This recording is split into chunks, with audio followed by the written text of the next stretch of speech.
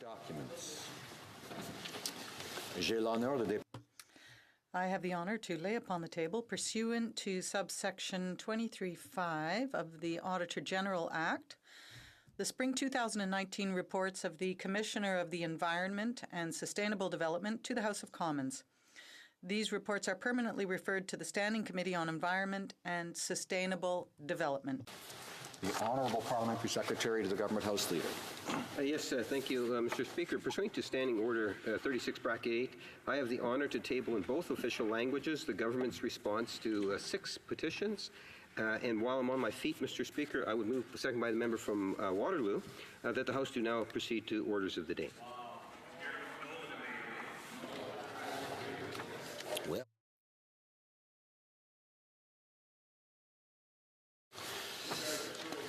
Mr. Lamoureux, seconded by Ms. Chager, moved that the House do now proceed to the orders of the day. Is the pleasure of the House to adopt the motion? All those in favour of the motion will please say yea. Yea! All those opposed will please say nay. Nay! In my opinion, the nays have it. Call on the members.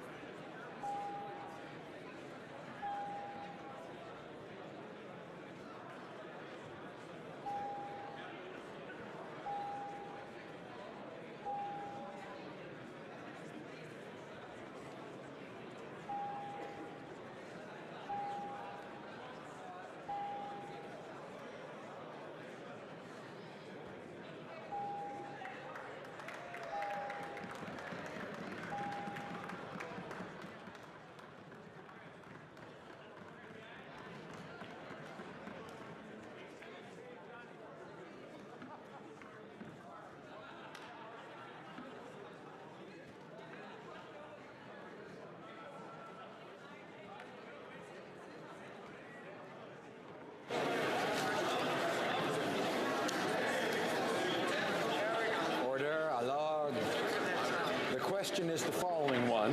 Mr. Lamoureux, seconded by Ms. Chager, moved that the House do now proceed to the orders of the day. All those in favor of the motion will please rise. Mr. Hare. Ms. Wilson-Raybould. Mr. Sajjan. Madame Joly. Monsieur Rodriguez. Ms. Petitpas-Taylor. Ms. Murray. Ms. Chager. Ms. Qualtrough. Mr. Morneau. Ms. Freeland. Monsieur Lemetti. Ms. Bennett. Mr. Baines. Ms. Haidu. Mr. Hussain. Mr. O'Regan. Mr. Blair. Ms. Tassi. Ms. Ing. Mrs. Jordan. Ms. Mahaichuk. Mr. Easter. Mr. McKay. Mr. Knoll. Mrs. Lockhart. Monsieur Lauzon, Jean-Tel Pétination. Monsieur Cormier. Mrs. McCrimmon. Mr. Algabra. Mr. Carr. Mr. Sohi. Mr. Holland. Mr. Champagne. Ms. Monsef. Monsieur Garneau. Ms. Duncan Tobe-Conorth. Ms. McKenna. Madame de Boutillier. Madame Bibeau. Mr. Wilkinson. Mr. Cosner. Mr. Casey Charlottetown. Mr. Vaughan. Monsieur Serry. Monsieur Miller-Ville-Marie du Sud-Ouest et des Serres. Mr. Schiffke. Ms. Groh. Mr. Eiking. Mr. Bagnall. Monsieur Paradis. Mr. Scarpellegia. Mr. Ananda Sangari. Mr. Marcia Avignon-la-Métis Matane-Matapédia. Ms. Goldsmith-Jones. Ms. DeMoff. Monsieur Lefebvre. Mr. Mendicino. Mr. Duguid. Mr. Lamoureux. Mr. Beach. Mr. Lightbound. Ms. O'Connell. Ms. Cara. Mr. Verani. Mr. Fraser Central Nova. Ms. Young. Mrs. Shaw. Monsieur Vandal. Monsieur Poisson. Mr. De Courcy. Mrs. Romanado. Monsieur Hébert. Mr. Sims. Ms. Rutanzi.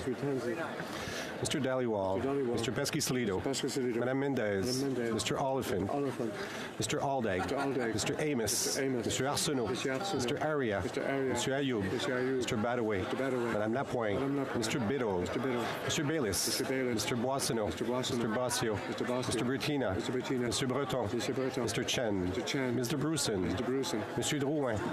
Ms. Zerwitz. Mr. Assassi. Mr. El Khoury. Mr. Ellis. Mr. Erskine-Smith. Mr. Fergus. Mr. Finnegan. Mr. Fisher. Mr. Fonseca. Mr. Fragascados. Mr. Fraser Westnova. Mr. Fuhrer. Mr. Garrettson. Mr. Graham. Mr. Hardy. Mr. Housefather. Mr. Yakono. Mr. Johari. Ms. Khalid. Mr. Levitt. Mr. Long. Mr. Longfield. Ms. Ludwig. Mr. Maloney. Mr. May Cambridge. Mr. McDonald. Mr. McKinnon Coquitlam Port Coquitlam. Mr. McLeod Northwest Territories. Mr. Morrissey. Madame Nassif. Mr. Oliver. Mr. Peterson. Mr. Picard. Mr. Rioux. Mr. Robillard. Ms. Rudd. Mr. Rumi. Mr. Rusnak.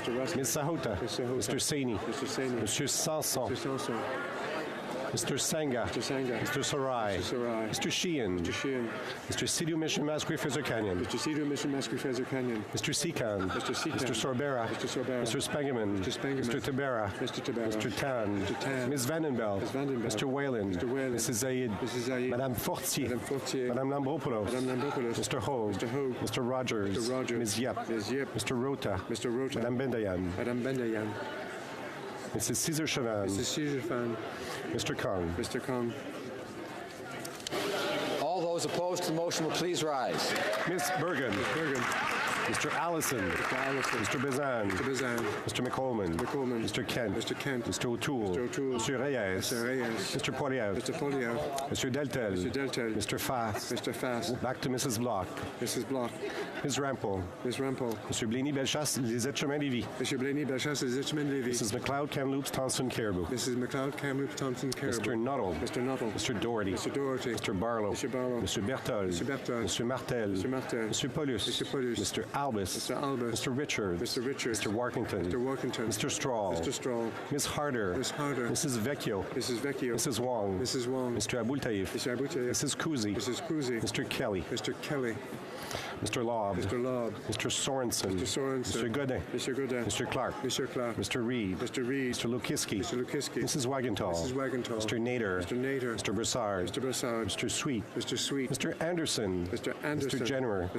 Ms. Alislav. Salislaw. Madame Boucher. Madame Boucher. Mr. Carey. Mr. Carey. Mr. Hobach. Mr. Hobach. Mr. Falk-Provencher. Mr. Falk-Provencher. Mr. Zimmer. Mr. Zimmer. Mr. Kimmich. Mr. Kimmich. Mr. Yerdega. Mr. Yordega. Mr. Jennis. Mr. Jennis. Mrs. Gallant. Mrs. Gallant. Mr. Dreeshen. Mr. Dreeshen. Mrs. Falk-Battleford's Lloydminster. Mrs. Falk-Battleford, Lloydminster. Mr. Cooper. Mr. Cooper. Mr. Albrecht. Mr. Albrecht. Mr. Arnold. Mr. Arnold. Monsieur Généreux. Mr. Généreux. Monsieur Gould. Monsieur Gould. Mr. Kitchen. Mr. Kitchen. Mr. Waugh. Mr. Waugh. Mr. Schmale. Mr. Schmale. Mr. Macaulay Edmonton West. Mr. Macaulay Edmonton West. Mr. Tilson. Mr. Tilson. Mr. McKenzie. Mr. McKenzie. Mr. Shields. Mr. Shields. Mr. Diot. Mr. Diot. Ms. Leach. Ms. Leach. Mr. Leipert. Mr. Leipert. Mr. Vierson. Mr. Vierson. Mr. Motts. Mr. Mott. Mr. Benson. Mr. Benson. Mr. Lloyd. Mr. Lloyd. Mr. Barrett. Mr. Barrett. Mr. Davidson. Mr. Davidson. Mr. Stanton. Mr. Stanton. Mr. Sopak. Mr. Sopa. Mr. Van Kesteren. Mr. Van Kesteren. Mr. Shipley. Mr. Shipley. Mr. Miller, Bruce Gray, Owen Sound. Mr. Miller, Bruce Gray, Owen Sound. Mr. Trost. Mr. Trost. Mr. Julian. Mr. Julian. Mr. Massey, Windsor West. Mr. Massey, Windsor West. Mr. Bouleris. Mr. Bouleris. Ms. Kwan. Ms. Kwan. Mr. Angus. Mr. Angus. Mr. Caron. Mr. Caron. Mr. Garrison. Mr. Garrison. Madame Brosseau. Madame Brosseau. Madame Trudel. Madame Trudel. Madame Sans Souci. Madame Sans Souci. Ms. Blaney, North Island, Powell River. Ms. Blaney, North Island, Powell River. Ms. Jolibois. Monsieur Libois. Monsieur Dussault. Monsieur Dussault. Monsieur Aubin. Monsieur Aubin. Monsieur Nantel. Monsieur Nantel. Monsieur Choquette. Mr. Choquette. Mr. Blakey. Mr. Blakey. Mr. Cannings. Mr. Cannings. Mr. Johns. Mr. Johns. Mr. McGregor. Mr. McGregor.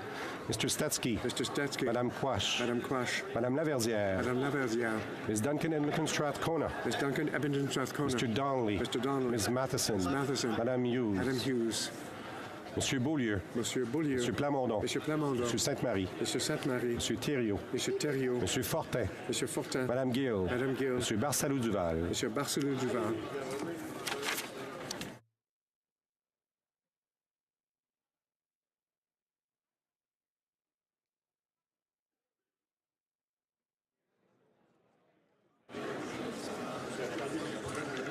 Yeas pour 158, 158. Nays contre 115, 115. Declare the motion carried. L'honorable député de la Mécanique éclairable. The Honourable Member for Mécanique éclairable is rising on point of order. Mr. Speaker, for the second time in the 2 days, we have not gotten to the topic of requesting emergency debates. The canola producers of Canada are counting on Parliament to talk about the crisis and for us to have an opportunity to talk about the real issues that affect canola producers in this country.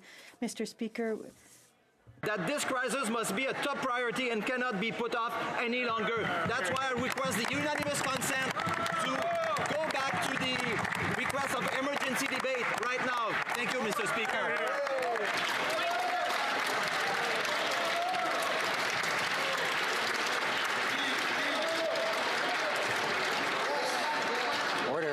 Order.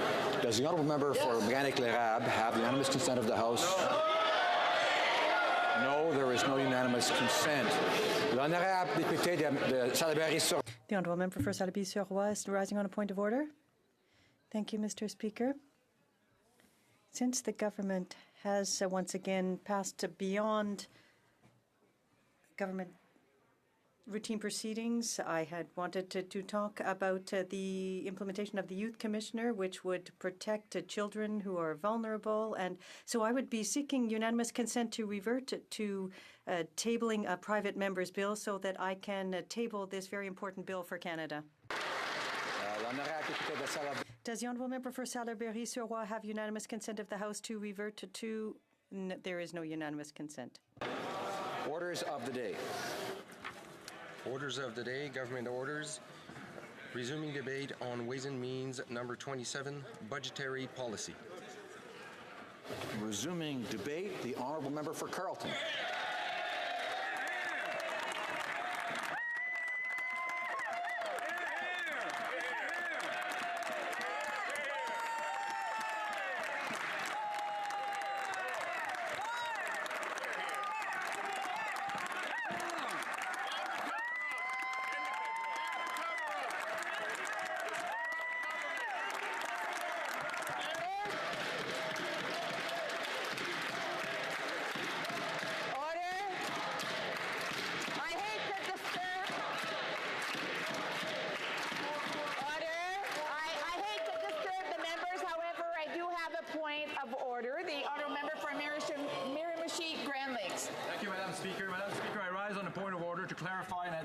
administrative issue related to the tabling on Monday, January 28, 2019 of the 15th report on the Standing Committee on Agriculture and Agri-Food.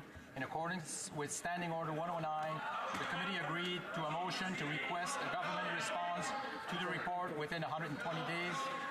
The committee agreed to the motion as it was reported in the minutes of the proceeding of a meeting 124 on Tuesday, December 11, 2018, which is cited in the report.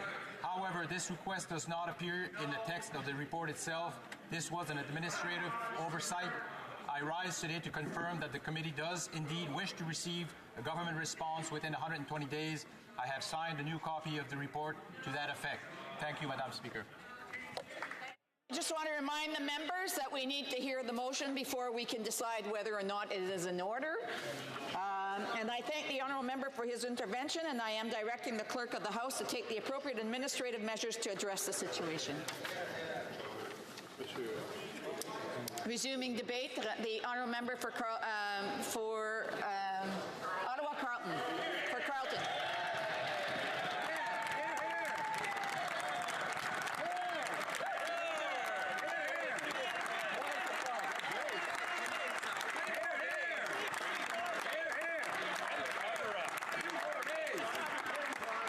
I want to thank my colleagues for that very rousing welcome, both for the way in which it lifted my spirits, but also for the way in which it permitted me to finish writing my speech. I promise to stop procrastinating, Madam Speaker, just not yet.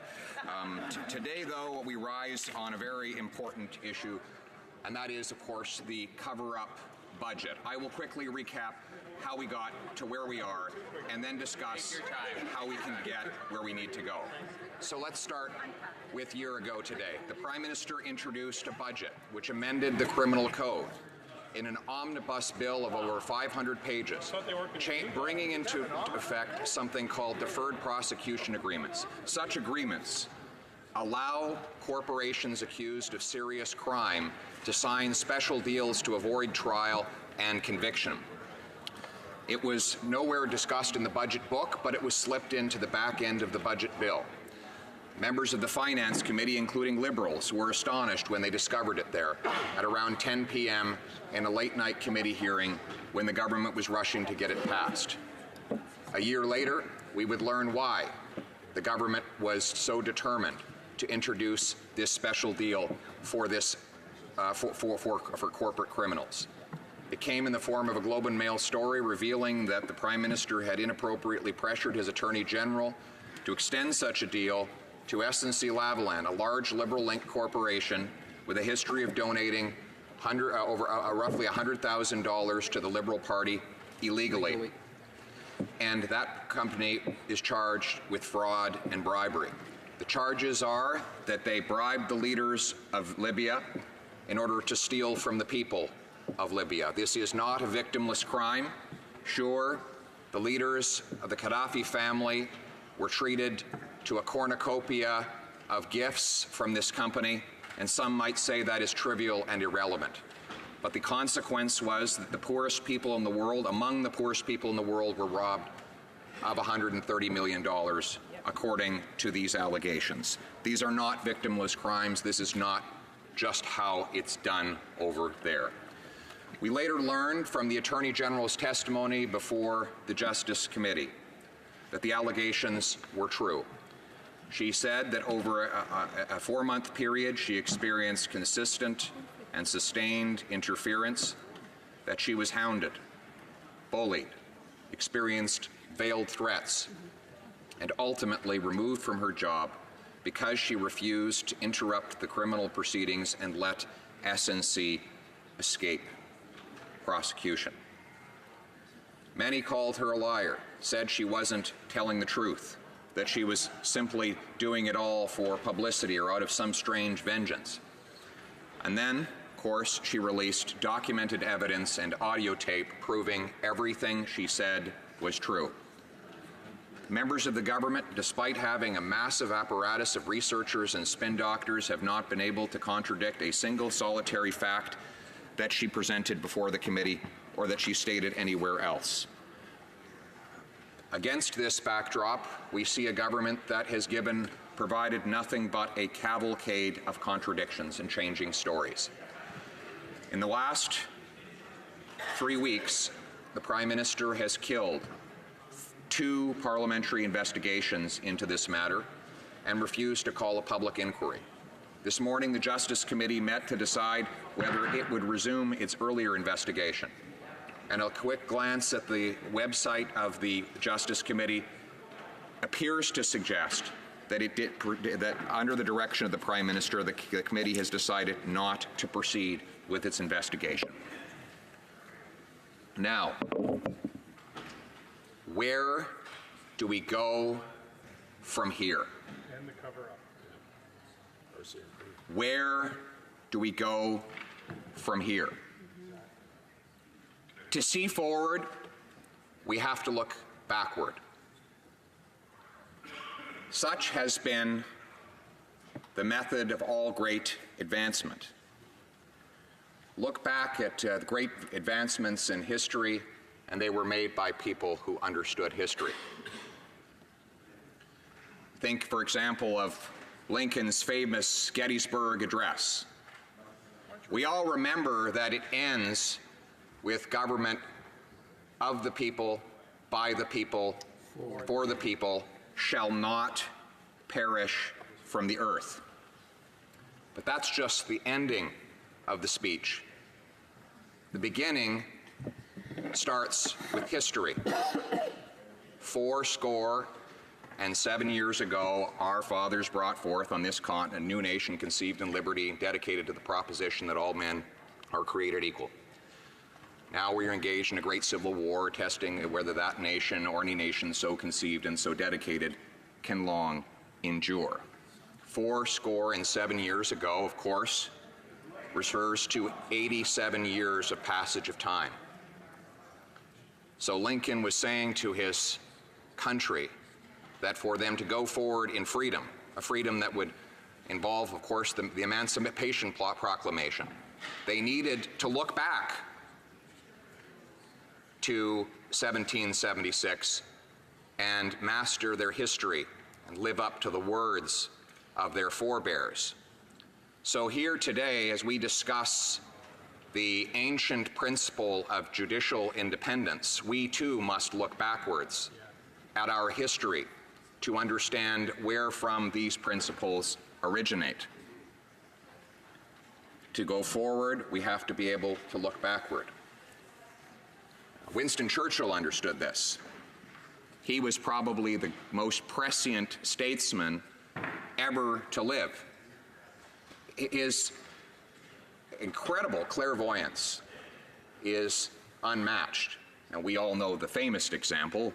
He, early in the 30s, predicted the comprehensive evil of Adolf Hitler, even when many others saw him as harmless.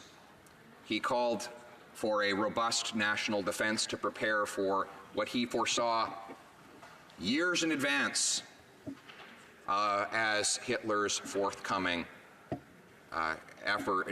aggression towards world domination. Now, how did he see forward? Well, he looked backwards. He understood history. We all know that he, at Fulton, Missouri, Westminster College in 1946, predicted the beginning of the Cold War. He spoke of an Iron Curtain descending over Europe. 1946, well before the rest of the world was even thinking about conflict with Stalin, who had been a World War II so-called ally. How did he see forward? He was able to look backward. He was able to look backward because he was the author of 58 volumes of Nobel Prize-winning literature, almost all of it on history. But for one or two, in what he admitted were failed attempts to write novels, he wrote almost exclusively about history. And when instructing young people at a commencement ceremony on what they must do to succeed in life, he gave them 3 pieces of advice. Study history, history, and history. Now, the predictions that he made were not limited to the political realm. A lot of people don't know that in a 1931 Maclean's Magazine essay, 1931, he predicted the iPad. He said, in future years, men and women will be able to hold in their hands a device, and then he predicted Skype. He said they will be able to speak to someone on the other side of the world instantaneously as though they are sticking their head out the window and speaking to a neighbor. He said that these devices would be connected by a central device in a household, which we call routers or modems today. This is 1931. He predicted that humanity would one day unleash the extraordinary power of the atom for good and for evil. Again, this is over a decade before Hiroshima and Nagasaki. He predicted the forthcoming conflict between free nations and socialist nations, which of course both manifested themselves in the Second World War, where we fought National Socialism in Germany and Italy, and in the Cold War, where we fought Marxist socialism. But again, he predicted this in 1931, decades before any of these events would actually come to pass. But you know what else he did in that essay, Madam Speaker? He explained his methodology for seeing the future. He actually gave kind of an IKEA instruction manual on how you can become a fortune teller. He said there are two ways to see ahead. Both of them involve looking backwards. One is the cyclical methodology, and that's one you use when you see events in the present that have existed in the past. You look where they ended up in the past, and then you can predict where they will again end in the future. Now, somebody says Gomery, pointing to the Liberal sponsorship scandal, and quite rightly, that history is now repeating itself with the SNC-Lavalin scandal. So corrupt. Then he said there was another methodology for seeing the future, and it was the trajectory model. And that is used for when you're trying to anticipate something that has never existed before. And I believe this is how he was able to foretell all of the technological advancements contained in that incredible essay. And he did it, this methodology involves seeing where things are, but seeing where things were, where things are, and therefore projecting where they will be. But both of these methods, whether you use a circular view of history repeating itself, or a trajectory to judge where things have been, where they are, to imagine where they will be, involve looking backwards. This methodology makes sense with what we know about neurology. The human mind creates images for its imagination out of fragmented memories of the past. In other words, the things that we imagine in the future are the things that we have stored away in our memory from the past. And thus was he capable of taking that 58 volumes of literature that he had written, and the millions of words that he had read, and the countless historic events of which he had been a part, and was able, therefore, to take that knowledge and project it forward deep, deep into the future, seeing far beyond what anyone else could see. So that is, I say all of this, Madam Speaker, as a justification for delving deep into our own history in order to judge how we might proceed with this present-day controversy. Some members might be tempted to jump up on points of order as I look back at where our democracy came from and ask me the relevance, ask you to rule that I no longer be permitted to speak about our past because the past, according to some, no longer matters. But of course, I make these earlier remarks to tell you how very much our past matters and how much it can tell us about our future. This is a lesson that our current Prime Minister should learn.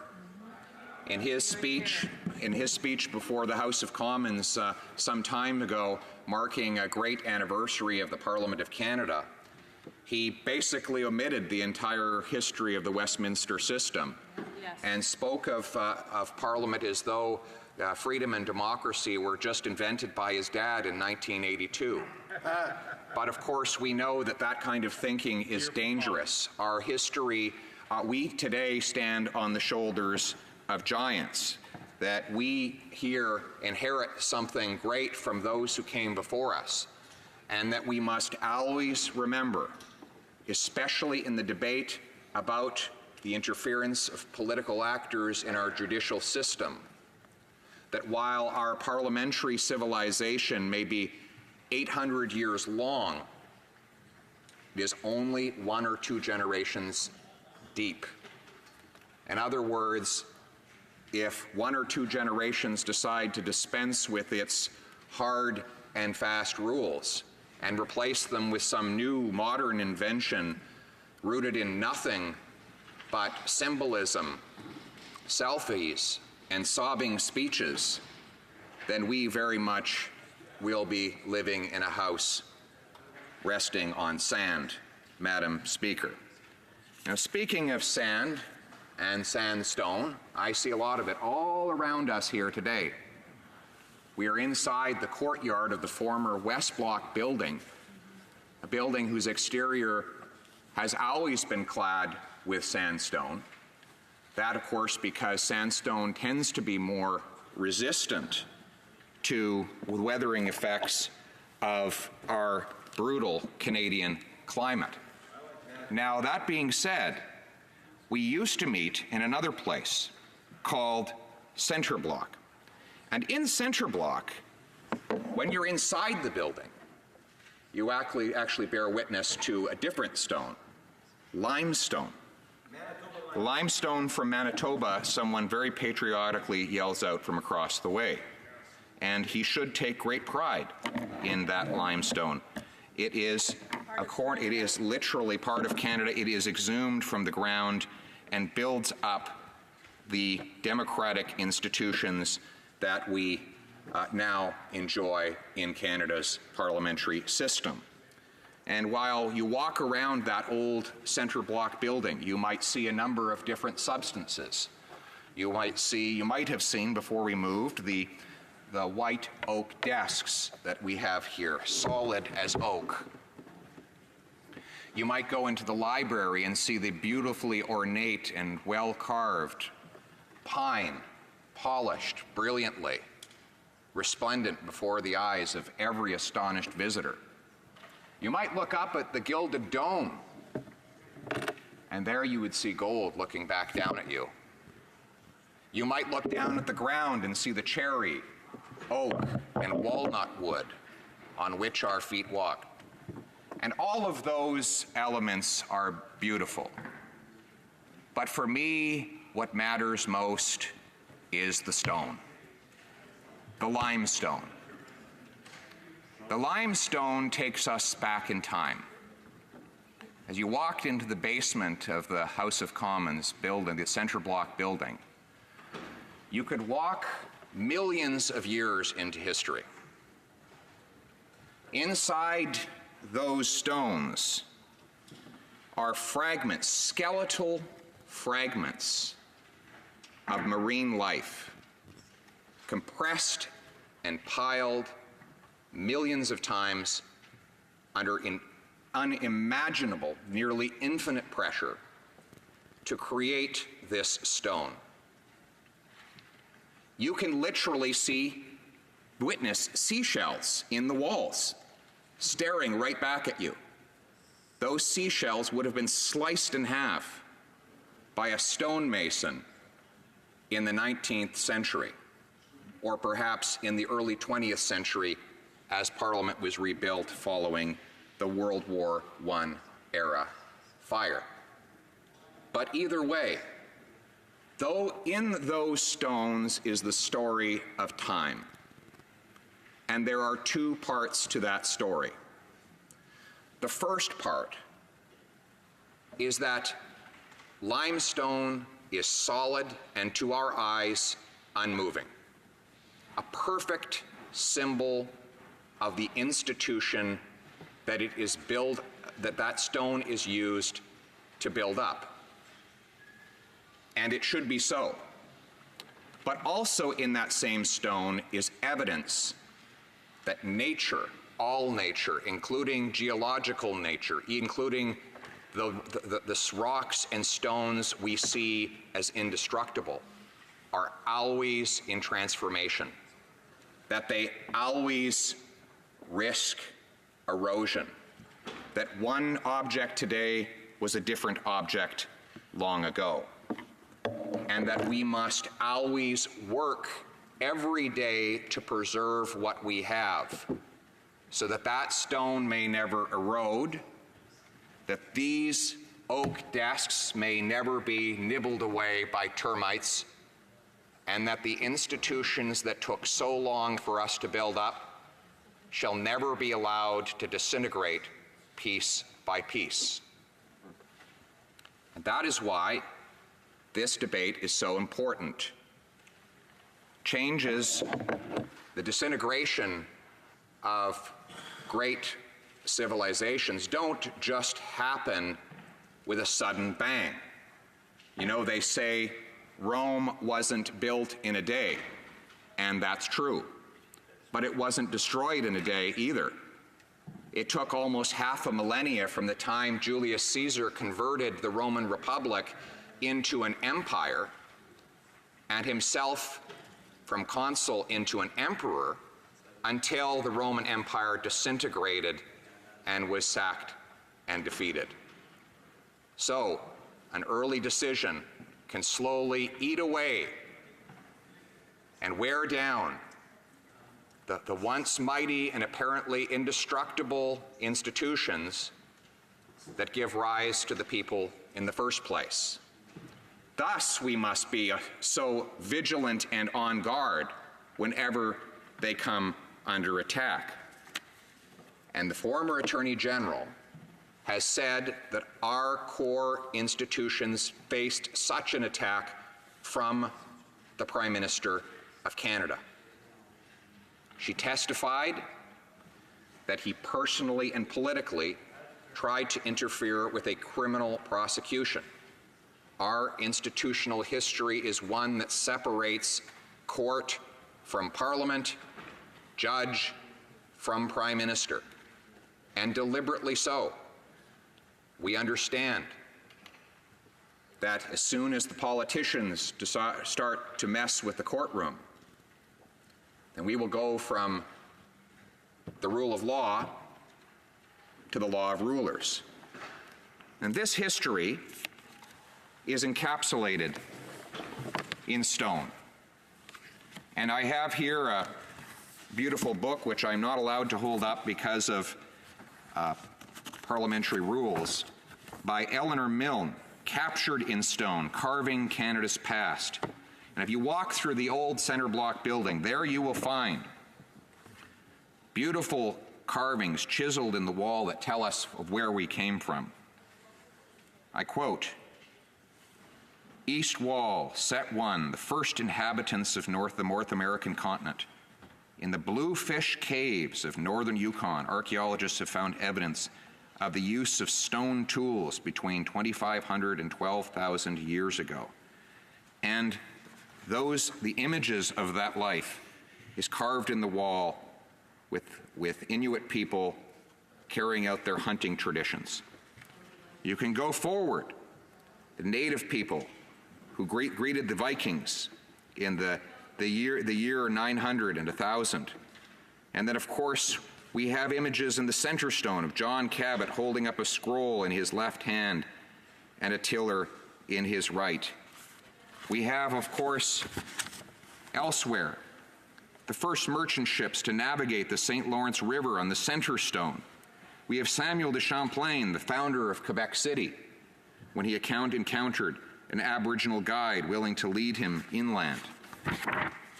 We turn forward and we see that on the left panel, the first colonies of 1763, and on the center stone, a family of European settlers establishing a homestead. We see also carved in the wall the great surveyor, David Thompson, interacting with our Indigenous people.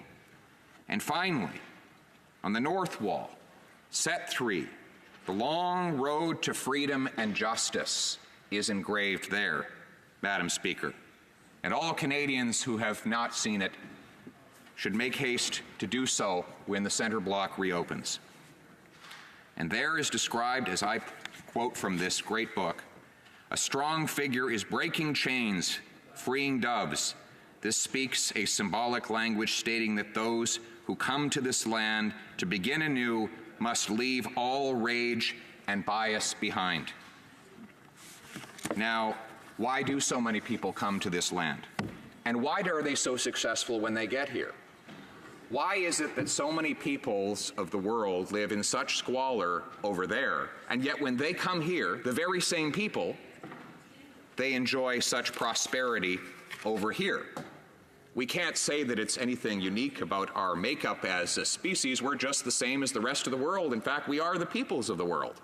Literally, we are a reflection of the world because of our long-standing and successful tradition of high levels of immigration. Point of order. Point of order, Madam Speaker. Our honourable colleague is... I'm sorry, the member's not in his seat, and therefore I can't recognize him. The honourable member of Carleton. That long history that brings us to this moment tells us why so many people from so many far-off lands make the journey here, and why it is that they're so successful here when their lives were so much poorer elsewhere. So what is it that makes life so different here than it was over there? Is there something in the water? Is the air different? Why are we as a nation so prosperous when so many others suffer so greatly? Well, I look to the great Wilfrid Laurier for the answer. He was once asked to comment on Canada's nationality. And even then, it was a seemingly impossible task. If he were in France, he would say French. If he were in England, he would say English. If he were in Scotland, he would say Scottish. But of course, here in Canada, by his time at the beginning of the 20th century, we were all those things and much more. He could not define us by ethnicity, by language, by religion. In fact, he himself, though a French Catholic, read the King James Bible and therefore was probably even able to make his own identity known based on religion. So how is it that he identified the Canadian nationality? He did so in these simple words: Canada is free and freedom is its nationality. Canada is free and freedom is its nationality. Amen. From whence did that freedom come, though? That was the next question he needed to answer. Now, of course, he was a proud French Canadian who mixed very easily with people of other backgrounds. He said famously that when he was speaking about his time in school, he said, I had schoolyard fights with the Scottish boys and made schoolboy love with the Scottish girls. In other words, he grew up with Scottish kids even though he was French through and through. And his identity of Canadian freedom was actually British, even though his lineage was French. He said this other quote that I'll never forget of French Canadians: France gave us life, and Britain gave us liberty. I say that to explain that the inheritance of British parliamentary democracy, of the House of Commons, of common law, and of so many other principles of British history, that they are the inheritance of all people who live in this land, not just those who have an ethnic lineage back to Britain. In other words, we all inherit it. Even though I'm not English, I inherit these English liberties just the way Laurier said that he did too. And what are these English liberties and how did they originate? Well, they started with the Magna Carta in 1215. May of 1215, the angry barons gathered in the fields of Runnymede. They were taxed to the max after years of crusading kings pillaging and plundered. They were tired of the crown's tyranny, and they were determined to reverse it. And they forced King John, against his will, to sit and sign the Great Charter, or Magna Carta, as it is called. Now, as you look through the Magna Carta's roughly 60 clauses, you might find them a little bit arcane. There's talk of scutage and fish weirs and other arcana that might not seem relevant in the present. But there's a whole lot more that is. You think of let me read some of the excerpts from that great document. No free man shall be seized or imprisoned or stripped of his rights or possessions or outlawed or exiled or deprived of his standing in any way, nor will he proceed with force against him or send others to do so, except by the lawful judgment of his equals and by the law of the land. What does that mean? No arrest without charge, no conviction without trial. I think that's pretty relevant today, isn't it? Let me try another one. He shall do this without destruction or damage to men or property. If we have given the guardianship of the land to a sheriff or to any person answerable to us for the revenues, he commits destruction or damage, we will exact compensation from him. Many important things here. One, if we have given the guardianship of the land to a sheriff. In other words, only a civil authority approved with a democratic mandate must have the ability to arrest or do damage to property, and in that case, there must be compensation if such damage or such arrest was not justified.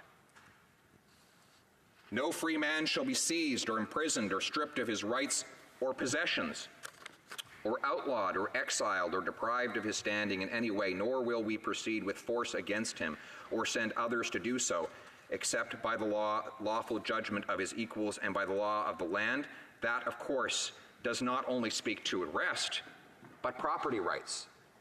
And to this day, we state clearly that the Crown may not dispossess someone of his or her belongings absent compensation for doing so or without lawful judgment of equals or by the law of the land. In other words, arbitrary expropriation is forbidden.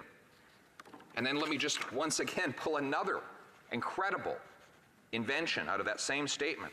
Except by the lawful judgment of his equals. In other words, jury trials have their origins right here in this sacred text. So don't tell me that these old parchments are a relic of the past and we should forget about them and Canada was invented in 1982. These are ancient English liberties that are our inheritance and no one can take them away. Here's one that's particularly relevant to this debate. I hope the Prime Minister's listening to this. To no one will we sell, to no one deny or delay right or justice. I look first at that starting clause. To no one will we sell. It doesn't matter how many billions are in SNC-Lavalin coffers, how many lobbyists it can send scurrying about Parliament Hill, how many illegal donations it can make to political parties, how many prospective job offers it can throw around, no matter how much it flexes its financial muscle, we will not sell them justice. Justice is not for sale. Hear, hear. It goes on. To any man whom we might have deprived or dispossessed of lands, castles, liberties, or rights without the lawful judgment of his equals, we will at once restore these. In other words, the Crown must compensate for what the Crown has taken away. All of these customs and liberties that we have granted shall be observed in our kingdom insofar as concerns our own relations with our subjects. Let all men of our kingdom, whether clergy or laymen, observe them similarly in their relations with their own men. In other words, clergy and laymen alike, crown or subject, all must follow the law. And then I bring your attention, of course, to the most important of all. To all free men of our kingdom, we have also granted for us and our heirs forever all the liberties written out below, to have and to keep for them and their heirs, for us and our heirs. Madam Speaker, we are those heirs. We have inherited this. These are our liberties. They belong to us, and the people of our country, the common people, have delegated us to this chamber to protect those liberties. Thus, the ferocious response from the Canadian people that has surprised so many political observers to the scandal that currently rages inside this government. You know, a lot of people have said, why is it that people are so upset?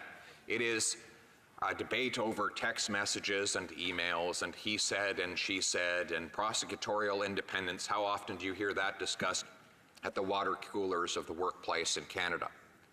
Why is it that Canadians have resounded so strongly to this particular scandal? Well, the answer is because this scandal is not that complicated. It's actually quite simple. It is based on one simple rule that everyone understands from childhood in Canada, and it is this: we are all equal before the law. And this, too, Hear, hear. had its imperfect origins in the Magna Carta. Because at the moment that King John signed that parchment, he conceded, for the first time in the known history of our system, that he, as the king, was no longer above the law. At that moment, Crown became subject to the law, and no one, not even the king, was above the law. Everybody understands that we're all equal before the law. And that if a homeless man is charged with stealing a loaf of bread, he can't simply knock on the Prime Minister's door and say, please make the prosecutor go light on me, sir. He faces a trial, either by a judge or a jury, and a verdict is rendered based on the facts, the precedents, and the law. And if it must be so for a homeless man charged with taking a loaf of bread, it sure as hell must be so Hear, hear. for a powerful international corporation charged with corruption. People understand that money already has too much influence in most Western democracies. We don't need it to have more influence in the judicial system. We don't want two legal systems, one for the people and another for the powerful. We don't want justice to be for sale. We don't want the politicians to tell the judges or the prosecutors what they can and should do. that is a basic principle dating back. Now, one of the reasons why, you look at the British North American Act, and you know what I notice when I read it, Madam Speaker? That there's none of the soaring language that you witness in the Declaration of Independence or even in the U.S. Constitution. There was no Thomas Jefferson who sat down with feather and drafted up words that we all remember or that we etch or repeat other than peace, order, and good government. And why was that? And the answer, of course, is that we understood, our founding fathers understood, that they didn't need to write out all of our freedoms at that moment in time because it was accepted that we would inherit those that came from the Mother Parliament and from the Magna Carta. Now, it has been a positive development, I will say, that we have since written them out in the Charter of Rights and Freedoms. But that charter was merely a continuation of a then 7.5 century tradition that came before it. It was a continuation of the Bill of Rights brought before Parliament by John Diefenbaker. But it was a continuation of everything that began in that field at Runnymede so long ago. And we are a nation not of revolution, but of evolution, where our friends south of the border spilled much blood to achieve their independence. We as a country almost had to be gently pushed out the door by the mother country. Of course, back in the early 30s with the Statute of Westminster, we were given full judicial independence, and yet for decades we would continue to go back to the British Privy Council as our Supreme Court. In other words, they were offering Canada more independence than we were prepared to accept. Madam Chair, point of order.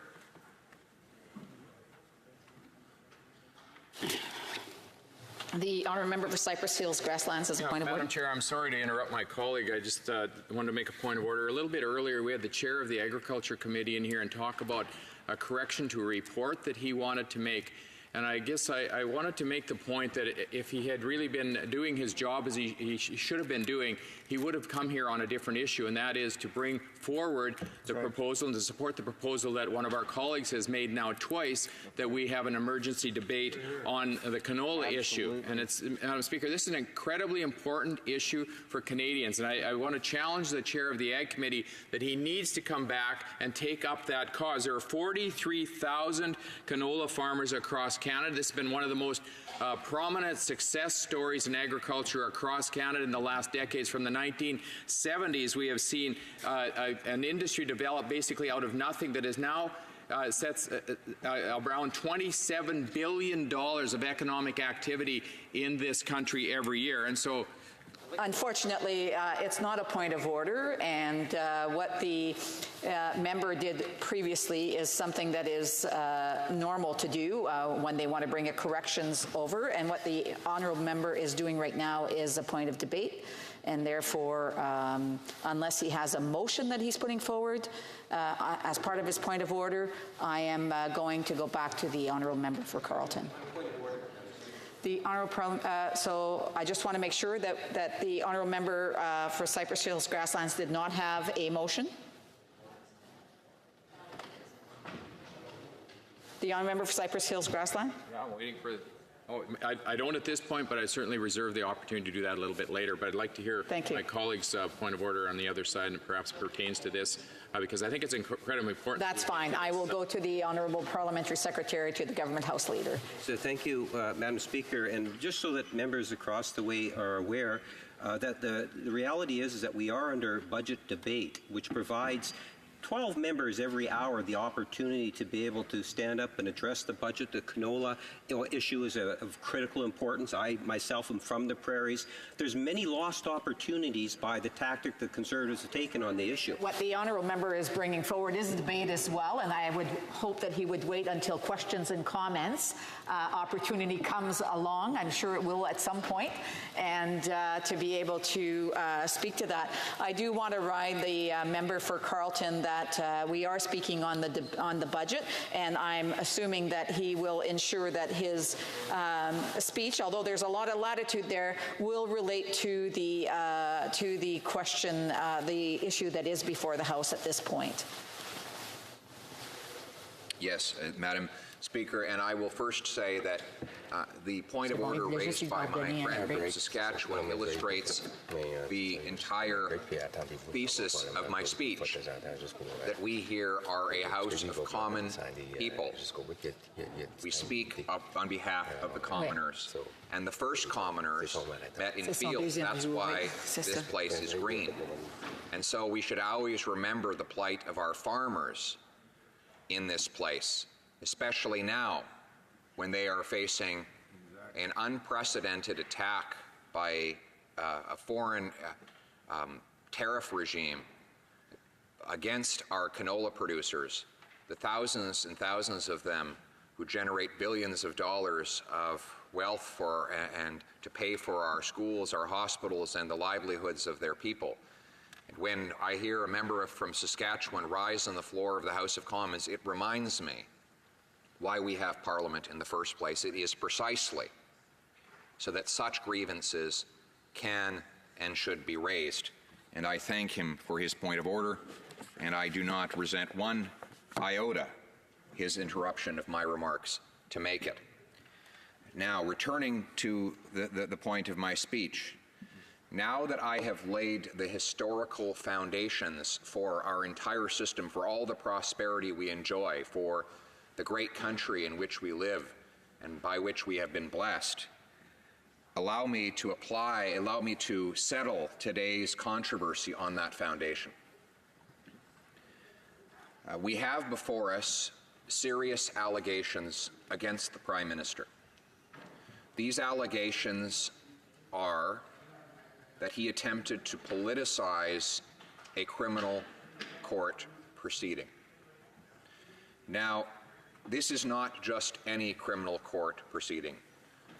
This is a case involving formal police allegations of fraud and bribery in amounts that exceed $130 million.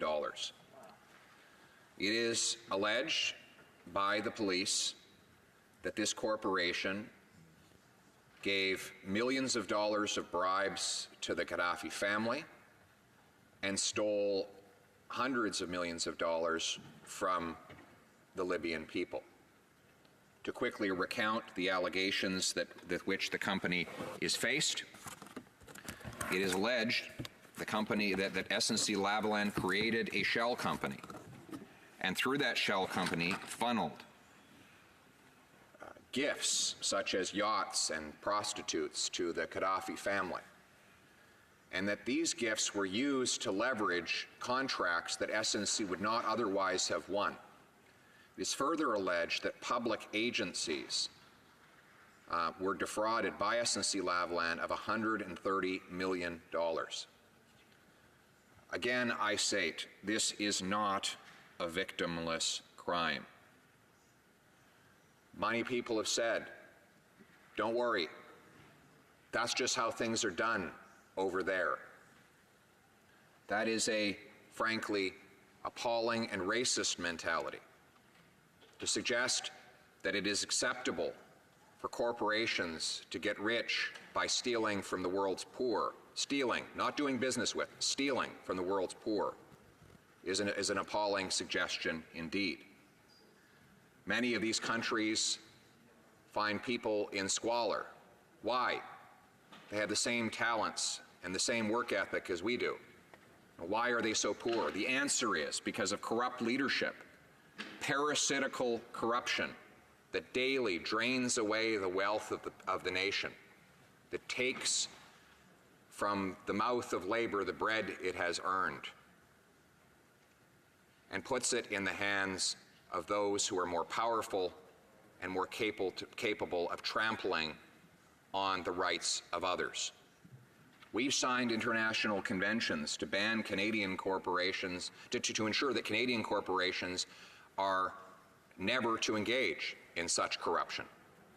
And the importance of those conventions is this. For the longest time, businesses thought they could go in and pillage countries like Libya and then leave before any of the local authorities, if there were any honest ones, could prosecute. And they'd return back to their wealthy Western country with their wealthy Western lives and partake in the fruits of their crimes with impunity. But we signed on to international conventions which ban companies from doing that and make sure that they get prosecuted at home. Well, Canada is SNC's home, so that prosecution must happen here.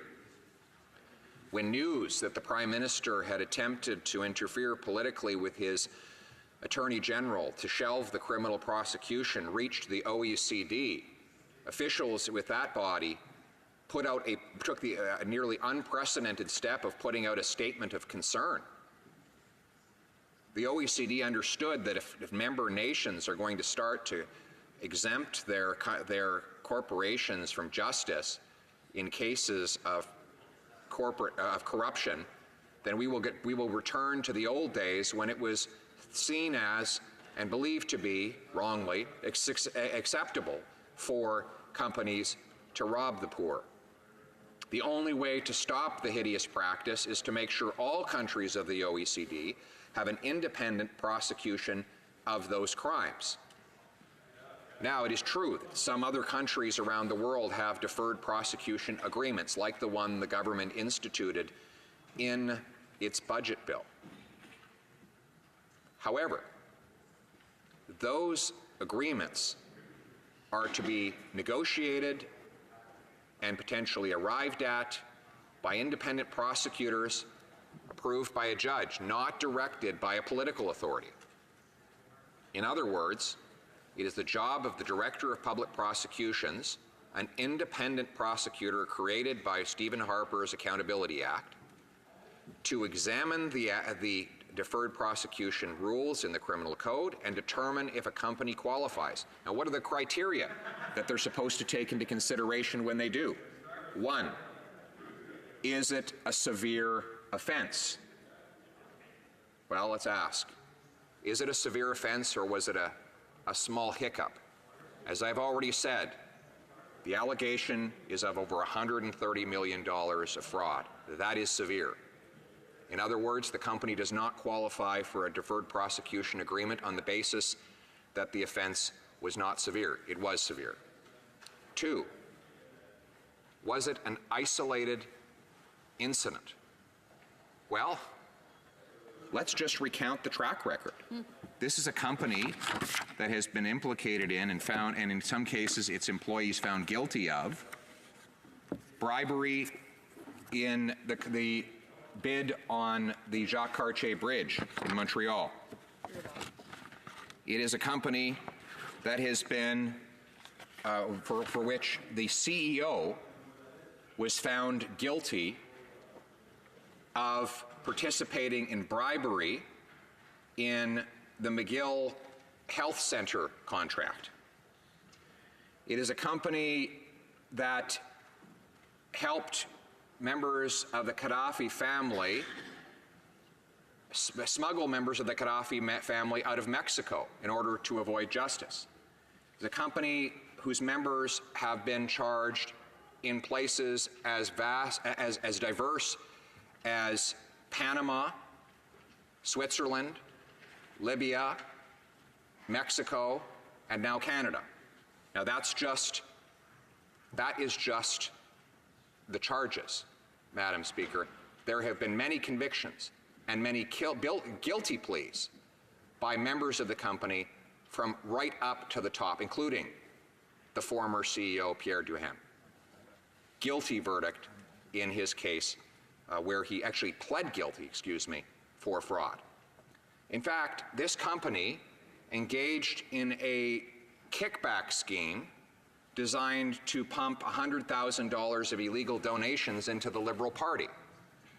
The Commissioner of Canada Elections, in an extreme act of leniency, allowed the company to avoid charges in exchange for signing a compliance agreement in this case. And in that compliance agreement, the company admits that executives urged employees to produce phony expenses and invoices and gave phony bonuses to those same employees and then instructed those employees. Point of order.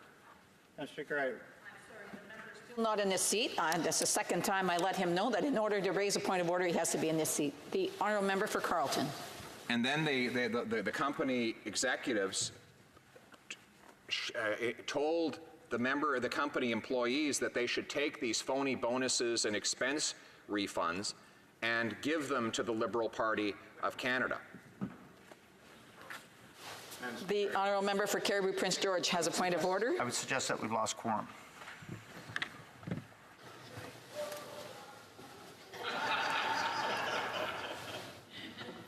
I would just ask the member from Carleton just to sit down for a second, and we're just going to check something here.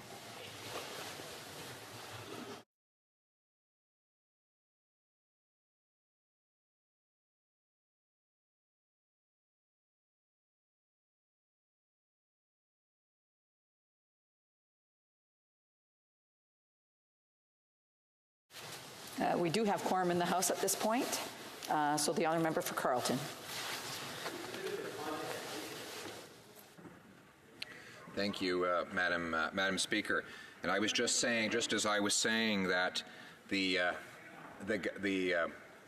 Liberal Party had received these illegal donations from SNC-Lavalin, all of these members came scurrying in. They heard the word donation, and all of a sudden they were very excited. And the House went from completely empty to chock full. It was sorry. I'm sorry to dangle that carrot in front of my Liberal friends. They can resist everything except temptation, for sure, Madam Speaker. Of course, just last week, the Prime Minister was at a glitzy Liberal fundraiser where some First Nations protesters rose to raise the concern of mercury poisoning, and he chuckled at their plight and had them thrown out aggressively by security. But he was kind enough to thank them for their donation as they went out the door. To great roars of laughter from the $1,500 Liberal donors and glitterati who looked on in the audience. But I have now digressed back to the subject at hand. This was SNC's alleged fraud in Libya an isolated incident? No, it was not. It is part of a long-standing pattern of proven and corruption that has been upheld by judges and has resulted in convictions in years going back 20 years to the present, convictions being issued as recently as 1.5 years ago. This is a company that had actually developed a coding system to account for bribery within the company. They created their own accounting code so that they could go on bribing officials and account for it in a way that neither the tax authorities or anyone else would know what was going on. Now, to do that, to have a special coding system, you have to be systematically focused on the objective of bribing and defrauding other people. So in other words, this wasn't just a few bad apples that went off to Libya and did some inappropriate things, and we ought to just let them take the fall and the company move on. This is systematic, rotten corruption that goes to the core of the company and has been prevalent in its right to the heart of it, of that enterprise, for many, many years. And so, in other words, the company does not qualify for a deferred prosecution agreement on the grounds that it was an isolated incident. Far from it. It seemed to be a modus operandi. And in other words, the Director of Public Prosecutions carefully analyzed the facts that the company put forward and determined through those facts that the deferred prosecution agreement provided for in law was not appropriate in this case. End of story, right? Wrong. Wrong. Wrong. Not end of story. For the Prime Minister, it was the beginning of the story. Which story? The story is a very ugly and sordid tale, but one that we have started to hear over the last 2 months. At that point in time, September 4th, 2018, the Director of Public Prosecutions accurately and properly concludes SNC-Lavalin should go to trial and face the music for its alleged $130 million of bribery and corruption, and says so in a letter to the executives, a letter that the company will not go on to reveal for another over more than a month, during which time its shareholders were kept in the dark. Sounds like a lot has changed over there. But the company didn't take no for an answer. Lobbyists swarmed to Parliament Hill. The lobbyist registry shows meetings between SNC officials and top-level personnel in the Prime Minister's office and in the Finance Minister's office. In fact, the Finance Minister himself met with the company approximately 10 days after the Director of Public Prosecutions rendered her decision to ensure the trial would go ahead. And after that extraordinary act of lobbying, in those 10 days that followed the prosecutor's decision, well, the political heat started to rise. The Attorney General started to face veiled threats, hounding, pressure, interference. By the way, all of those words I've just used were quoted from her mouth. She experienced it in a September 18th meeting with the Prime Minister, where he attempted to strong-arm her into granting a deferred prosecution agreement and shelving the charges. She said, I looked him in the eye. Yep. And I said, are you interfering with my job as Attorney General? Because I strongly advise against it. I strongly advise against it, she said, as she looked him in the eye. So much for his subsequent claim that she never once raised a concern about his personal political interference. But that meeting would only be the beginning. A cavalcade of pressure would come marching through her office again and again and again. It was the Chief of Staff to the Finance Minister would reach out in emails and text messages. Other senior staff in the Prime Minister's office, including the senior advisor, the principal secretary, and the Chief of Staff, would all go and meet personally with top-level staff members of the Attorney General, constantly twisting their arms. They said things like, we don't want to hear any more about legalities. There's no solution that doesn't involve political interference. I'm not paraphrasing. This is what they said. It's in the notes. Those notes were transmitted by text message to the Attorney General and have since been tabled with the Justice Committee and made available for all eyes to see. And then we had that incredible meeting by phone between the Attorney General and the Clerk of the Privy Council, in which the clerk had said he wanted to talk to her about the SNC-Lavalin issue.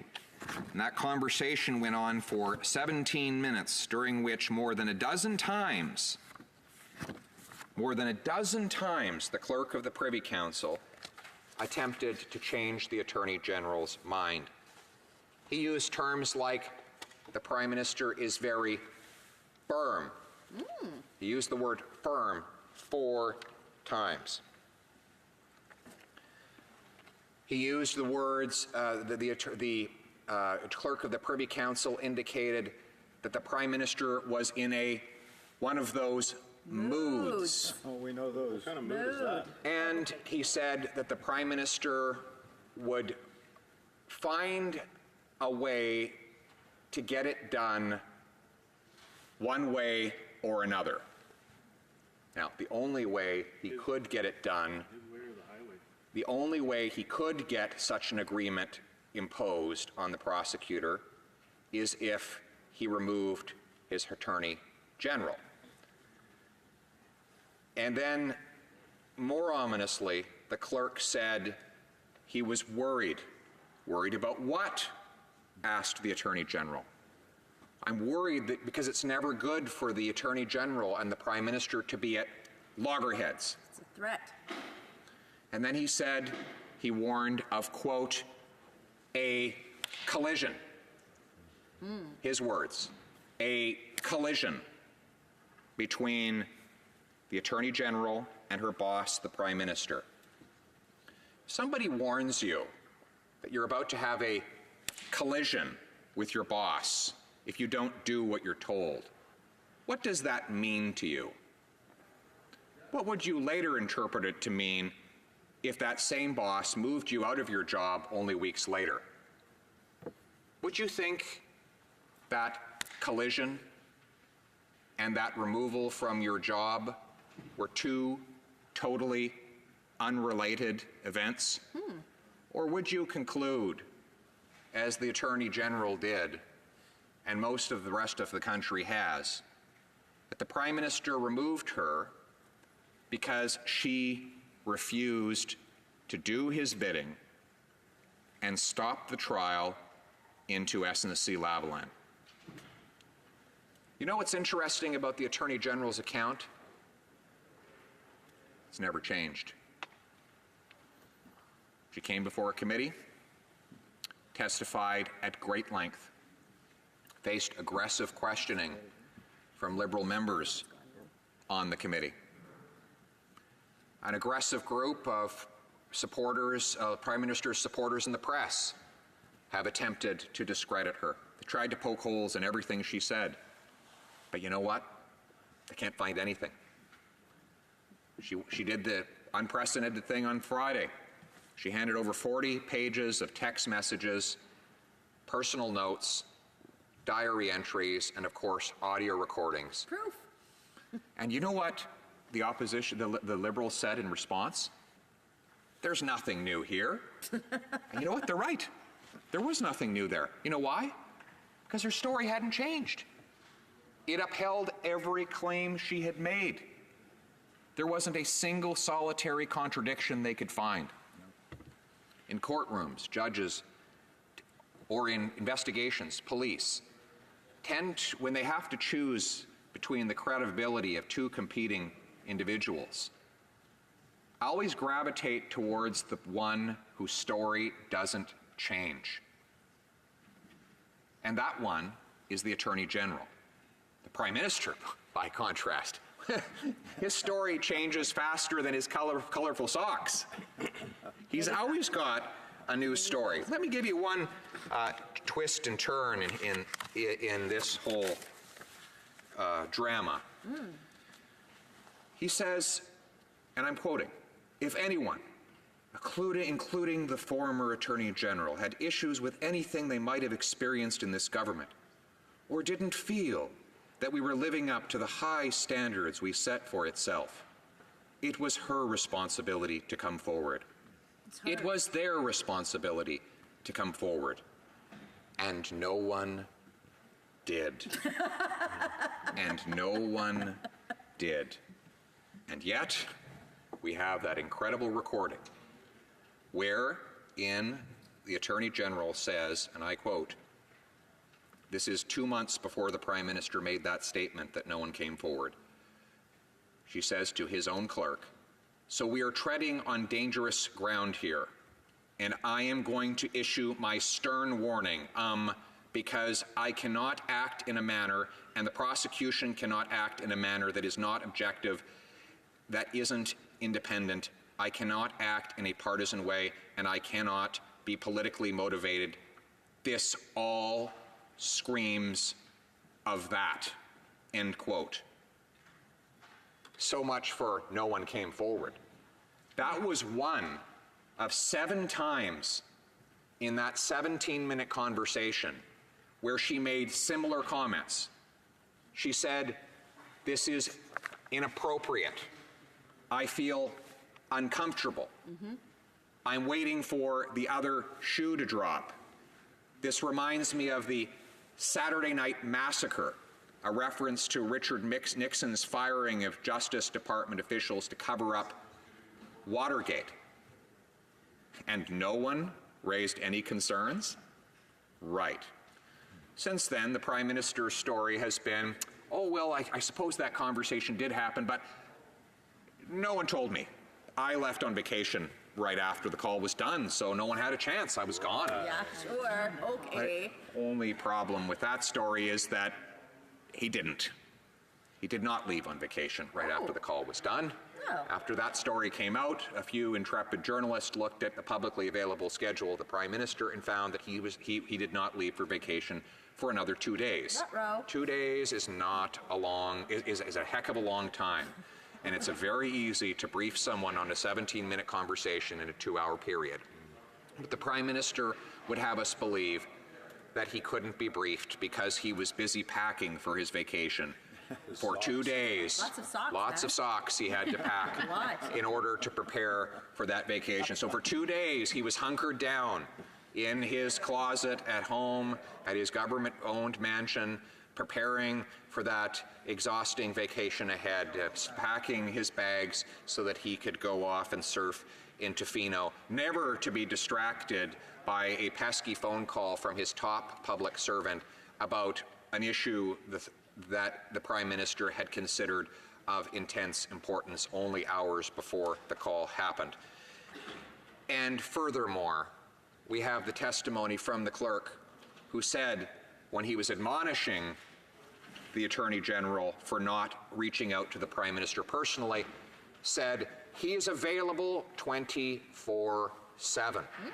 So if he's available 24/7, how is it possible that the clerk of the Privy Council would have no opportunity between December 19th and February 15th, a 2-month period, to tell the Prime Minister about this exceptional and explosive phone call he had had with the Attorney General on this issue of dramatic importance? Well, that is just one contradiction in that particular claim.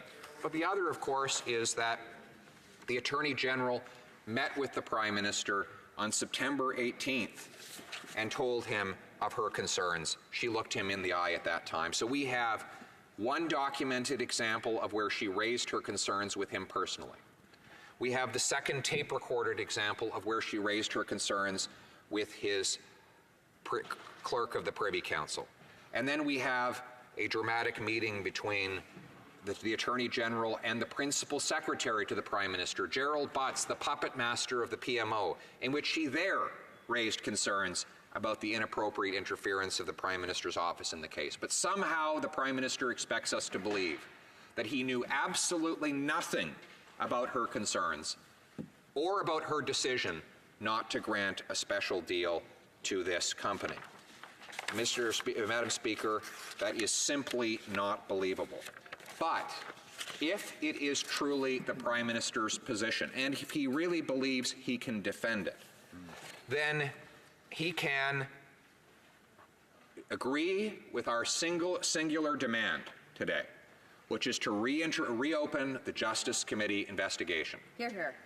Invite roughly a dozen witnesses, including those in the Prime Minister accused of interfering with the criminal prosecution of SNC-Lavalin. If they've got nothing to hide, if he's got nothing to hide, he will let them all appear under oath without restriction to answer questions. And if he walks into this place and offers to do that, I will end my speech Here. now. No, more. No. More.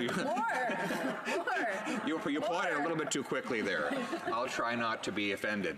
But in all seriousness, if the Prime Minister were to stand in his seat and make the commitment that the Justice Committee investigation will reopen, then he has my commitment to return to my chair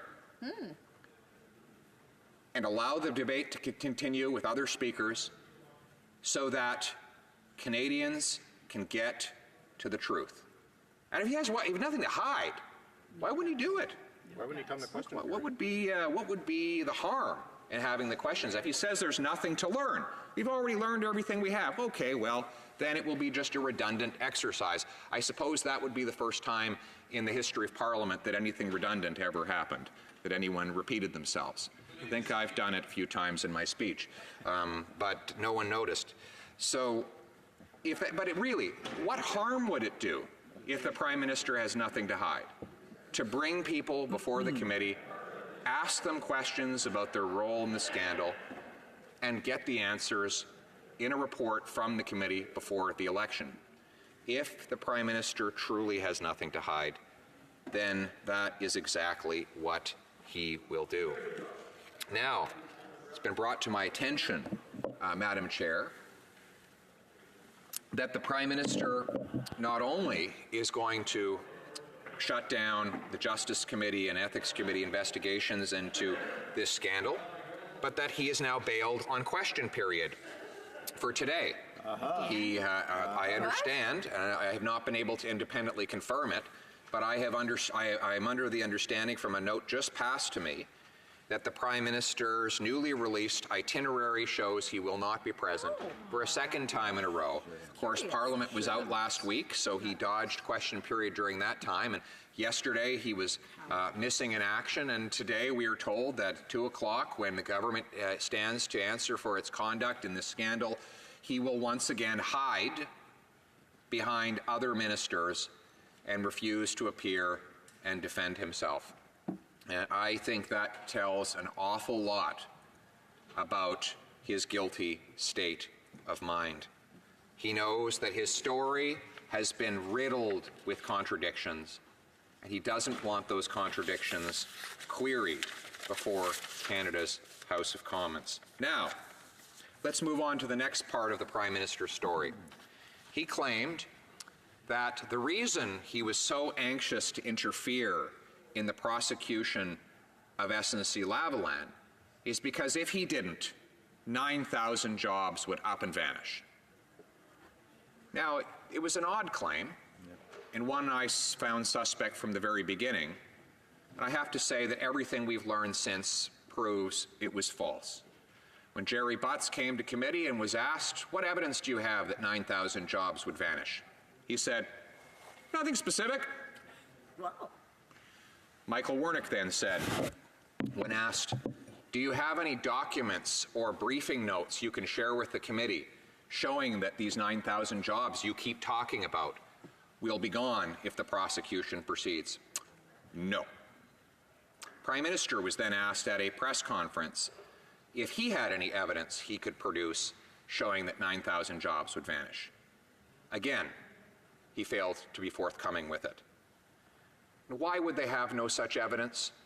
Because the claim is false. And let me walk through it piece by piece. First of all, the Prime Minister's claim that the headquarters of the company would leave in the fall of 2018 if the Attorney General did not immediately intervene to give the company a deferred prosecution agreement is easily disprovable by publicly available facts. We know the company signed a $1.5 billion loan agreement with the Quebec Pension Plan requiring its headquarters remain in Montreal at least until the year 2024. We also know the company just signed a 20-year lease on its headquarters there and announced a multi-million-dollar renovation of that headquarters to accommodate its thousands of Montreal area employees. Now, typically, companies that are renovating to accommodate their existing workforce don't get up and leave. It's kind of a waste of money. They don't sign 20-year leases, and they don't sign $1.5 billion loan deals that oblige them to stay put for 6 or 7 years. So the Prime Minister's claim, which he made on September 18th when he met with the Attorney General, that she had mere days to signal negotiations for a special deal for SNC-Lavalin, or the company would leave the country altogether, was completely, utterly, and demonstrably false. His broader claim about 9,000 jobs is equally false. The company has $52 billion worth of construction projects located in Canada. They're the five biggest, they run the five biggest construction projects in our country right now. Here's the thing about construction. You have to do a construction project where the project is. It's a simple complication. You can't, build a road in Canada from far away in Beijing or in London, England. Ottawa just hired SNC for a transit project that will go from roughly downtown to the south end. You can't build 14 kilometers of rail transit in a foreign country and drop it out of the sky from a helicopter onto the nation's capital. The project is here, therefore the jobs are here, and the jobs are not going anywhere. The jobs that SNC has moved, it did before it ever found out that it would necessarily face trial. In fact, 4/5 of the company workforce is already outside of Canada, and that was long before the Prime Minister before the government ever signaled that the company would be required to go to trial. In other words, the movement of jobs from SNC-Lavalin to out of Canada has nothing, I repeat, nothing to do with the prosecution, and therefore that justification itself is flawed. Now finally, the government has been telling us that if the company is forced to face trial and ultimately gets convicted, the consequence would be that it would lose the ability to bid on Canadian contracts. Now, I'm going to read directly from a report on exactly that question that the Deputy Minister of Justice, Nathalie Drouin, wrote to the Clerk of the Privy Council in the matter of SNC-Lavalin. And here we are. It says, it refers to the Canadian Integrity Regime. This is the regime that bans corrupt businesses from doing business with the Government of Canada. And it says this: the ability of a company/supplier to contract with the federal government is affected by the ineligibility and suspension policy. The policy ensures the government does business only with ethical companies and suppliers in Canada and abroad. Public Services and Procurement Canada administers this policy on behalf of the government. The policy sets out when and how a company or supplier may be declared ineligible or suspended from doing business with the government. It provides that a company supplier is suspended when charged with or admits guilt to one of a number of listed offenses, such as fraud and bribery of foreign public officials. The suspension from being able to contract with the federal government is for a duration of 18 months. This suspension is subject to extension pending the final disposition of the charges. Administrative agreements. The company/supplier can enter into an administrative agreement with the government to stay the suspension. An administrative agreement is an arrangement between the company/supplier and the government where the former must adopt certain compliance measures. It is used to mitigate the risk of contracting with a particular company/supplier. For example, the government and a company or supplier may wish to enter into an administrative agreement. Who has a point of privilege? Thank you, Mr. Speaker. I'm rising to comment very briefly on a question of privilege raised March 19th by the Deputy Leader of the Official Opposition. First, I want to rebut the comments made by the Parliamentary Secretary to the Government House Leader. In speaking about notices of motion being made public, he elided a critical distinction between a notice of motion and a motion moved without notice. Now, the parliamentary secretary referred to the practice where some publicize a motion filed with a given committee clerk. It is important to understand that those motions could, in theory, be moved at a future in-camera meeting. They could be moved at a future public meeting, or they might actually never be moved. Every committee member goes into each meeting in possession of the same facts and the same opportunities to comment on the draft proposals. To quote my honourable friend, the member from Milton, the motion of concern was table dropped at the meeting itself. It was moved without notice, which is common practice at House committees for meetings convened to discuss committee business, such as the March 19th Justice Committee meeting had been. The problem is that the motion was moved at a private, in-camera meeting of the committee, while government staffers, perhaps under the PMO direction, were busy telling the world at large what was going on inside the room. My second and final matter, Mr. Speaker, is to quote a few additional authorities for the benefit of the chair.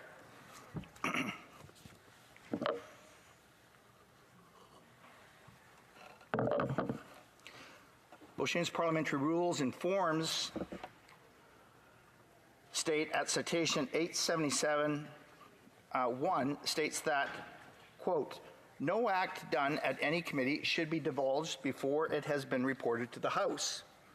Upon this principle, the House of the Commons of the United Kingdom on April 21st, 1837, resolved that the evidence taken by any select committee of this House and the documents presented to such committee and which have not been reported to the House ought not be published by any member of such committee or by any person. The publication of proceedings of committees conducted with closed doors or of reports of committees before they are available to members will, however, constitute a breach of privilege, end quote. This principle traces back to Erskine May, the preeminent British authority. I would refer, for example, to page 153 of that very same book's 20th edition. In the United Kingdom's House of Commons on May 28th of 1968, Mr. Speaker King found at column 1541 of the official report a prima facie complaint in respect to a leak of the committee evidence heard in private. It is important to note in that case that no preliminary report was presented from the Select Committee on Science and Technology, which had originally taken the leaked evidence. Instead, the complaint was made directly to the House by the committee's chairman. Mr. Speaker, the Committee of Privileges investigated the matter and recommended that the offending member, Tam Dalyell, be admonished in his place, and the House concurred. The subsequent words of Mr. Speaker King at page 362 of the journals for July 24th, 1968, speak to the importance of maintaining confidentiality. Quote, the Committee of Privileges itself, whose report the House has adopted, has pointed out that select committees, and indeed Parliament itself, depend largely on mutual trust and confidence between members of Parliament and those who appear as witnesses before them, and that this confidence would be greatly imperiled by any failure to observe the rules of the House by all those concerned in the work of the committees. That you have broken such confidence, it is a matter of high concern to the House and to all who cherish it. I, therefore, as Speaker of the House, and upon its instructions, reprimand you as guilty of a breach of privilege and of gross contempt of the House. End quote. In another British incident, on October 14th, 1975, at column 1134 of the official report, Mr. Speaker Lloyd found a prima facie case of privilege concerning an Economist article about a draft report prepared for future consideration by the Select Committee on a wealth tax. Mr. Speaker, this complaint too was raised directly in the Commons without any preliminary report originating from the committee. In fact, I understand that it was raised by a member who did not even sit on that committee. Mr. Speaker, in closing, I support the arguments raised by our honourable colleague, the member from Milton. the precedents are clear that a leak of committee proceedings may be treated as a breach of privilege, and that, in serious circumstances like these at hand, there are clear precedents which allow the chair to make a prima facie finding in the absence of a report on the matter from the Standing Committee on the Justice and Human Rights. Thank you, Mr. Speaker. I understand the Speaker will be back with a ruling. Appreciate the input. Resuming debate, the Honourable Member for Carleton. Thank you very much, Mr. Speaker.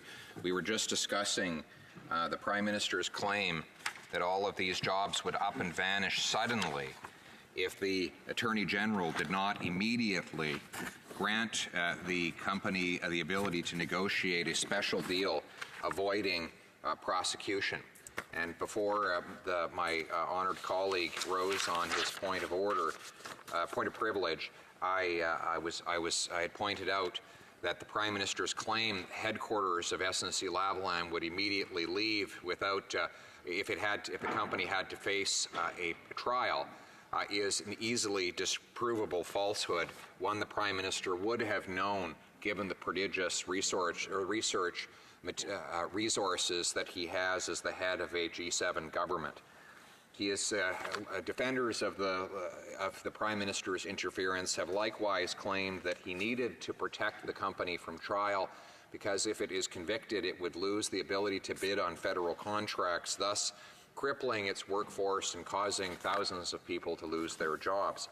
Now, that too is false, and I'm reading a document that has been sent, was written November 9th, 2018, from the Deputy Minister of Justice and Deputy Attorney General, Nathalie Drouin, to the Clerk of the Privy Council, the Prime Minister's top public servant. And in that document, she says that there is something called a Canadian integrity regime. The document is designed to tell the government what would be the economic consequences of an SNC-Lavalin conviction. And it says the ability of a company or supplier to contract with the federal government is affected by the ineligibility and suspension policy. The policy ensures the government does business only with ethical companies or suppliers in Canada and abroad. Public Services and Procurement Canada administers the policy on behalf of the government. The policy sets out when and how a company or a supplier may be declared ineligible or suspended from doing business with the government. It provides that a company or supplier is suspended when charged with or admits guilt to one of a number of listed offenses such as fraud and bribery of foreign public officials. I may just interrupt the letter to say that that is exactly the charge with which SNC-Lavalin is accused right now, the bribery and fraud of foreign public officials. Back to the letter. The suspension from being able to contract with the federal government is for a duration of 18 months. This suspension is subject to extension pending a final disposition of the charges. However, there is something called administrative agreements. The company or supplier may enter into an administrative agreement with the government to stay the suspension. An administrative agreement is an arrangement between the company or supplier and the government where the former must adopt certain compliance measures. It is used to mitigate the risk of contracting with a particular company or supplier. For example, the government and a company or supplier may wish to enter into an administrative agreement to stay the suspension instead of terminating an existing contract due to determination of ineligibility or suspension. The Public Works Department has only concluded one administrative agreement. On December 8th, 2015, it announced an agreement with, guess who? SNC-Lavalin Group Incorporated, staying a suspension. According to Public Works, that stay means that SNC-Lavalin Group Incorporated is, quote, allowed to continue doing business with the government pursuant to the regime. In other words, even though the company had already been banned from doing business with the federal government because of the fraud and bribery charges it now faces, one of the first acts of the new Liberal government in late 2015 was to permit an administrative agreement exempting SNC-Lavalin from that ban. So, The ongoing concern, though, is if the company is convicted, that a new ban would apply. Well, this letter goes on from the Deputy Attorney General, addresses that too. If convicted pursuant to the current interim policy, the convicted company or supplier would be ineligible to contract with the government. Depending on the offense for which there was a conviction, the period of ineligibility could be as long as 10 years. This ineligibility status would remain for the entire period unless the government considered it possible and appropriate to invoke a public interest exemption. The reasons to invoke public interest exemptions are narrow. Emergency, where delay could harm the public interest. Company or supplier is the only person capable of performing the contract. The contract is essential to maintain sufficient emergency stocks. Not entering into the contract with the company or supplier would have a significant adverse impact on the health, national security, safety, public security, or economic or financial well-being of Canadians. This is important. The whole purpose, we are told,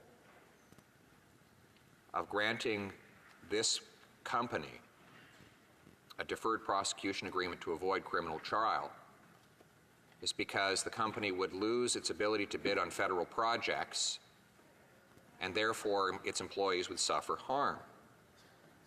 But I've just read an excerpt from the policy which says the government currently has the power to exempt a company from said ban if it is necessary for the economic or financial well-being of Canadians.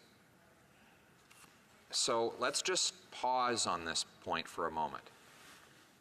We are continuously being told that the Prime Minister desperately wanted to save the company from a bidding ban and thus needed to cancel the trial altogether by imposing on the prosecutor the obligation to negotiate a deferred prosecution agreement. We learn in reading this policy that if the Prime Minister's only goal in this was to protect the company's ability to continue bidding on federal work, they could have done so even after a trial and a conviction by simply invoking a public interest exemption. It says right here in the policy. Now, the government would have known that because they already granted a similar exemption to the very same company. Furthermore, if it wasn't clear enough already that the government has the ability to exempt a convicted SNC-Lavalin from a ban on federal bidding, the Public Works Department is already working on a new policy that makes that even more clear. Public Works has proposed to replace the ineligibility and suspension policy with a new policy. It is undertaking consultations on the revised ineligibility and suspension policy, which will close on November 13th, 2018.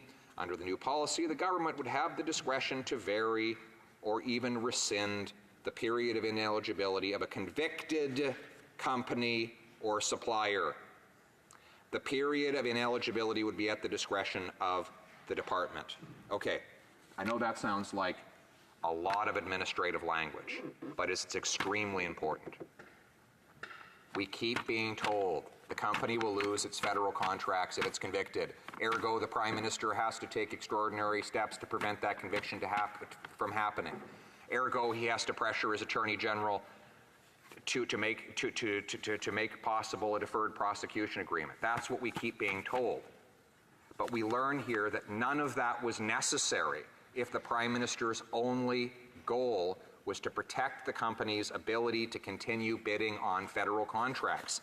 Their proposed new policy, which the Cabinet has the right to approve without even bringing it before the House of Commons, will allow the Liberal government to exempt SNC-Lavalin from a ban on federal bidding even if a conviction goes ahead. More proof that this whole claim that they were protecting jobs is a lie. And let me read another story that will further shred the jobs claims. It written here in Global National, or the Ottawa correspondent Abigail Byman. Quote, Prime Minister keeps naming this small town as part of SNC-Lavalin defense, baffling locals. And I'm quoting here from her. Port Elgin, Ontario is a quiet beach town on the shores of Lake Huron, home to about 8,000 people. But in his defense during the SNC-Lavalin affair, the Prime Minister has named the town at least 3 times. Quote, when we're looking at potential job losses right across the country, from Corner Brook to Port Elgin, Ontario, to Saskatoon and Regina, to Calgary and Edmonton, and Grand Prairie, Alberta, and Fort McMurray, we are seeing good jobs right across the country that could be at risk, Justin Trudeau, the Prime Minister, told reporters in Iqaluit on March 8th. Never mind that most of the people who work for SNC-Lavalin in the aforementioned cities do construction work there, work that can only be done in those localities, and therefore the jobs couldn't be moved from those places. But let's put that aside and go back to the text of the article. He named Port Elgin in a similar context in Montreal on February 28th and Charlottetown on March 4th. Of all those communities, Port Elgin is the tiniest, so Global News headed to Port Elgin to see if they were worried about job losses. And as it turns out, the situation is just the opposite. She quotes, I think Port Elgin's booming, said Linda Barefoot. We're in a protected bubble here, said another resident who stopped to watch the Global News video of the Prime Minister mentioning her town again and again. That bubble refers to Bruce Power. 20 minutes down the road from Port Elgin in Tiverton, it supplies a third of the province's energy and employs 4,000 people full-time. It's also on the cusp of a $13 billion refurbishment project to extend the life of 6 of the 8 nuclear reactors. Quote, there aren't potential job losses at Bruce Power. In fact, there is a lot of job creation, said Elizabeth Arnold, who's lived in town for nearly 20 years. Her husband, she says, used to work for Bruce Power. Quote, there's a huge influx of workers for the next 2 or 3 years, so I'm not sure what the Prime Minister's talking about when he says Port Elgin, except that it's a town in Ontario, said Arnold. Seems like a wise local from the area. The story goes on. Local politicians tell Global News the so-called boom means new subdivisions are being built, schools are filling up, and the challenge is getting enough workers to fill positions. We're the fastest growing community in our region here in Lake Huron, and we've been ranked one of the best places in Canada to live, says Saugeen Shores, the mayor, Saugeen Shores Mayor Luc Charbonneau. But there is an SNC connection to Port Elgin. It's home to one of more than 130 offices across the country, adding up to the 9,000 employee total. SNC tells Global News it won't disclose how many people work in each place. In Port Elgin, the office occupies a single unit in a small strip mall. On Thursday afternoon, when Global News stopped by, there were just a few cars in front. And the Conservative MP for the area has his constituency office right across the street. And she quotes the member for Huron Bruce. The massive job losses the Prime Minister is predicting is right over my shoulder, he says. He points across the way, and there are 10 or 11 people working in that facility. I think he has it wrong. SNC, in quoting him now, SNC-Lavalin's nuclear division is a tremendous business. They're adding jobs.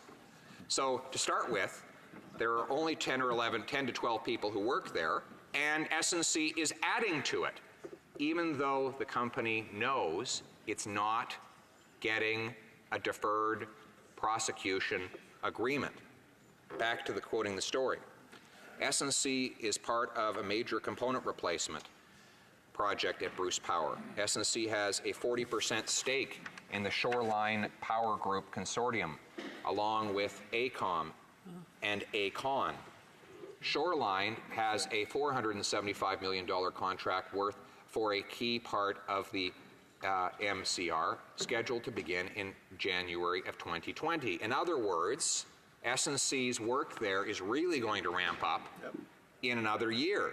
So far from leaving, they're actually going to be expanding, and they know that they're doing this even though the trial at this point is going ahead.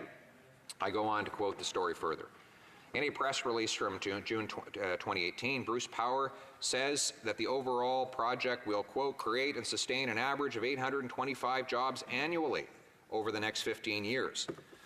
Neither Bruce Power nor SNC-Lavalin would talk to Global News about whether there is any threat to the broader category of nuclear jobs. SNC would not give details about any employment numbers for specific projects and would not confirm whether previously released job numbers in the news releases are still accurate today. The MP for Huron-Bruce is confident that in a worst-case scenario for SNC-Lavalin, if they are forbidden to bid on government contracts for 10 years, nuclear jobs are protected because this isn't a government project. I'm quoting again from the member for Huron-Bruce. It's a business-to-business transaction between SNC Nuclear and Bruce Power, and regardless of the outcome, it will have no impact on the nuclear division, said the member for Huron-Bruce. The community's mayor, however, is less certain about SNC's future. I don't have a crystal ball, and I don't know what's going to happen in the future with SNC-Lavalin, and obviously that's a big national issue, he says. But he goes on to say, we do know locally, what we do know locally is SNC-Lavalin is planning an expansion. They're looking at adding some additional floor space to the office they currently have. They're looking at going up to as many as 75 engineers here in Port Elgin. So from this story, it says that the Prime Minister claims the company is going to be laying off all of these employees in Port Elgin. It looks like the plan, even with the trial going ahead, is to expand the workforce from about 12 people to 75 people. So in other words, by over 500%. And this, of course, is in a town where the Prime Minister claims all kinds of jobs will be lost if he doesn't interrupt the criminal trial. The mayor, Luc Charbonneau, tells Global News, while he's concerned about job losses connected to the SNC affair, he has a lot of confidence in Port Elgin's booming economy. He goes on to say, I feel that our success is good, is going to continue, and that SNC can come along with that. Now, the Prime Minister's office, the story goes on, tells Global News the Prime Minister was simply mentioning places across the country where SNC-Lavalin has employees. And the comments were not related to the nuclear industry.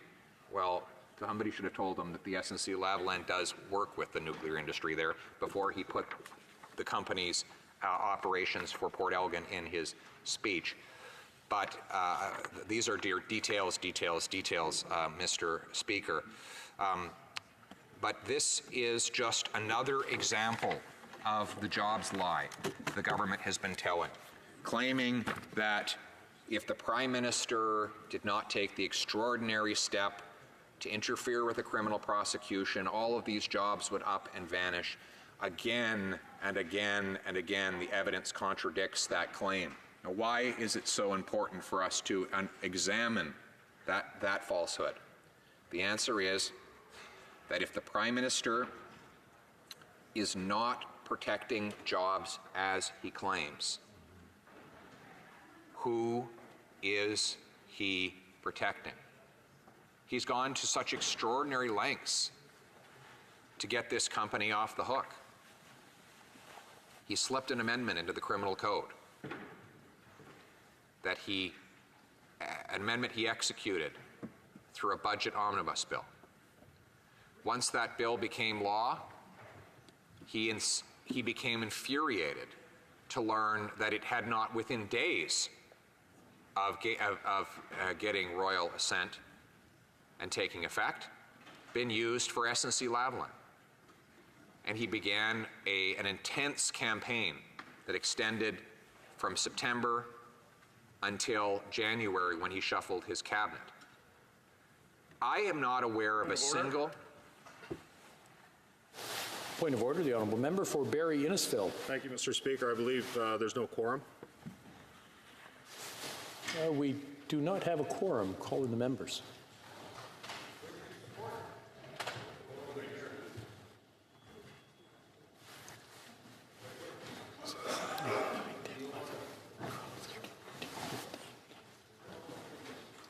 So we still don't have a quorum.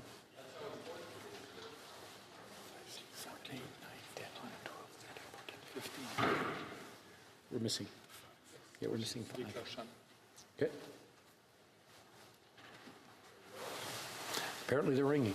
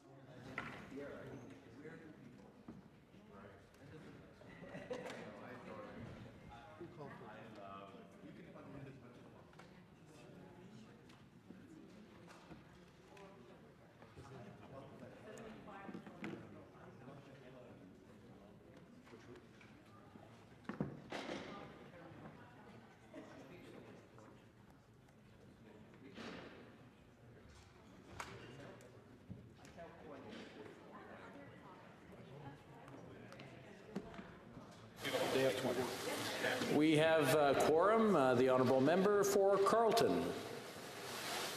Thank you very much, Mr. Speaker. As I was saying moments ago, I was referencing the Prime Minister's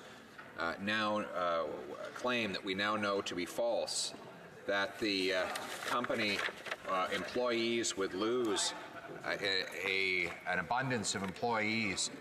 They would lose their jobs if the prosecution in the fraud and bribery trial of SNC-Lavalin were to go ahead.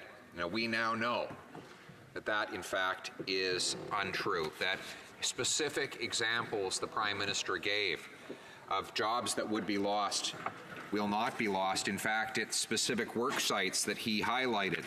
We now know from the sources on the ground that even if the trial goes ahead, the jobs at those particular project sites will increase in number, not decline, as he has wrongly claimed.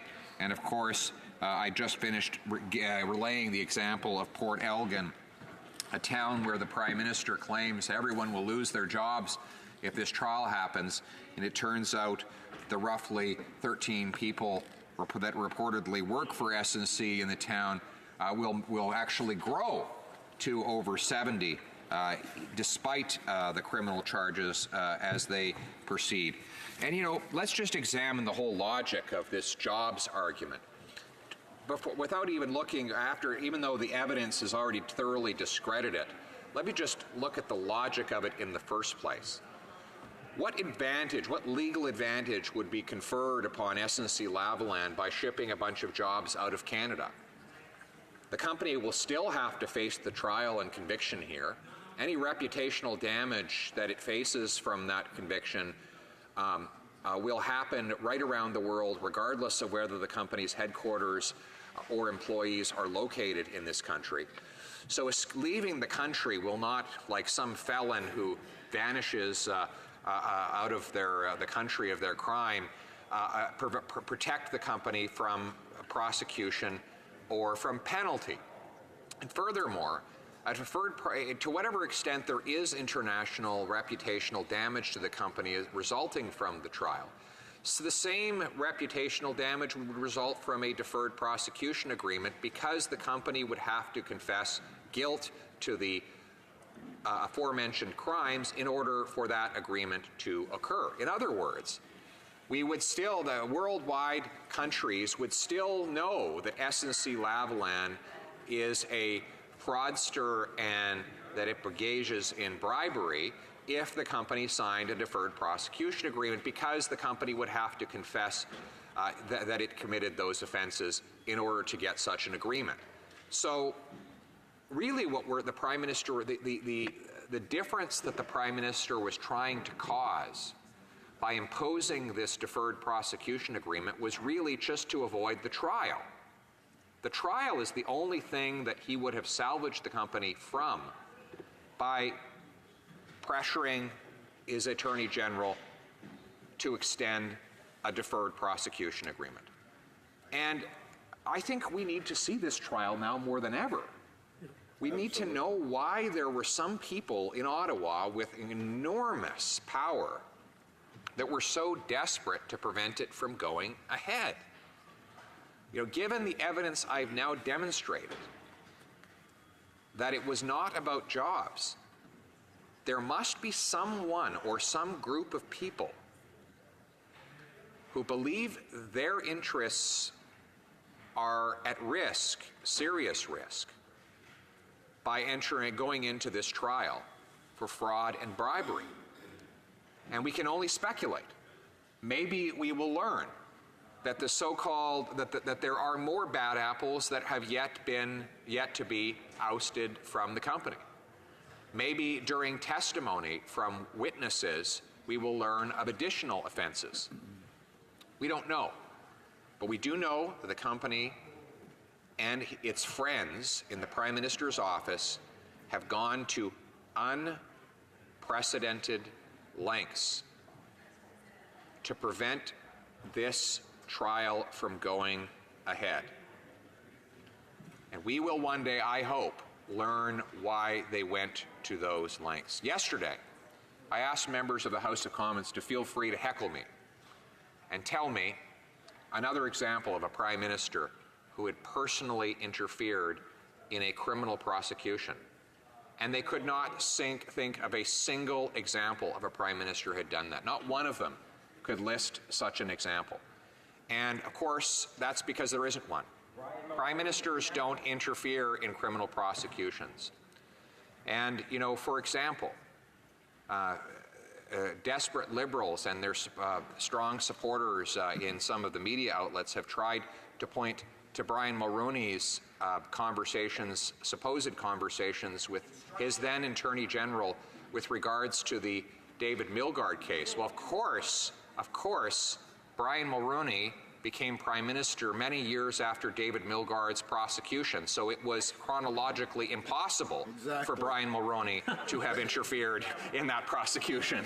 But I thank the creative member for Winnipeg for trying so desperately hard to come up with an example. I suggest that he look at his chronology book and he compare the date of the prosecution and the date of the Prime Minister Mulroney taking office to find that the two are separated by many years. Exactly. And Mr. Speaker, but just an example right there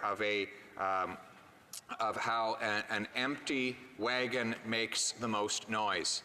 Absent any evidence, we have someone screaming and hollering the random name of a former Prime Minister in a desperate attempt to draw an analogy with the unprecedented attack of the present Prime Minister against prosecutorial independence. I thank him for his valiant attempt, but I urge him to try harder next time, Mr. Speaker, because in this case, we have a Prime Minister involved in a criminal prosecution. For the first time in memory, we see this, and I welcome anyone to find another example of where a Prime Minister has personally become involved in directing a prosecutor. We don't know. There might have been other examples during the sponsorship scandal, though, right?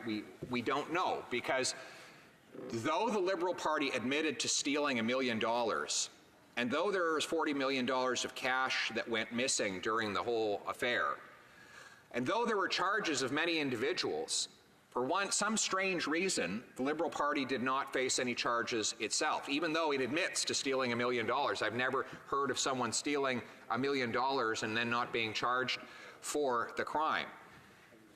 We don't know why they weren't charged, but we do know that at that time, the prosecutor was embedded right in the office of the Attorney General, who of course was a minister in the Liberal government. And that's why Stephen Harper created the Director of Public Prosecutions to remove the prosecutorial function out of political reach.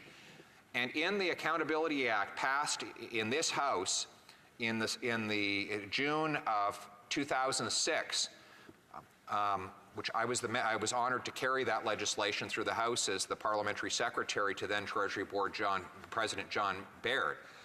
That bill created this separate office, and very wisely, it required that any political direction from the Attorney General to the Director of Public Prosecutions must happen in writing, and then that writing must be published in something called the Gazette, which is a document that comes out for all eyes to see. In other words, every single Canadian has the right to know when a politician issues any direction to a prosecutor.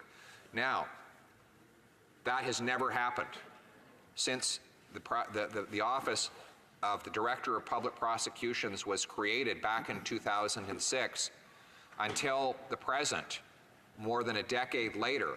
There has not been a single solitary case where a politician had the audacity to write a directive forcing taking over a prosecution and forcing the prosecutor to do something that he, or in this case, she, did not want to do. It would have been unprecedented. According to a briefing that the Attorney General got from her own department, it would have been unprecedented for her to override the decision of the prosecutor in this case. And it would have been impossible for her to do it with a clean conscience, because it's clear that the Director of Public Prosecutions had very studiously and carefully measured the case against the law and found that the company was not eligible for a deferred prosecution agreement. So what the Prime Minister was asking the Attorney General to do was to impose a political decision to break the criteria in the criminal code and effectively cancel a trial that prosecutors had otherwise deemed should go ahead.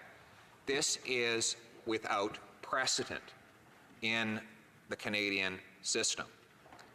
And therefore, we are embroiled in this controversy today. Those who wonder why such a storm has resulted need only to appreciate how impossibly rare it is for politicians to even mention matters that are before the courts to either the judges or the prosecutors. You know, I will restate the history on this point. When a young Jean Charest was a minister in the Mulroney government, he very innocently and with pure motives, and unmotivated by the public interest, called a judge about a trial. And you know what happened to him? Resigned. Just like that. There wasn't a prolonged period of debate. There wasn't an extended period of conversation. There was literally nothing to talk about. You're a minister, you called a judge, resign. Simple. John Duncan, a very distinguished former Aboriginal Affairs Minister in the Harper government, a man with an unblemished record of integrity, an unimpeachable character, praised, I might add, by members of all parties for his work, once was approached by a constituent who had a problem with a quasi-judicial body. And just as a good MP, he tried to help out, and he picked up the phone and called the head of that quasi-judicial body in order just to be helpful. He had no personal interest in it. Nobody alleged that he was in a conflict of any kind. He was just trying to help a constituent, as all of us do in any given day. But he was a minister, and he called the head of a quasi-judicial body. What happened? Resigned, just like that. No debate, no nothing. In fact, a lot of people probably look back to those quaint times when ministers resigned over spending a few too many dollars on a glass of orange juice, or accidentally helping a constituent in the wrong way, and resigned over those things. And they look to the present day, where you have a prime minister who's been convicted of breaking the ethics law in four different places, who took a who took a $250,000 vacation from someone who was looking for who had met him to get a $15 million grant, who is accused by his former Attorney General and his former Treasury Board President of inappropriately interfering in a criminal trial of a Liberal Link corporation. And they say, oh God, give me those days back when politicians were resigning because they spent $17 on orange juice, or because they were trying too hard to help a constituent with a case file. Those were quaint times, and they do seem an awful long time ago, don't they, Mr. Speaker? But here we are today. There is something circular about it all, though, isn't there? The old Liberal Party, the new Liberal Party looks an awful lot like the old Liberal Party. Yes, it does. Now, as I said earlier, the reason that Harper created the Director of Public Prosecutions was because we were all highly suspicious about the fact that no one at the Liberal Party got prosecuted, even though they admitted to stealing $1 million. And so we created this independent prosecutor in order to ensure that never again could politicians prevent or encourage unjustifiably a prosecution from going ahead. And it was precisely because we created that act and that independence that this scandal even came to be known. So for once, When our Liberal friends blame Stephen Harper for all of the problems and plagues of the world, they're right. It is Stephen Harper's fault. If he hadn't gone ahead and created prosecutorial independence with the director of the DPP, they might not have gotten caught. So it is his fault that they didn't get away scot-free with allowing their friends at SNC-Lavalin to avoid prosecution for $130 million worth of fraud and bribery. It is all Stephen Harper's fault. Thank you, Stephen Harper. I guess we shouldn't blame the Liberal Party for just going back to its old ways and doing again what it's always done before.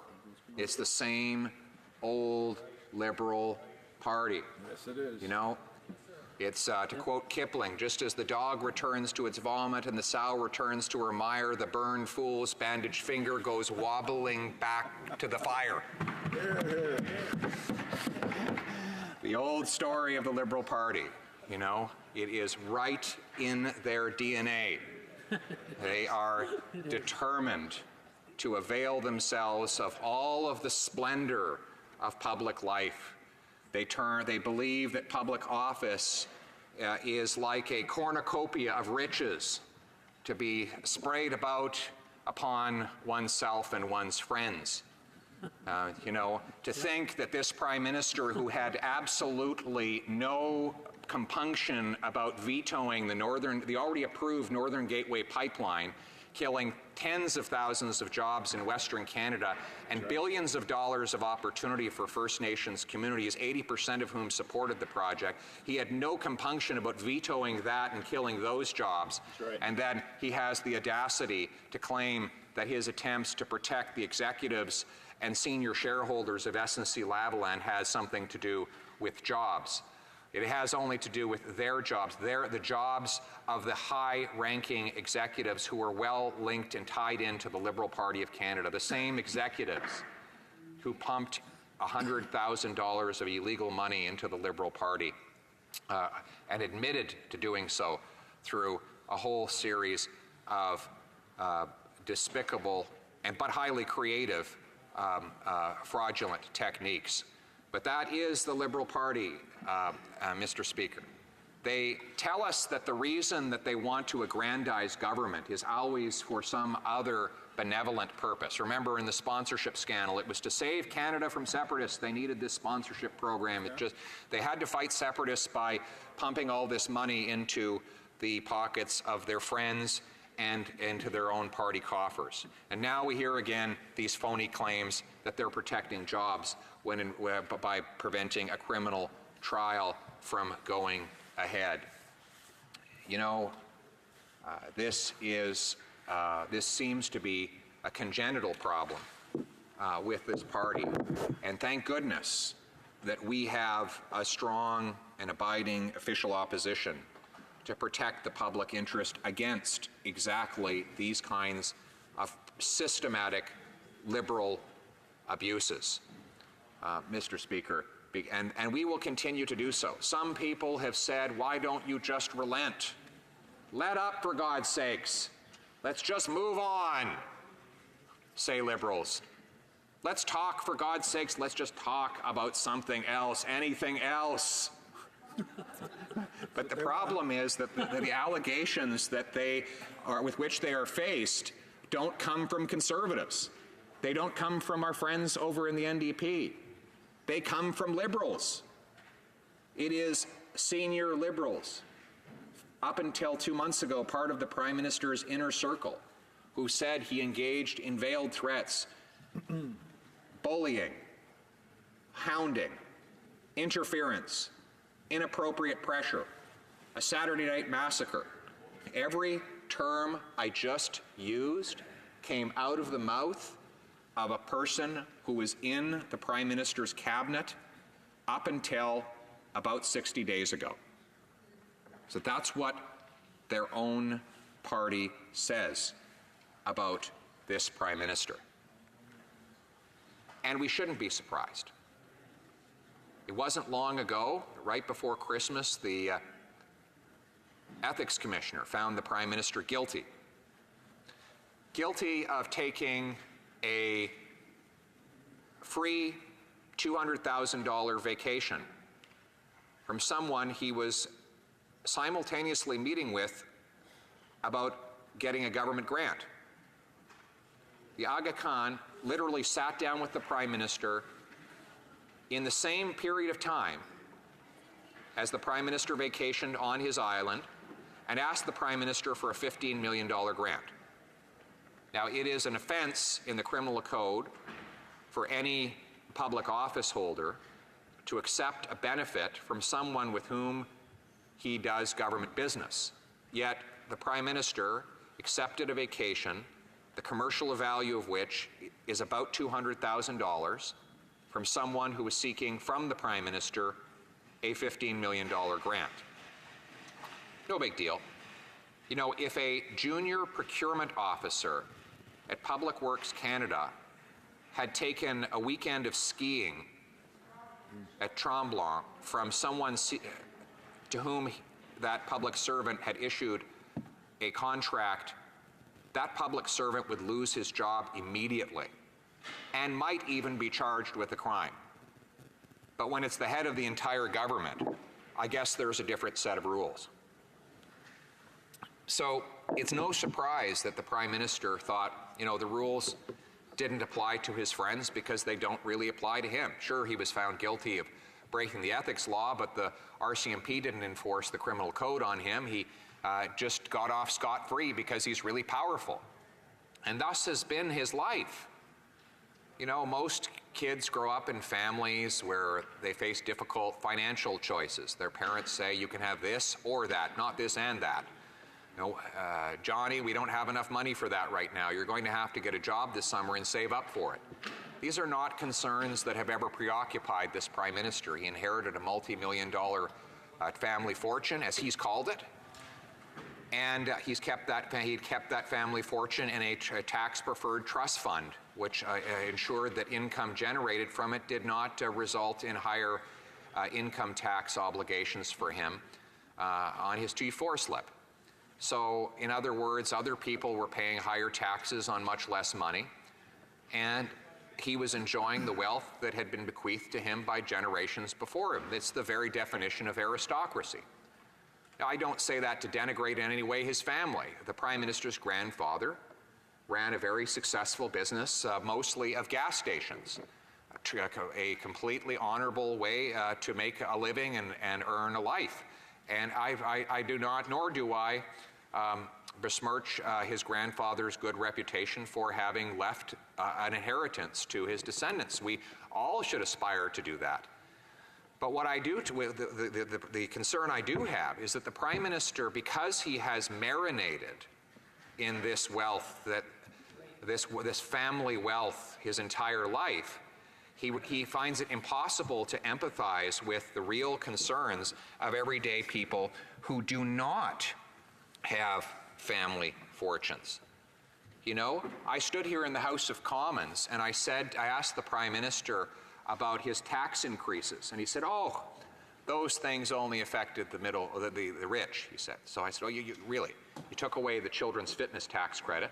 You're saying only rich people put their kids in sports. You took away the transit tax credit. You're saying that only rich people take the bus. You say you took away the students' tax credit for textbooks and post-secondary education. Are you saying only all university students are rich? And he said, well, you know, none of those things help the poor because the poor don't pay taxes. How out of touch can you be? You know, from a guy who kept his money in a tax-preferred trust fund to avoid paying his full fair share on the resulting investment income, to accuse the working poor of not paying tax is insulting. And, I might add, it is factually wrong. Everyone who earns more than $10,000 a year in Canada, not exactly rich, Mr. Prime Minister, is eligible to pay income tax. They also pay gas tax, GST, HST, payroll taxes, and now, as of yesterday, the carbon tax. So yes, the working poor do pay tax. They pay too much tax. And they don't need to be told otherwise by someone who has inherited a massive family fortune and done everything to minimize the amount of tax he pays on that fortune. I will add, now that we are in the House of Commons, that this Prime Minister, when he was an opposition MP in 2014, showed up in the House of Commons and voted against a budget by then Prime Minister Stephen Harper that got rid of the loophole for trust funds. How convenient, right? The same trust fund tax loophole that he had been using all of his adult life. He showed up to protect that loophole by voting against the Conservative attempt to close it. You know, so this guy has done everything in his power his entire career to stuff his pockets with as much money as humanly possible, as much as he can get away with, and to use public office for private enrichment. Point of order, Mr. Speaker. Point of order, the honourable member for Chilliwack Hope. Mr. Speaker, I know this has been raised a number of times today. I did want to see if the House was willing at this point to, through unanimous consent, revert to requests for emergency debates because of the canola crisis that our Western Canadian farmers are facing. The last 2 days, that routine proceedings has been denied by the government and has not given us an opportunity to move forward with our emergency debate request. So I'm hoping you will seek the unanimous consent of the House to see if we can revert to requests for emergency debates to have that important issue of the canola crisis regarding the inability of our farmers to ship grain to China to be considered again. We have unanimous consent. No. I'm afraid we don't have unanimous consent. Resuming debate. Well, we have a point of order. The honourable member for Barrie Innisfil. Mr. Speaker, the canola industry represents multi-billions of dollars in this country. All the member from Chilliwack Hope was asking for was a unanimous consent motion to debate, have an emergency. What is the point of order that the honourable member for Barrie Innisfil is making? Or was he just debating? Sorry, Mr. Speaker. The point of order I'm making is to look for unanimous consent to have an emergency debate on this issue. I'm afraid we just did that. The honourable member for Carleton. Mr. Speaker, as I was saying, this is a Prime Minister who has throughout his entire public life attempted to convert public office into private riches. He did it when he accepted hundreds of thousands of dollars in speaking fees from charities for speeches he should have been giving as part of his role as a member of Parliament. Of course, many of those dollars also came from public school boards and unions. So he was taking money from workers and school children for his own speaking fees for the kinds of speeches that all of us in this House of Commons give for free all of the time, because we know that we are already handsomely paid as MPs to do this job as it is. And he did so while having one of the worst attendance records in the House of Commons as an MP. So he was paid to be here working. Meanwhile, he was out charging school children, workers, and charities for doing the job that all of us would otherwise do for free. So that is his history. And then he has the audacity to look the working poor in the eye and say, you're not paying enough tax. It is a kind of arrogance that can only come when you have marinated your whole life in privilege. And we have seen that same kind of elite arrogance from the Prime Minister on display recently. Well, Parliamentary Secretary to the Government House Leader. Thank you, Mr. Speaker. I just wanted to make reference to our rules, in particular with regards to unparliamentary language. If we were to take a look on page 623, where it states that proceedings of the House are based on a long-standing tradition of respect for the integrity of all members. Thus, the use of offensive, provocative, or threatening language in the House is strictly forbidden. Personal attacks, insults, and obscenities are not in order. I direct a direct charge or accusation against a member may be made only by the way of a substantive motion for which notice is required.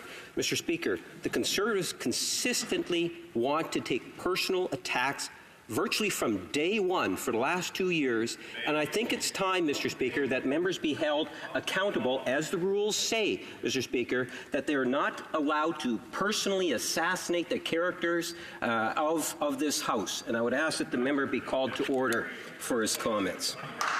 The honourable member brings up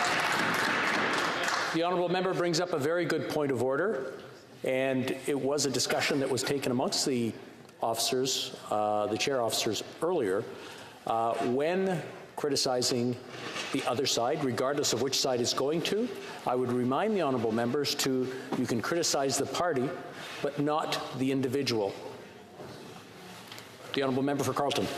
Right, you will note, Mr. Speaker, that I was referring to the Prime Minister's then decision to vote against a 2014 budget which eliminated a tax loophole from which he had benefited his entire adult life.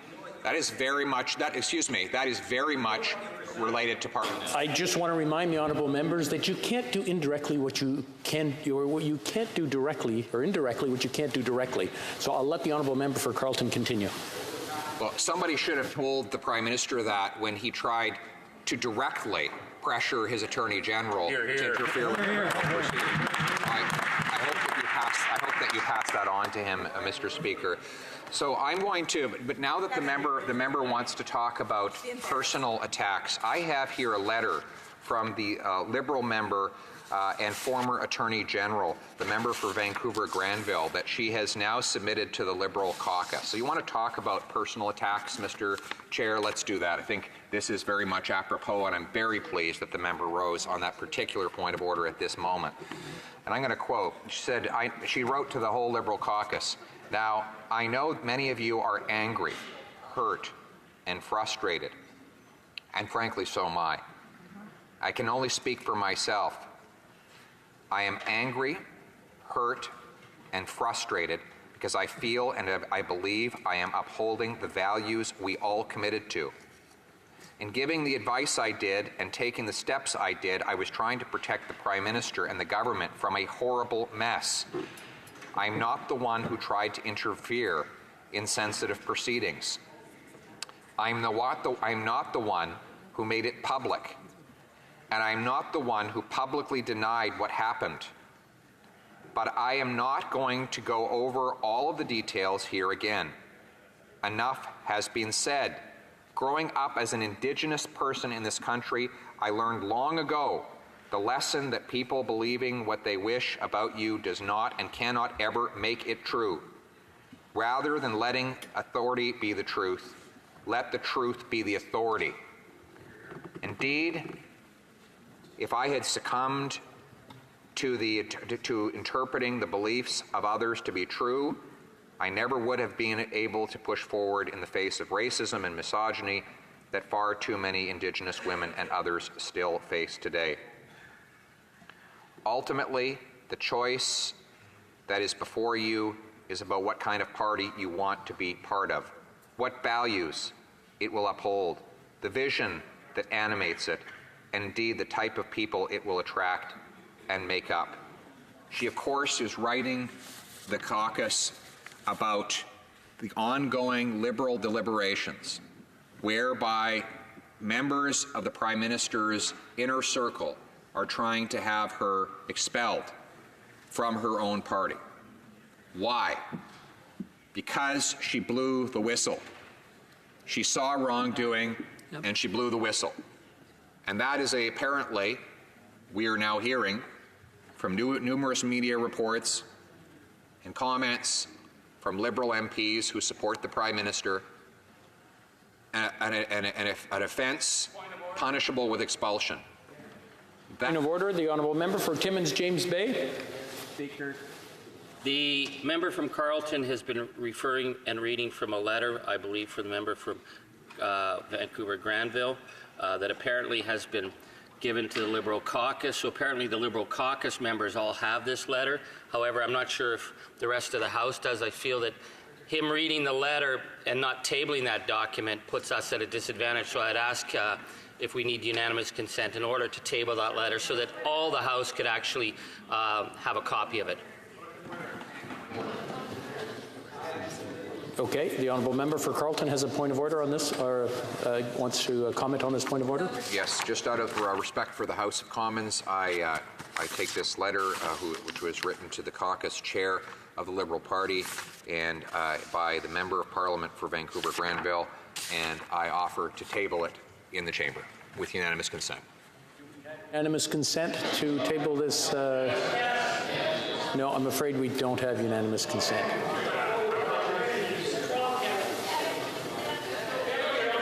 The honourable member for Carleton, please continue. That's incredible. It is remarkable that Liberal members would refuse unanimous consent to table a letter to Liberal members. You know, this is a letter from Liberals to Liberals, and Liberals want to ban it from tabling in the House of Commons. This gets deeper. And it goes on and on and on, Mr. Speaker. We have, though, in this, given the member across the way talks about personal attacks, this former Attorney General stood on the solid ground of truth. She first spoke truth to power, and when power wouldn't listen to truth, she spoke truth to the people. And when power contradicted truth, she provided evidence to prove truth. And now she's being punished for it. If this party, the once great party of Wilfrid Laurier and Saint Laurent and Mackenzie King, has descended to a point where someone is punished merely for telling the truth, what message are they sending to all Canadians? What message are they sending to young people who want to come and serve in this place? Tell the truth, you'll be called names, insulted. Your gender and your ethnicity will be raised as a point of contention. And finally, at the end of it all, you'll be kicked right out of your party altogether. That is not the message we should send to our young people. We should send them the message that this is a place full of truth tellers, full of people who will say what they know to be true. And more than that, full of leaders willing to accept the truth when they hear it. That is not the kind of leader we have at the head of the government today. Rather, he has played a game of cover-up, denial, contradiction, evasion, and finally, shutting down debate altogether. We have 2 parliamentary committees that have closed their doors to this matter because the Prime Minister's majority voted for them to do so.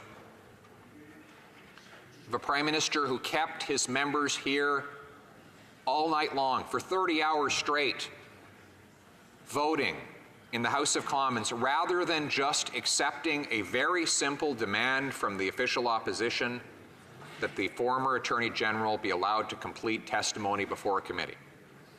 And now, the government refuses to end my speech by simply agreeing to my one simple demand, which is for a parliamentary committee, namely the Justice Committee, to convene all the witnesses who were involved in the political interference in the SNC-Lavalin corruption scandal,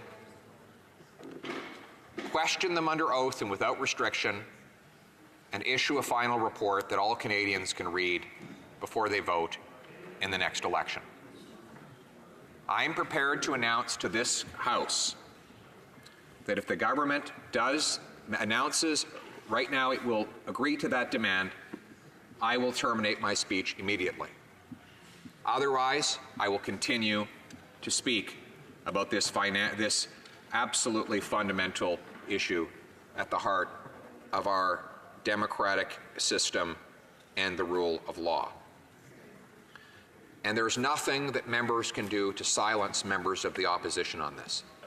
They might attempt to silence their own former ministers with threats, expulsion, denigrating comments in the media, but they won't silence members of the other side of the House. And ultimately, they will find that they cannot silence Canadians either. The people of Canada are too wise. They know that where there is smoke, there is usually fire. And in this case, there's a heck of a lot of smoke. You know, you have a prime minister changing his story from one day to the next, making statements that are soon disproven by written evidence and audio recordings. You have a prime minister shutting down an investigation at the Justice Committee and another investigation at the Ethics Committee. So here we have it, Mr. Speaker, a Justice Committee with no justice and an Ethics Committee with no ethics. That's what it's come to with this Liberal majority. But don't worry, they have a political strategy to get around it. Their plan, as witnessed by the motion we are now debating today, was the Liberal three-step. Massive scandal, step number one. Massive deficit spending to distract from it, step number two. And massive tax increase to pay for it all after the election, step number three. I've already spent a lot of time talking about step number one, the scandal itself. Let's talk about step number two, the massive deficit spending. Prime Minister famously promised in the lead up to the last election that the budget would balance itself. Said that it would happen in the year 2019. What do you know? That time has now arrived. So here we are, debating a budget with a deficit of $20 billion. Not zero, as the Prime Minister promised, but 20. Point of order, Mr. Speaker. The honourable member for Brantford Brant has a point of order. Mr. Speaker, about a minute ago, a member, I'm not sure where, delivered food to the member from Winnipeg North. He's consuming it at this moment. He's been consuming it for about the last 45 seconds or so. I know that's not allowed in the House of Commons, Mr. Speaker, and I'd like you to issue a directive on that one. Honourable Parliamentary Secretary to the Government House Leader. Guilty, Mr. Speaker. Someone handed me a little candy. I ate it. I'm sorry. I don't know if there's a way in which I could bring it up to satisfy the member across the way, Mr. Speaker. The reality is that I shouldn't have eaten the little candy inside the chamber, and I trust that there's no one else that eats candies inside the chamber. Sorry. Remind the honourable members that consumption of food is not allowed. Water or sparkling water is. So I thank the honourable member for Brantford Brant for bringing that up. The honourable member for Carleton, resuming debate. Thank you very much, Mr. Speaker. So, as I was saying, order, the honourable member for Winnipeg North. My understanding is inside the chamber you're allowed to drink water. I don't know what it is that the Speaker has, but it doesn't look like it's just water, Mr. Speaker, and I'm wondering if you could share with us, no, it's the other glass, by your right hand. Attaboy. Mr. Speaker, I'm not too sure, but I don't think that's just straight water. Are you allowed to have other things in your water in order to deliver speech? I'm afraid people are allowed to have water and sparkling water, but I'm not sure if the honourable member for Carleton wants to... there might be, is there lime in there or something? That's allowed. Mr. Speaker, I don't know if the member wants me to submit my glass of water to a chemist so that it can be studied. It is a glass of water. I won't. It is, albeit a little bit cloudy, but and I won't blame it on the plumbing system in this 150-year-old building. But so far it hasn't killed me, so I am left to trust that it is in fact water. Thank you. Member for Carleton, please continue. Mr. Speaker. And I thank the member for his very substantive intervention on the matter at hand. So, as I was saying, there is the Liberal three-step. Massive scandal, massive deficit to distract from that scandal, and of course massive tax increases to pay for it all after the election. We're now on step number 2, the cover-up budget.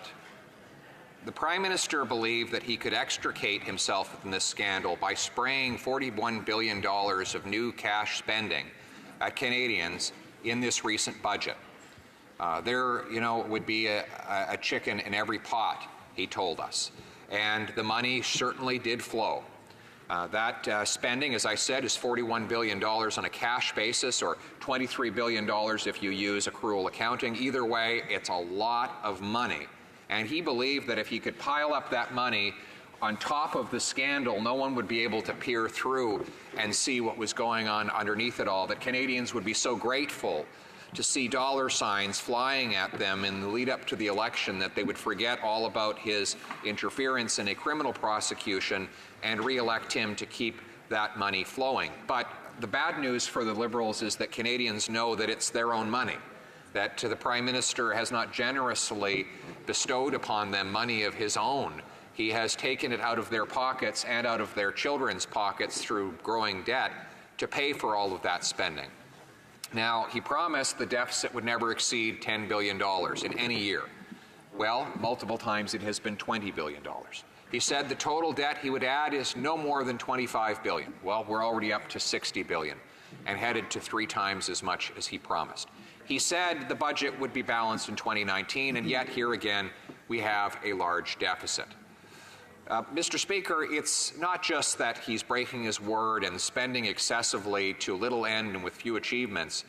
It's that he's putting us in this precarious situation of debt at a time when the world economy has done so well.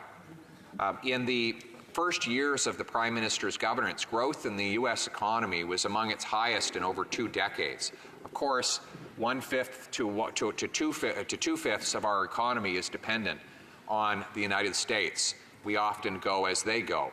Additionally, the government had huge cash pouring into its coffers as a result of the sugar high from booming housing markets in Vancouver and Toronto, unsustainable levels of housing speculation that led to tax revenues for the government.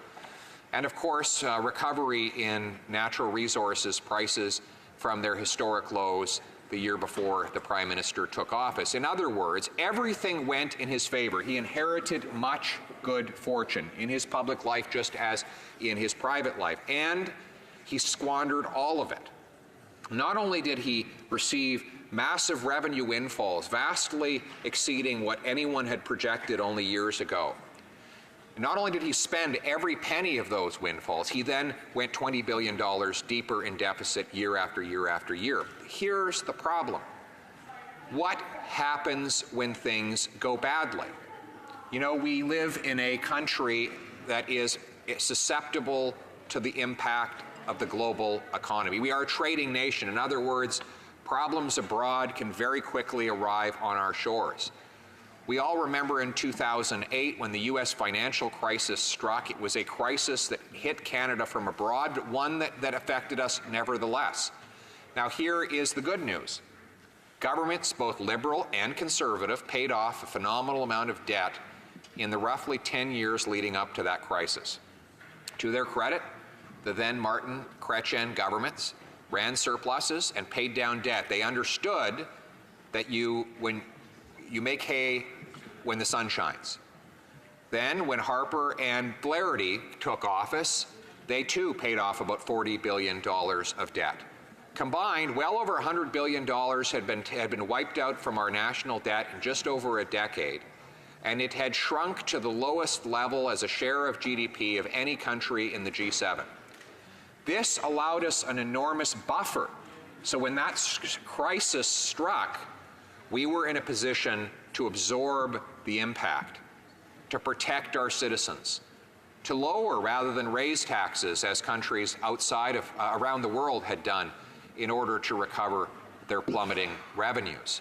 We were able to lower the GST from 7 to 6 to 5%, to bring income taxes down, particularly on low-income people, to raise 1 million people off the tax rolls, to bring in a working income tax credit that effectively gives a pay bonus to the lowest income workers, to bring in tax credits for kids' sports, public transit, tradesmen's tools, and numerous other targeted savings for individual Canadians. We were able to drop the small business tax rate and lower the corporate rate from 22 to 15%, all helping our people and businesses plow through that terrible global recession almost, not entirely, but almost unscathed.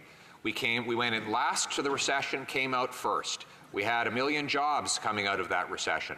And we were among the first countries in the developed world to balance our budget. And when it was all over, our debt as a share of GDP had actually remained the same, which is extraordinary given the time all around the world where Americans and Europeans were just stacking up massive debts in relation to the size of their economies. UNICEF marveled at how child poverty actually fell in Canada during the Great Global Recession, while children around the world were falling perilously into want. That was, yes, due to good economic management at the time, but if we're being fair about it, it was also due to the decisions of leaders of both parties in the late 90s right through to the mid-2000s to pay off debt and prepare our country for troubled times ahead.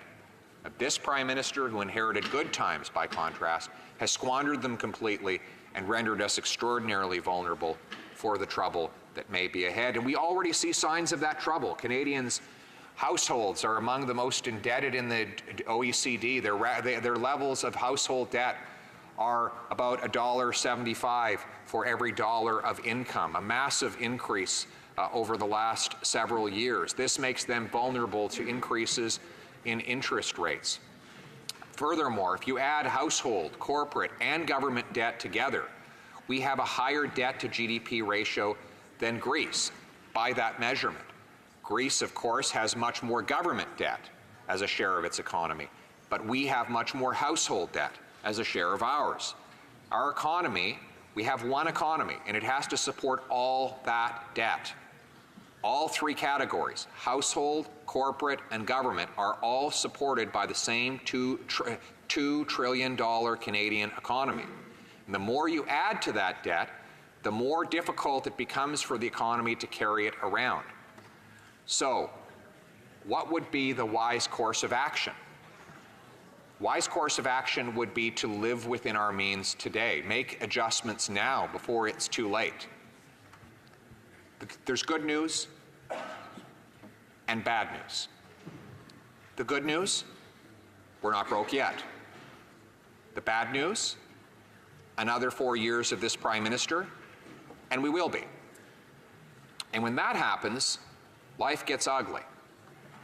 It becomes unavoidable that difficult decisions, not pleasant ones, will have to occur if we don't make the modest adjustments now that can avoid those difficult times. Kind of like in a situation of a family that sits around its kitchen table and says, you know something, we're not going bankrupt, we're not on the edge of losing our house or our car, but we notice that our debt is growing more and more every year. And if we keep doing this, in about 5 or 6 or 7 years, we will, as a family, be in a crisis. So you have, that family then says, we have two options. Option one is just to say, listen, let's enjoy the good times while they last. Let's forget about the future. And when the repo man knocks on the door in 6 years, well, we'll cross that bridge when we get to it, right? Or the family could say, you know, we could make a few adjustments now. They're not particularly painful, that maintain our existing quality of life without adding further to our debt and our vulnerability. That option will ensure that 6 years hence the family is in solid ground, savings built up, debt paid down, a house secured with a small mortgage, and enough financial freedom to make good decisions for the future. The other option, the one the Prime Minister has our country following right now, is for the family just to keep on spending until the repo man knocks on the door. That's not how Canadians run their household finances, Mr. Speaker. Anyone who did not inherit a family fortune or a multi-million-dollar trust fund knows what the Prime Minister has never understood, that budgets don't balance themselves, you can't borrow your way out of debt, and you can't make others pay for your mistakes. Every Canadian family that has had to pay a bill or raise a child without inherited wealth knows that that is the basic reality of life. Unfortunately, families who are sitting around that kitchen table are finding life more and more difficult. Wages have been absolutely flat since this Prime Minister took office. He's raised taxes on middle-class families by $800, and that doesn't even include the carbon tax, which kicked in Ontario, Saskatchewan, Manitoba, and New Brunswick yesterday, or the increases to CPP premiums that he's imposing right across the country outside of Quebec. So families are getting by with less and less. They're telling us that they're getting by, but they're not getting ahead.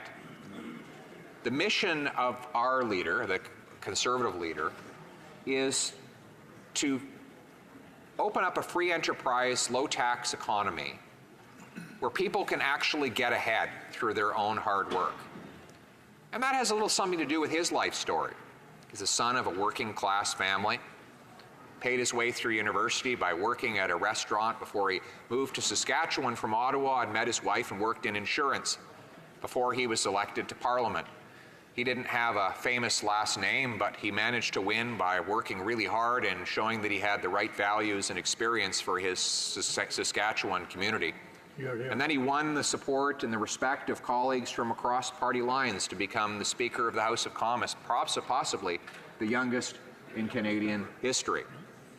What's most amazing about this story is that most people who would have a career trajectory like that would have relied on a family lineage, a well-connected family with a big name.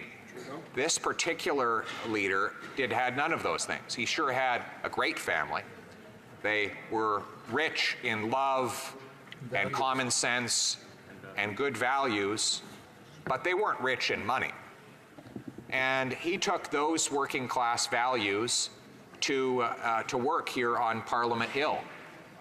He wants to create a country where everyone else can get ahead the way he did, just by working hard, putting forward his best foot and trying his best to serve others. That's how he got ahead, and that's how other Canadians want to get ahead when they walk out the door in the morning to go to their job. They should have the right to get ahead through their hard work and through their own enterprise. And we should create a free market economy where that is possible, where everyone gets ahead based on meritocracy rather than aristocracy. And that is the Canada that this Conservative leader is attempting to build with a platform that allows people to get ahead. And he's already started to make to clarify exactly what that means. He'll, for example, cancel the carbon tax to make life more affordable and take GST off home heat so we don't punish Canadians for staying warm in Canada's record winters. He's decided that he would take taxes off of EI maternity and parental benefits so that it's more affordable for moms and dads to stay with their children in those first precious 6 to 9 months after a child is born. These are just the early announcements that he has made that will be designed to allow Canadians to get ahead. And basically, the formula also has 3 parts, which is government should live within its means, leave more in people's pockets, and let them get ahead. Live within its means, leave more in people's pockets, and let them get ahead. And the Conservative platform of our leader will be based on those 3 pillars of the stool. They are the same pillars that he and his family lived by when he grew up in a very working class neighborhood here in Ottawa.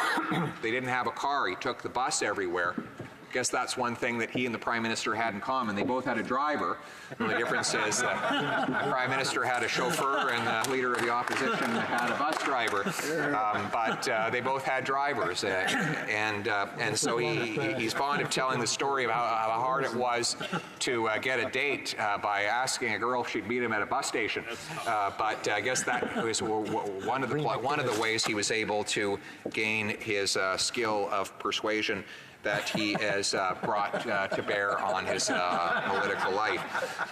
But that's ingenuity, right? People who come from modest means are able to become creative and inventive in making the most of what they're given.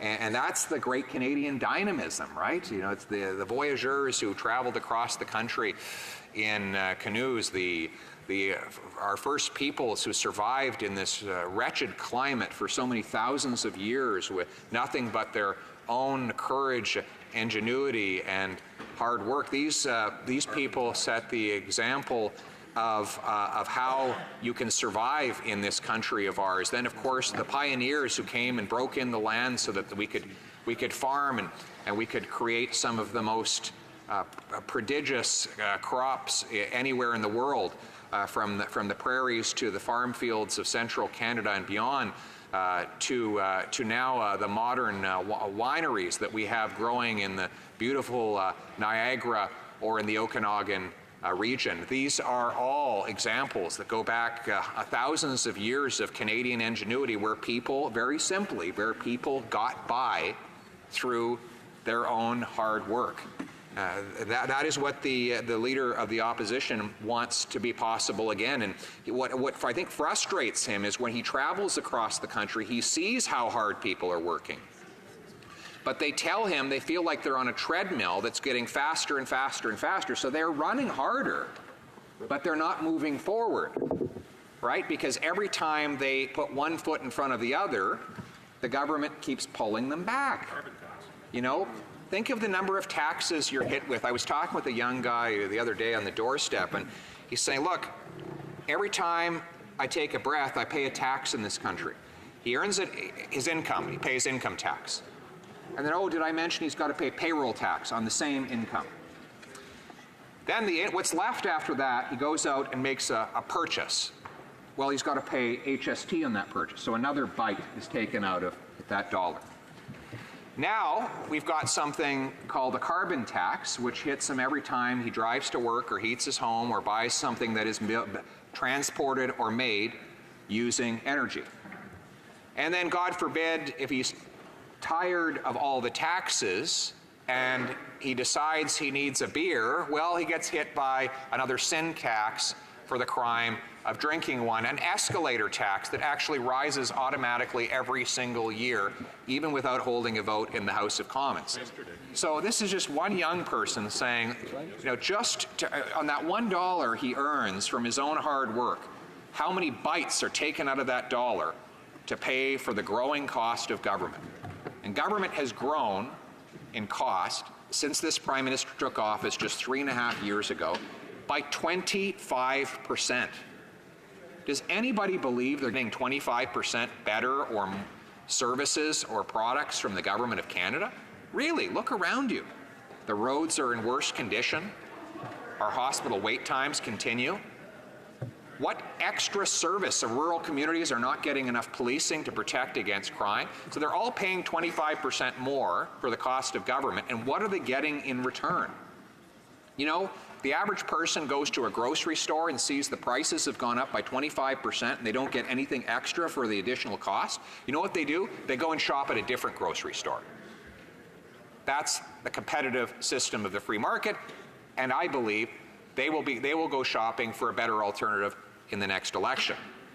And that alternative will be based on the sound principles that allowed Canadians to advance throughout the ages. A system of free market where people voluntarily exchange work for wages, investment for interest, product for payment, so that every participant was always better off. You know, Mr. Speaker, if I have an apple and you have an orange, and I want what you have, you want what I have, and we trade, we're both better off, even though between us we still have an apple and an orange. And that is the genius of the free market system. Everybody can sacrifice what they have for something they want more, as long as they find someone willing to do the inverse on the other side. In other words, every single time a free market transaction occurs, the participants must believe they are better off than they were before they did that transaction. So the young person, like the Leader of the Opposition, when he got a job working at a restaurant, he believed that sacrificing that 4 hours 3 or 4 times a week was worth it because the wage was worth more than his time. And for the restaurant owner, his time was worth more than the wage he had to pay to get it. In other words, in that voluntary exchange, both worker and employer believed they gained from the exchange. We know that because they both voluntarily agreed to participate in it. Un appel au règlement, l'honorable député. Point of order, the honourable member for Mécontic-les-Robes. Well, thank you very much, Mr. Speaker, and I've listened to my colleague talk about trade. And I know that many of my colleagues this morning, since 10, have tried to bring back the debate on the emergency debate that I'm calling for the House to hold on the canola crisis. Unfortunately for my colleagues, I wasn't present in the House, so we couldn't get back to the item under routine proceedings, and because I wasn't here, we couldn't have proceeded with that. So, Mr. Speaker, given the importance of the canola crisis that we're currently facing and the fact that we need to examine the issue this evening to enable all members of the House to speak to it, to talk about the canola crisis, I would seek unanimous consent from my colleagues. Now, they didn't give unanimous consent this morning, but because I wasn't here. So I'd like to seek unanimous consent. Est-ce que nous avons le... Does the honourable member have unanimous consent? Sadly, there is no unanimous consent. The honourable member for Carleton. Well, thank you very much, Mr. Speaker. And despite the fact that my honourable colleague interrupted me, I must say that I am happy to see a member rise in the House to defend our agricultural producers. Our canola farmers are suffering a great deal because of trade action taken by China. The Conservative Party simply wants to hold a debate to protect farmers, to enable them to continue to sell their good quality product on the international scene and on the international market. I'm astonished to see that the government doesn't want to participate in an important debate like that. Honestly, it's disgusting to see the government show such indifference in light of a crisis of that scope. I know that there aren't any Liberals who represent farmers out west, but at least the Prime Minister should represent all Canadians, regardless of whether or not they vote for the Liberal Party. So this gives me an opportunity to underscore the fact that our country is becoming divided. 3 years ago, everyone said, well, there's no more Bloc Québécois sovereignty in Quebec. It's finished. We're no longer talking about it. Following 10 years of Harper, yes, there were a number of Quebecers who didn't agree with all of Conservative policies or the Conservative Party, I will admit that, but at least everyone could agree that the sovereigntist movement had almost disappeared. The Bloc Québécois, the Parti Québécois were no longer political strengths. What a change now under the Liberals, where the sovereigntist movement fed off the sponsorship scandal in the past. That was a monumental issue. In 2015, the sovereigntist movement ceased to exist across the country, and that's an important fact. And I think it's because the Harper government, regardless of whether or not any people agreed with his agenda, he respected provinces, their autonomy, and their people. He increased the power of citizens in our various communities and reduced the power of the federal government. And that helped everyone to see themselves in this country, to realize that Canada could work for them, even if they didn't vote for the Conservative Party of the day. But now let's talk about today. 3 years later, 3 years after the government took the reins of power, the Bloc Québécois is making a comeback in the polls in Quebec. And in the West, Western Canada, polls are now showing that almost half of Albertans are open to the issue of sovereignty. That's a tragedy. Now, I was born in Calgary. I spent more than 20 years in southern Alberta. I would have never thought that we would reach a point where people in the West would be talking about sovereignty. Now, sure, there were always some concerns about government powers, federal government powers. There were complaints. But we didn't talk about sovereignty out west. Not when I was young. Now we're hearing voices. We can see that there's division. And that's exactly what we should be avoiding. We need a prime minister who brings Canadians together from sea to sea to sea, for in this wonderful country where all Canadians can be proud, completely proud.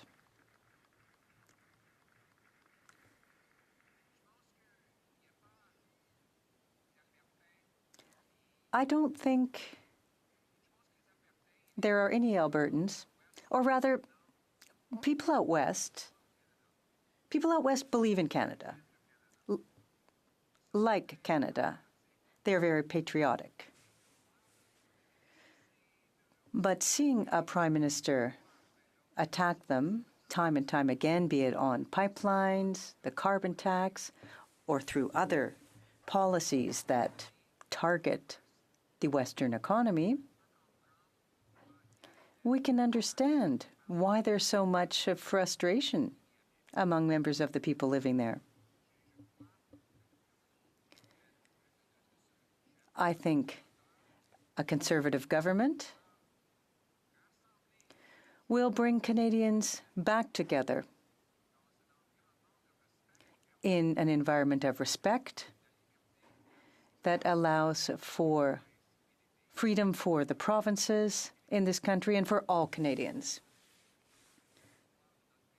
And we can see that these are what the great prime ministers did, Laurier among others, in bringing Canadians together. And we seem to forget that out west, Laurier was the most popular, was the leader rather, the most popular leader in the 20th century.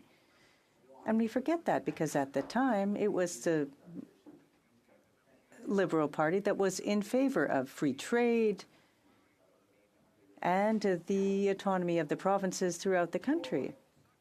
So that's why. And it's hard to believe today, clearly, but that's why it was popular out west.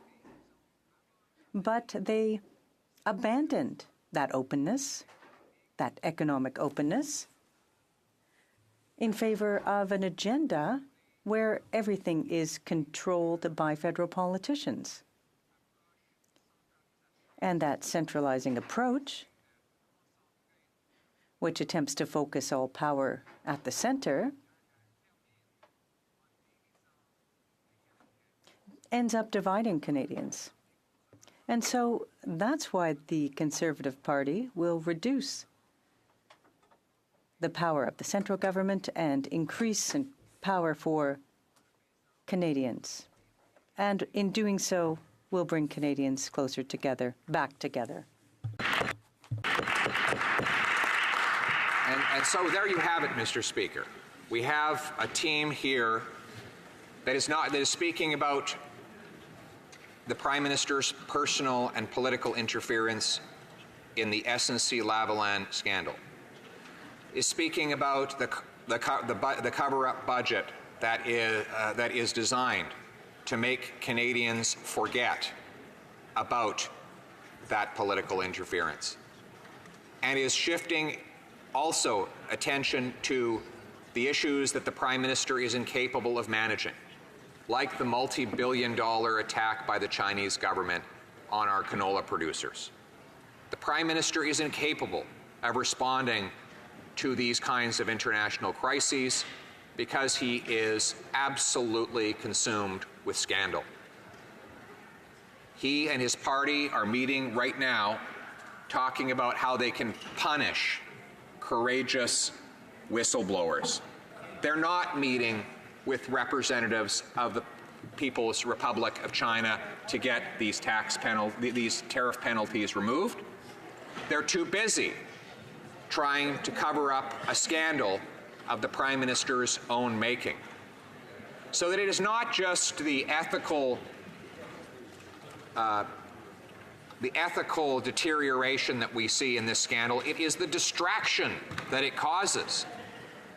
Wouldn't you like to know right now, Mr. Speaker, that the Prime Minister is at his desk busily working on a strategy to end this trade attack by China? He is not. He's busy working, huddled with advisors, trying to find a way to punish whistleblowers, courageous women in his own party, for daring to tell the truth about his conduct. Wouldn't you like to know that he is busily on the phone with his ambassador in Washington discussing a plan to end Trump's tariffs on steel, aluminum, and softwood, or to end Trump's Buy America policy that discriminates against Canada? No, he's not doing that. Right now, he's busy huddled up with a group of political advisors trying to hatch a plan to cover up a scandal and punish the women who exposed it. Wouldn't you like to know that the Prime Minister is busy meeting with finance officials, urgently crafting a plan to phase out the deficit over the medium term and prepare us for troubled times that might be in our future? But, well, we know that even if he weren't distracted by scandal, the deficit wouldn't be of the least bit of concern, because of course we know he thinks that budgets balance themselves. But the point is, Mr. Speaker, I will allow you I will cede the floor to you for Standing Order 31 statements by saying that we need to have a Prime Minister who is not capsizing in his own ship of corruption and scandal, but instead is working hard every single day to serve the Canadian people and get the job done so that Canadians can get ahead. Statements by members. Déclaration des députés. The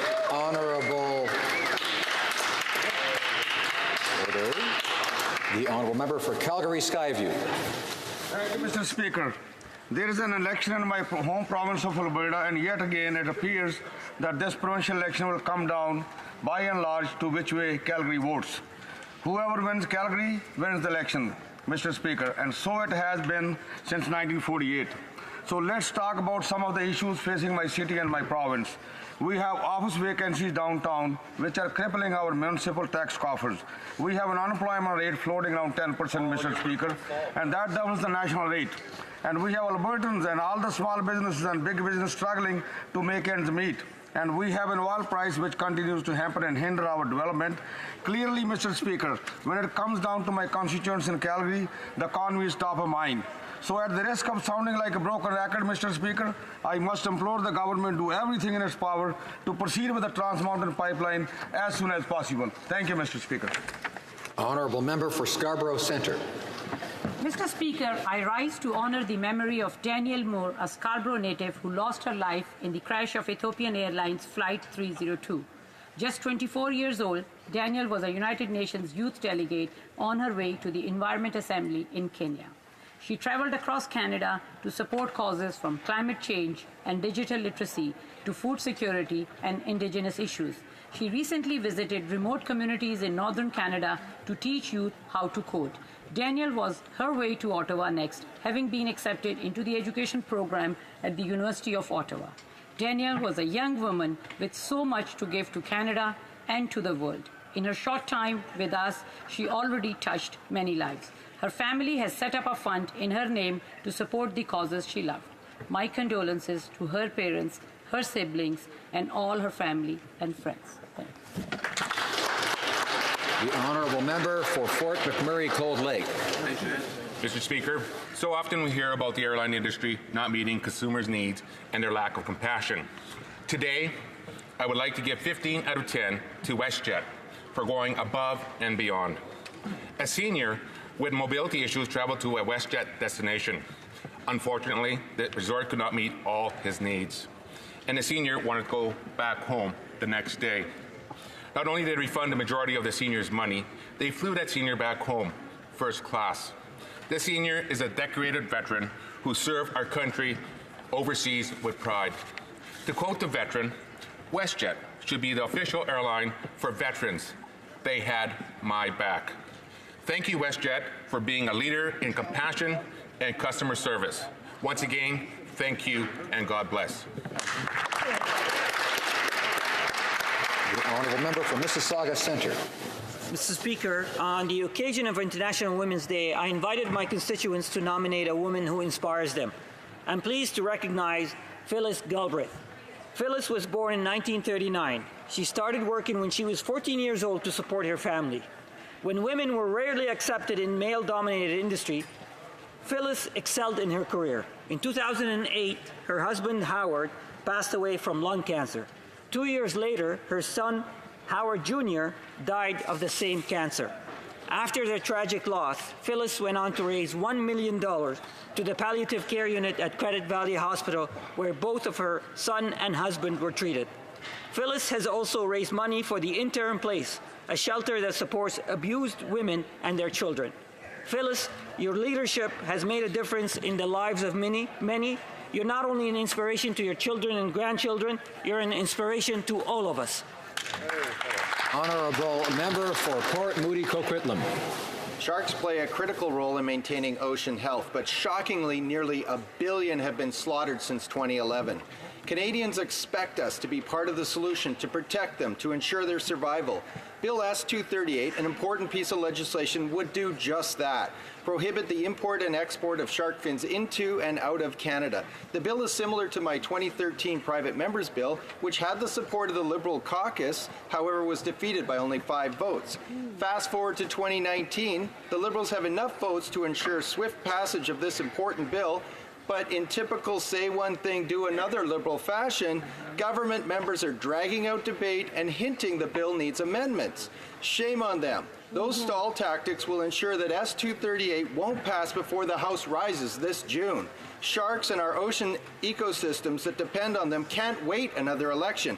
The government has an opportunity to do the right thing here. Let's pass this bill, end this destructive practice, and move forward on restoring ocean health. The honourable member for Châteauguay-Lacolle. Mr. Speaker, my riding is known for fostering the development of elite athletes.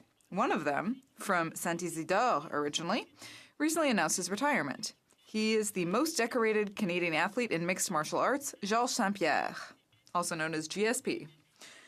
With 26 wins and only 2 losses as a UFC fighter, and 9 consecutive middleweight titles, many consider him to be the most famous Canadian athlete in the world.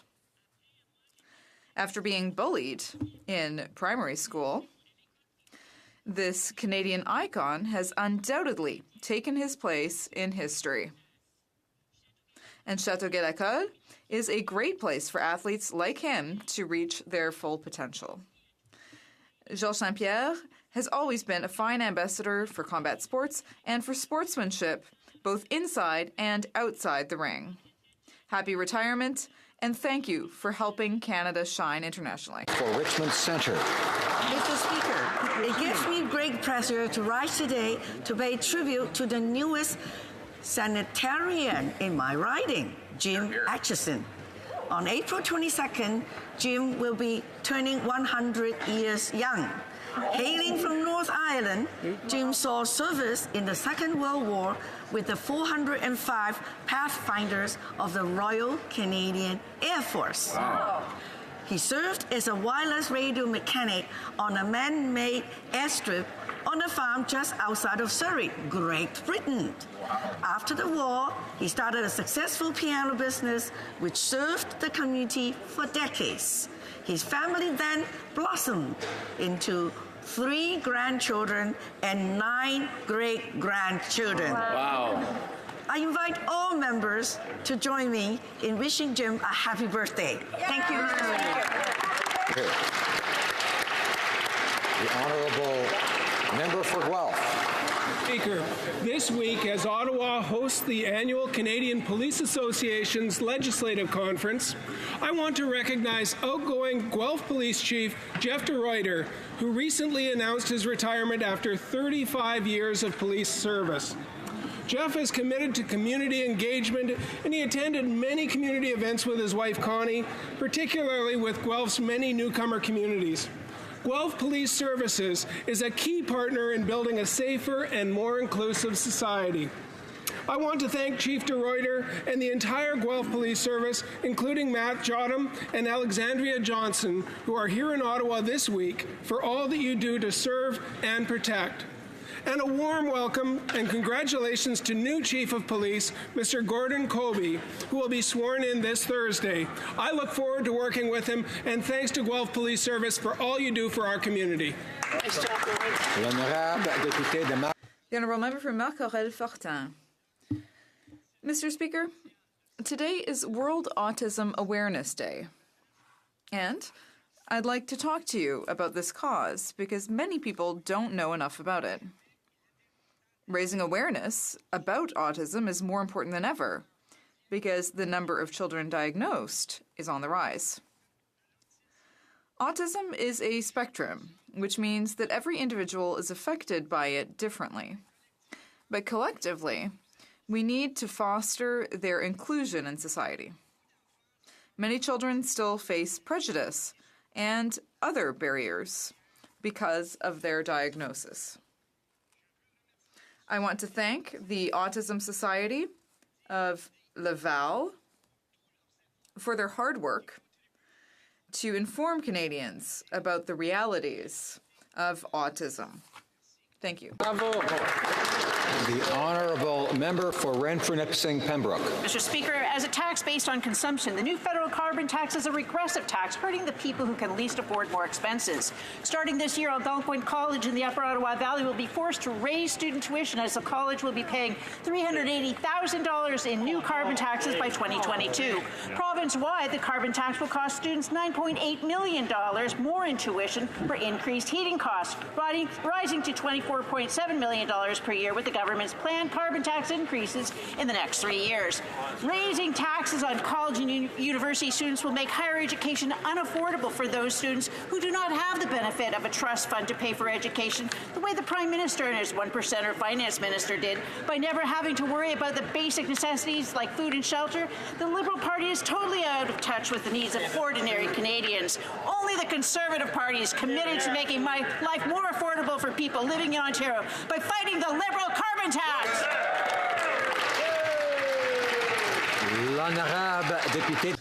The Honourable Member for Alfred Pellan. Mr. Speaker, before I start, I hope you'll allow me to wish a happy birthday to my wife, Rana. I love you. Today, I'd like to recognize the work of Laval's Table de Concertation Conditions Féminines, or the Round Table on the Status of Women. This organization's motto is equality, commitment, and fairness, and it fights to improve the quality of life for all women in the Laval area. The organization defends the needs and rights of women with respect and solidarity, and it's become an essential institution in our community. Thank you for 30 years of fighting against all forms of violence against women. Thank you for 30 years of unwavering commitment to the women of Laval. And thank you for giving hope to the women of today and tomorrow. Happy anniversary for these 30 years. Honourable Member for Yukon. Mr. Speaker, 1 year from now, the 2020 Arctic Winter Games will take place in Whitehorse. This will mark 50 years since the Arctic Winter Games began in 1970. The first-year games were opened by the Right Honourable Pierre Elliott Trudeau. We are proud and thrilled to once again have the opportunity to invite the circumpolar world to our capital city. This marks our 7th time in hosting the event in the Yukon. The International Celebration of Northern Sports and Culture will gather more than 2,000 athletes to compete against their peers, show discipline, set personal bests, and practice their passion for their sport.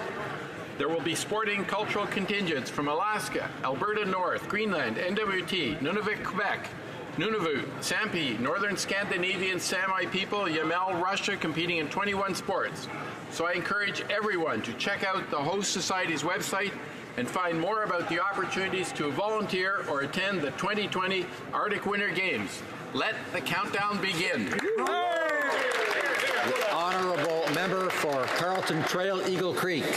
Yesterday, in the worst April Fool's prank in history, the Liberal government forced their carbon tax on Canadians. Over the past number of weeks, I have spent time consulting with my constituents during my spring tour.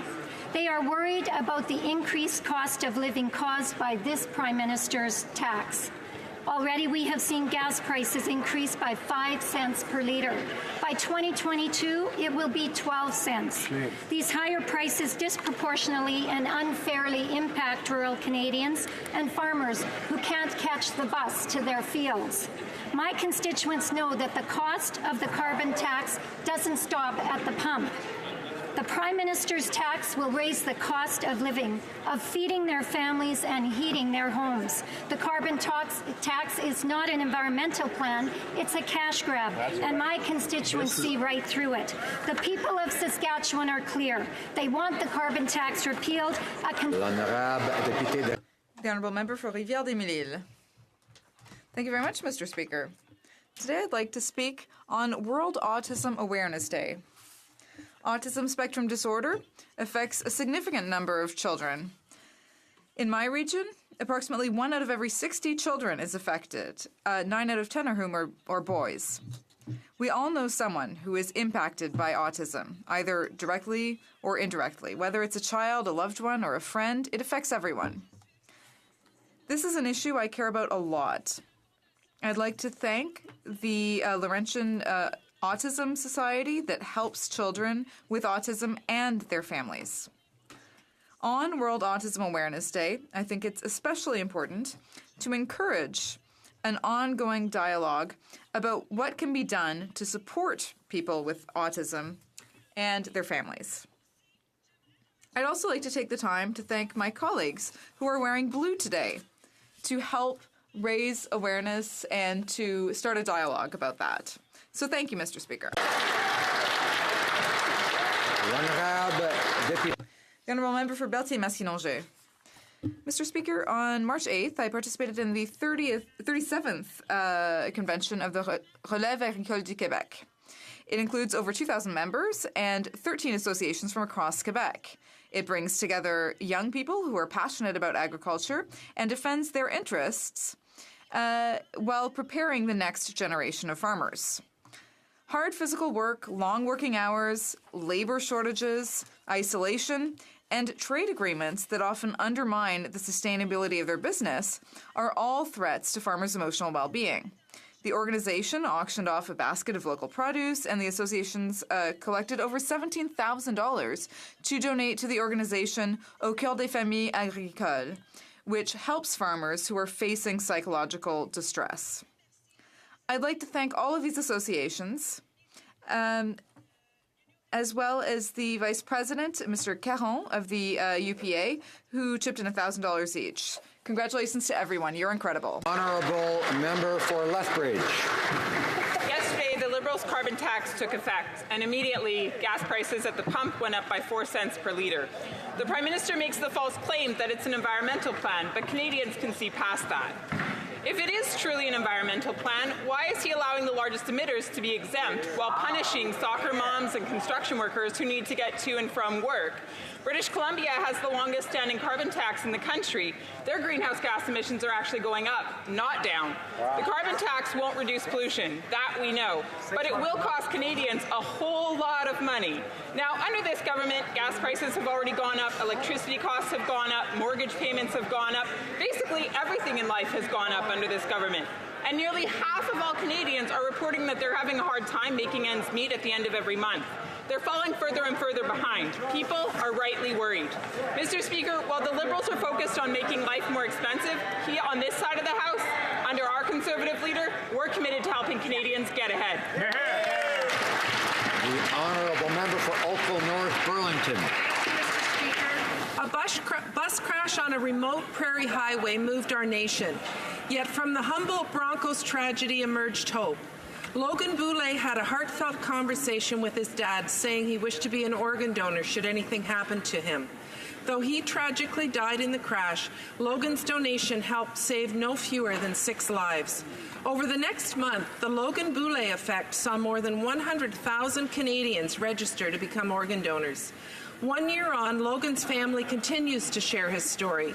This week is National Organ and Tissue Donation Awareness Week, and Sunday is the first annual Green Shirt Day honoring Logan's legacy. Our government recognizes the importance of organ donations and transplants with over $35 million in budget 2019 to ensure that those needing a transplant can be matched with a donor. The Boulays are here today. I thank them with all my heart. Your son is a hero who has helped so many get the most precious gift of all, life.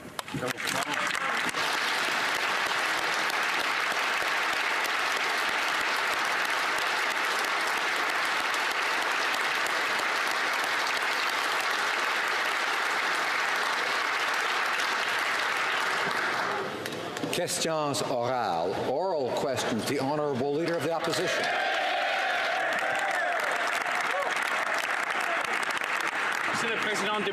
Mr. Speaker, since February 7th, the Prime Minister has given us different versions of the story to try and end this corruption scandal. In the beginning, he said that the allegations were false. Then the current Attorney General said that neither the Prime Minister or his office pressured the former Attorney General. We know that none of this is true. When will the Prime Minister stop misleading Canadians? The Honourable House Leader. It's important for Canadians to know that Canadians have to have the opportunity to listen for themselves, and that's exactly why he waived solicitor client privilege and cabinet confidence. We know that the members who sit on the Justice Committee asked to hear witnesses, and they heard their testimony, and all the facts are now public, and Canadians can hear for themselves. Thank you very much, Mr. Speaker, the Honourable Leader of the Opposition. The Minister's first response to these allegations were simply that they were false, that he never put pressure on the former Attorney General. In fact, the current Attorney General had the replacement to replace the former Attorney General who refused to go along with the political interference, said, and I quote, "Neither the Prime Minister nor his office put my predecessor or me under pressure." We now know that that wasn't true. So why does the Prime Minister find it so hard to say things that just aren't true? The Honourable Government House Leader. Canadians be able to hear for themselves, and that's exactly why Justice Committee meetings took place in public. Justice Committee members sat down together, they set parameters for a discussion. These allegations, for the entire period of these allegations, the Prime Minister waived solicitor client privilege as well as cabinet confidence so that Canadians could hear for themselves, Mr. Speaker. Something we heard at committee was that the rule of law in Canada is intact, that the rule of law was followed at all times. These were decisions for the Attorney General to take, and it's important that Canadians note that we will continue to raise the bar so that we can continue to support and improve our institutions. The Honourable Leader of the Opposition. Order. So there Their defense, Mr. Speaker, is that everything's okay because they got caught. That's not going to cut it for Canadians. Nobody's buying the Prime Minister's excuse. The phone call between the former Attorney General and Michael Warnick made it crystal clear. Michael Warnick says multiple times that the Prime Minister was firm. He says he was, quote, determined, quite firm, that he's in a firm mood about this, that he's in a pretty firm frame of mind about this, and finally, and I think he's going to find a way to get it done one way or another. Now, the former Attorney General has implored her colleagues to let truth be the authority rather than authority be the truth. So when will Liberals finally start telling the truth? Honourable Government House Leader. There are members that sit on the Justice Committee set parameters. There are members from all recognized parties that sit on the Justice Committee. For the period in which those allegations have been alleged, the Prime Minister waived solicitor-client privilege as well as cabinet confidence because Canadians should be able to hear for themselves. And that's exactly why those meetings took place in public. Within those meetings and when witnesses appeared, gave their testimony, additional documents were requested. Those documents have now been provided to Justice Committee members. We know that they can make decisions for themselves. We have confidence in our institutions, and Canadians can have confidence as well. Thank you, Mr. Speaker. L'honorable député de Charbonneau. The honourable member for Charbonneau-Saint-Charles. The Prime Minister has said many things he knows to be untrue. We know that Michael Warnick placed the call on behalf of the Prime Minister. We know that Mr. Warnick mentions the PM 24 times during the call. The audio recording is the latest proof that sheds light on this corruption scandal. Why is the Prime Minister being obstructionist and preventing the Justice Committee from doing its work? The Honourable Government House Leader. As I've said, Canadians have to have the opportunity to hear for themselves, and that is why the Prime Minister waived solicitor-client privilege and cabinet confidence, and why witnesses were able to appear and share their testimony. We know that these meetings took place in public, and now all these facts are public for Canadians to hear, and they can understand for themselves. And we know the system is working. We trust our institutions, and Canadians can also trust them. Thank you very much, Mr. Speaker. The honourable member for Charbonneau-Saint-Charles. Mr. Speaker, the Canadians aren't trusting this Prime Minister or his government. The Justice Committee and the witnesses that were asked for, Telfer, Mr. Bouchard, Amy Orchard, Ben Chin, Justin Toh, Jessica Price. The Liberals sitting on this committee refused to hear from them. These witnesses had real things to say. So how come the Prime Minister is hiding the truth from Canadians? Let the Justice Committee do its work. The Honourable Government House Leader. Mr. Speaker, Canadians can hear this for themselves, and that is why these meetings were held in public. And that's exactly why witnesses were able to share their testimony, even though the Conservatives don't want to hear the facts. But all of these facts are now public so that Canadians can decide for themselves. We know that we can always do better, and that is exactly why the Prime Minister did take responsibility, and that is why he has established additional measures so that we can continue to work for Canadians. Thank you, Mr. Speaker. The honourable member for Berthier-Masquis-Danger. Mr. Speaker, the Liberal caucus hasn't been beating around the bush. Instead of providing Canadians with the truth, they're spending all their time criticizing and even attacking the former Attorney General for having recorded a conversation during which she was asked 17 times in 17 minutes to change her decision. This is how Liberals treat honest women and their party. How can the Prime Minister maintain that he encourages women to get involved in politics when he doesn't even stand up for them when it counts? The Honourable Government House Leader. Mr. Speaker, as I said, the members who sit on the Justice Committee decided amongst themselves to have a conversation, to hear from witnesses, and they did come to the committee and they provided their testimony. All the facts are now public. It's important for us to have trust in our institutions, but even though the NDP are siding with the Conservatives, they want to play politics instead of letting us do our very important work. We're going to continue to have trust in our institutions, and we know that Canadians will too. The Honourable Member for Berthier-Masquis-Danger. Cracking a joke to make your donors laugh, that's normal, but mocking a protester seeking to improve the catastrophic situation in the Grassy Narrows First Nations, this is completely unacceptable and shameful, especially since the Prime Minister still hasn't shown up for them and solved their mercury poisoning crisis in their community. This is not a game. It's not funny, Mr. Speaker. When will the Prime Minister go to Grassy Narrows to understand the full extent of this situation? Thank you. Yeah. The Honourable Minister for Indigenous Affairs. Grassy Narrows. In our commitment to build a health facility in that community. Officials are in regular contact with the community to advance plans for the design and the construction of that facility, and I look forward to meeting with Chief Turtle to determine how we continue moving on this critical path forward. Thank you, Mr. Speaker. The Honourable Member for Timmins James Bay. Mr. Speaker, you'd have to look very long and hard to find a joke so dissonant and disconnected as the Prime Minister's decision to ridicule the people of Grassy Narrows. And I was speaking with Chief Rudy Turtle, and he said that nobody from the Prime Minister's office have even bothered to call to apologize.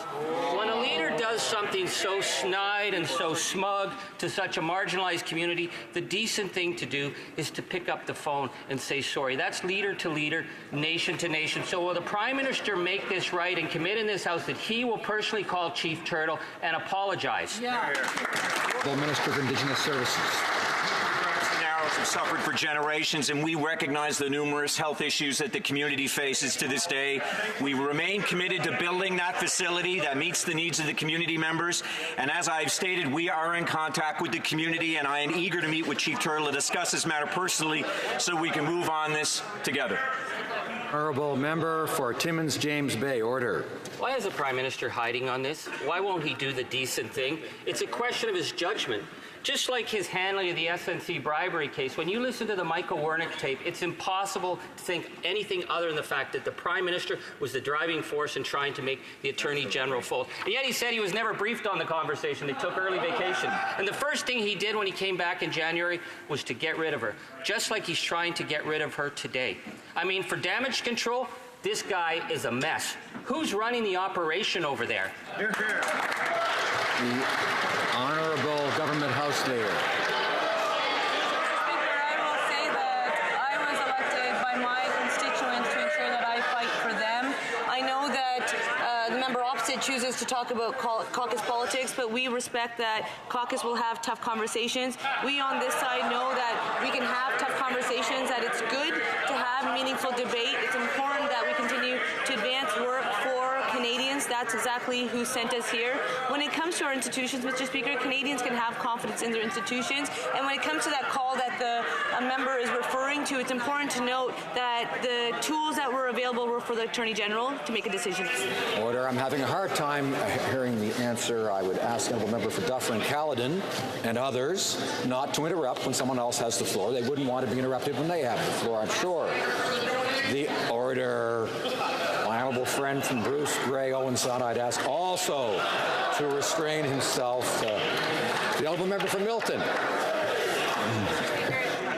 A minute ago, the House Leader indicated that the opposition members were playing politics with this matter. Well, that's interesting because that's exactly the theme of my question today. On September 17th, this is what was said about testimony in Jody Wilson-Raybould's testimony. The PM jumped in. Sorry, the member for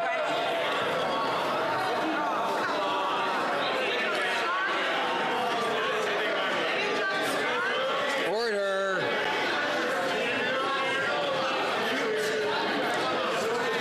Order. The honourable member is an experienced member and knows, of course, that members cannot use members' personal names in the House, so I'd ask her to carry on without doing so. Thank you, Mr. Speaker. But it's nice to see them defending her once in a while.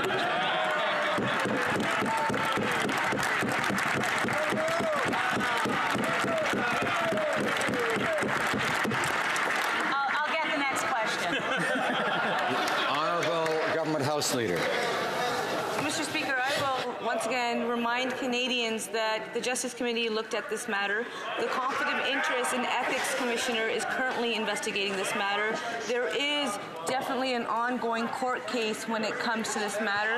Mr. Speaker, when it comes to the work that we are here to do, we will defend the best interest of Canada and the best interest of Canadians. Canadians sent us here to do important work on their behalf. We have confidence in our institutions. It was confirmed at the Justice Committee that the rule of law was followed, and we know that we can always improve, and that's why the Prime Minister took responsibility. We'll continue to work for Canadians. The honourable member for Milton. Speaker, the House Leader is completely incorrect. The Justice Committee did not make a finding that the rule of law was followed. She should withdraw that remark because that's misleading. Secondly, if you want to talk about playing politics, the former Attorney General testified on September 17th. The Prime Minister jumped in, stressing that there's an election in Quebec and that I'm an MP in Quebec, the member for Papineau. And on January 7, we learned this is how the Prime Minister concluded, after an election, everything is fresh again. This is all about politics, Mr. Speaker. How can the House Leader answer all these questions? Honourable Government House Leader.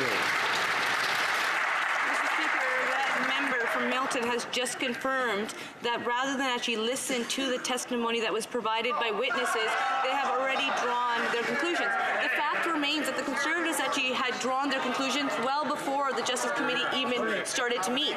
Canadians know, because they were able to publicly hear the testimony, that the former Attorney General confirmed at committee within her testimony, which took place over 4 hours, that the rule of law in Canada was intact, that Canadians had confidence in their institutions, that the rule of law was followed. Mr. Speaker, it's important that we listen to the testimony. Thank you.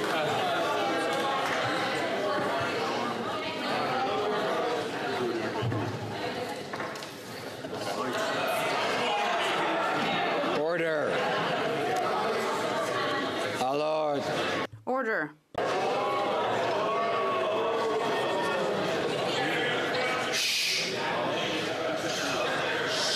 I thank members for their assistance. L'honorable. The Honourable Member for Louis Saint-Laurent. Mr. Speaker, La Presse would like to shed light on the sad Liberal SNC-Lavalin scandal. They are expecting documents from the Privy Council. Normally, we should be giving these documents 30 days after they're requested. But now we've learned that it'll take 240 days to receive them. And what a coincidence. They'll come 2 weeks after the elections.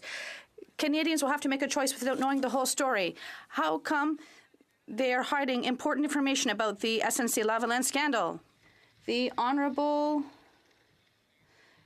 Government House Leader. Mr. Speaker, the members who sit on the Justice Committee made a decision amongst themselves to have a discussion in public on this affair, and we know that witnesses shared their testimony. We know that the members who sit on this committee asked to have more information. That's exactly why the witnesses were able to share this information. We know that the system is working because the witnesses were able to share this information. Thank you, Mr. Speaker. The Honourable Member for Louis Saint-Laurent. Mr. Speaker, she's avoiding the question. Since she wants to talk about the committee, let's talk about the committee. This morning, the Justice Committee, the members asked to hear from 10 witnesses, among which the former Attorney General. The Liberals, under their leader, are trying to prevent witnesses from speaking. Mr. Speaker, will the government finally allow Canadians to have access to all information, and why is the Prime Minister continuing to hide the truth from Canadians? The Honourable Government House Leader. Mr. Speaker, I cannot speak for the Conservatives, but I can say that the Liberal members who sit on the Justice Committee, like all committees, including the Justice Committee, make their decisions themselves. And I know that the Conservatives take instruction from their leader. We know that was the case for 10 years under Stephen Harper. And now it's the case with the new leader. They've chosen a new leader, but their policy hasn't changed. Nothing's changed. But our members make their own decisions themselves. Thank you.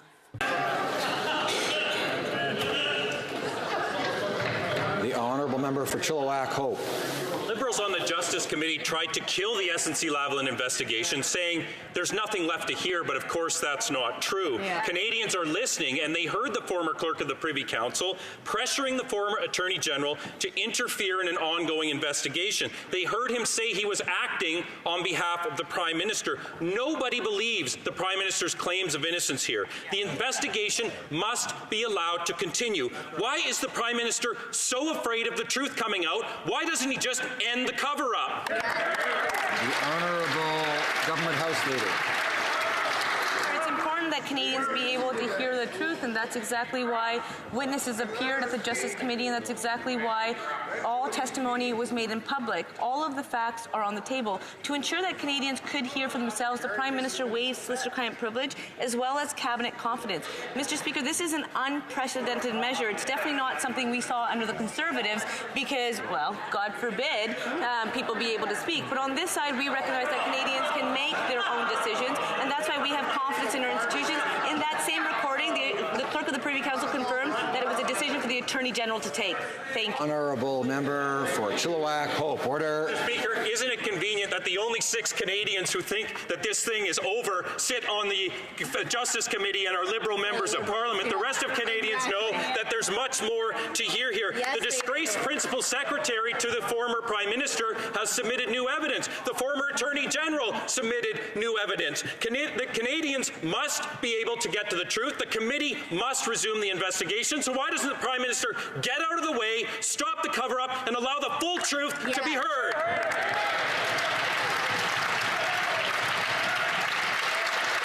The Honourable Government House Leader. Mr. Speaker, there is an ongoing court case on this matter. The Conflict of Interest and Ethics Commissioner is currently investigating this matter. Justice Committee members did study this matter, and that member has just confirmed that the system is working because witnesses were able to provide additional information to committee just as committee members had asked for. Mr. Speaker, that member has just confirmed that the system is working, that Canadians can have confidence in their institutions, and we should. We should have confidence in our institutions because they are functioning for Canadians. Thank you, Mr. Order. The Honourable Member for Churchill-Huatnook-Askey. Mr. Speaker, Canadian scientists are sounding the alarm. Canada is warming twice as fast as the rest of the world, and it's effectively irreversible. The report is scathing, but it's no surprise. This government is defending Harper's climate targets. They're still subsidizing the oil industry to the tune of billions of dollars, and they spent $4.5 billion of our money to buy a pipeline. Northerners want action. Young people are demanding it. The time for timid is over. We need big action. We need a Green New Deal. So the question is, when will this government take bold action to take on catastrophic climate change? Well, Minister of Environment. I absolutely agree we need bold action, and that's exactly what we do. We have a climate plan with over 50 measures. Let's talk about what those measures are. First of all, as of yesterday, it's no longer free to pollute anywhere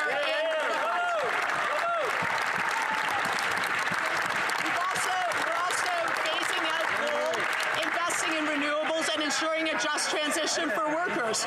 We're ensuring energy efficiency measures so we can support businesses, schools, hospitals, municipalities save money, and so they can also take action on climate change. We're investing in clean solutions. We're taking action, but The Honourable Member for Rosemont-La Petite Patrie. In 2015, the Liberals promised to end subsidies for oil companies. Then it was just the inefficient subsidies. Already, this was suspicious. Then this morning, surprise, we learned through the Environment Commissioner that they didn't even provide a definition for the term inefficient.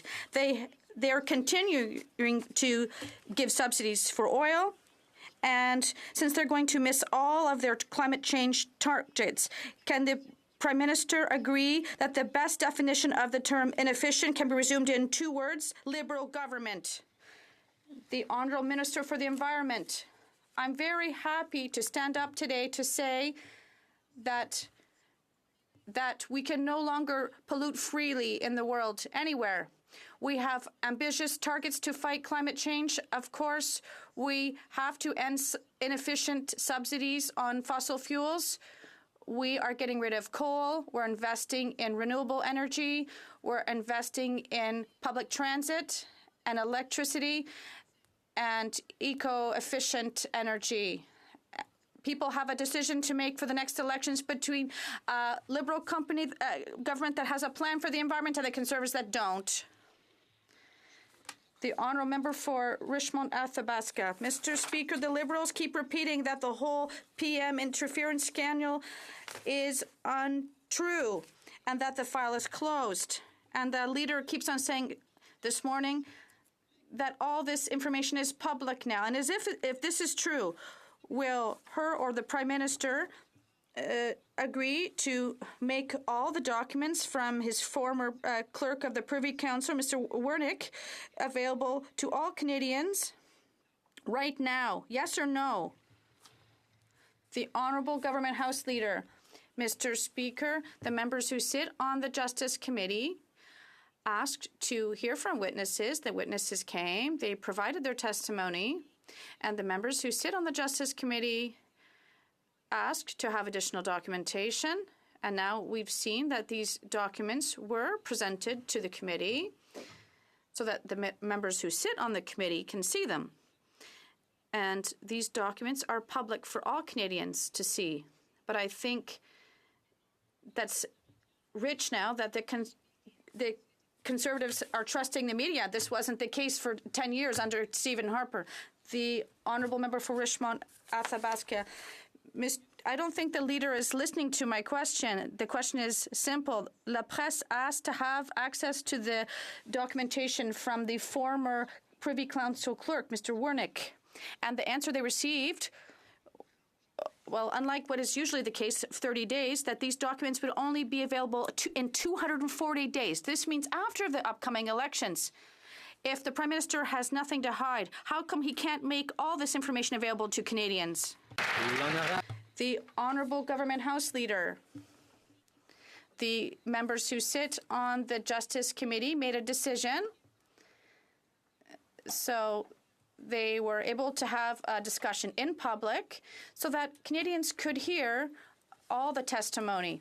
The Prime Minister waived solicitor-client privilege and cabinet confidence, and I think it's very important for us to have trust in our institutions. We know now that these documents were requested, and now they're going to receive these documents. Thank you very much, Mr. Speaker. I don't think the Government House Leader is hearing the question, so I will try again.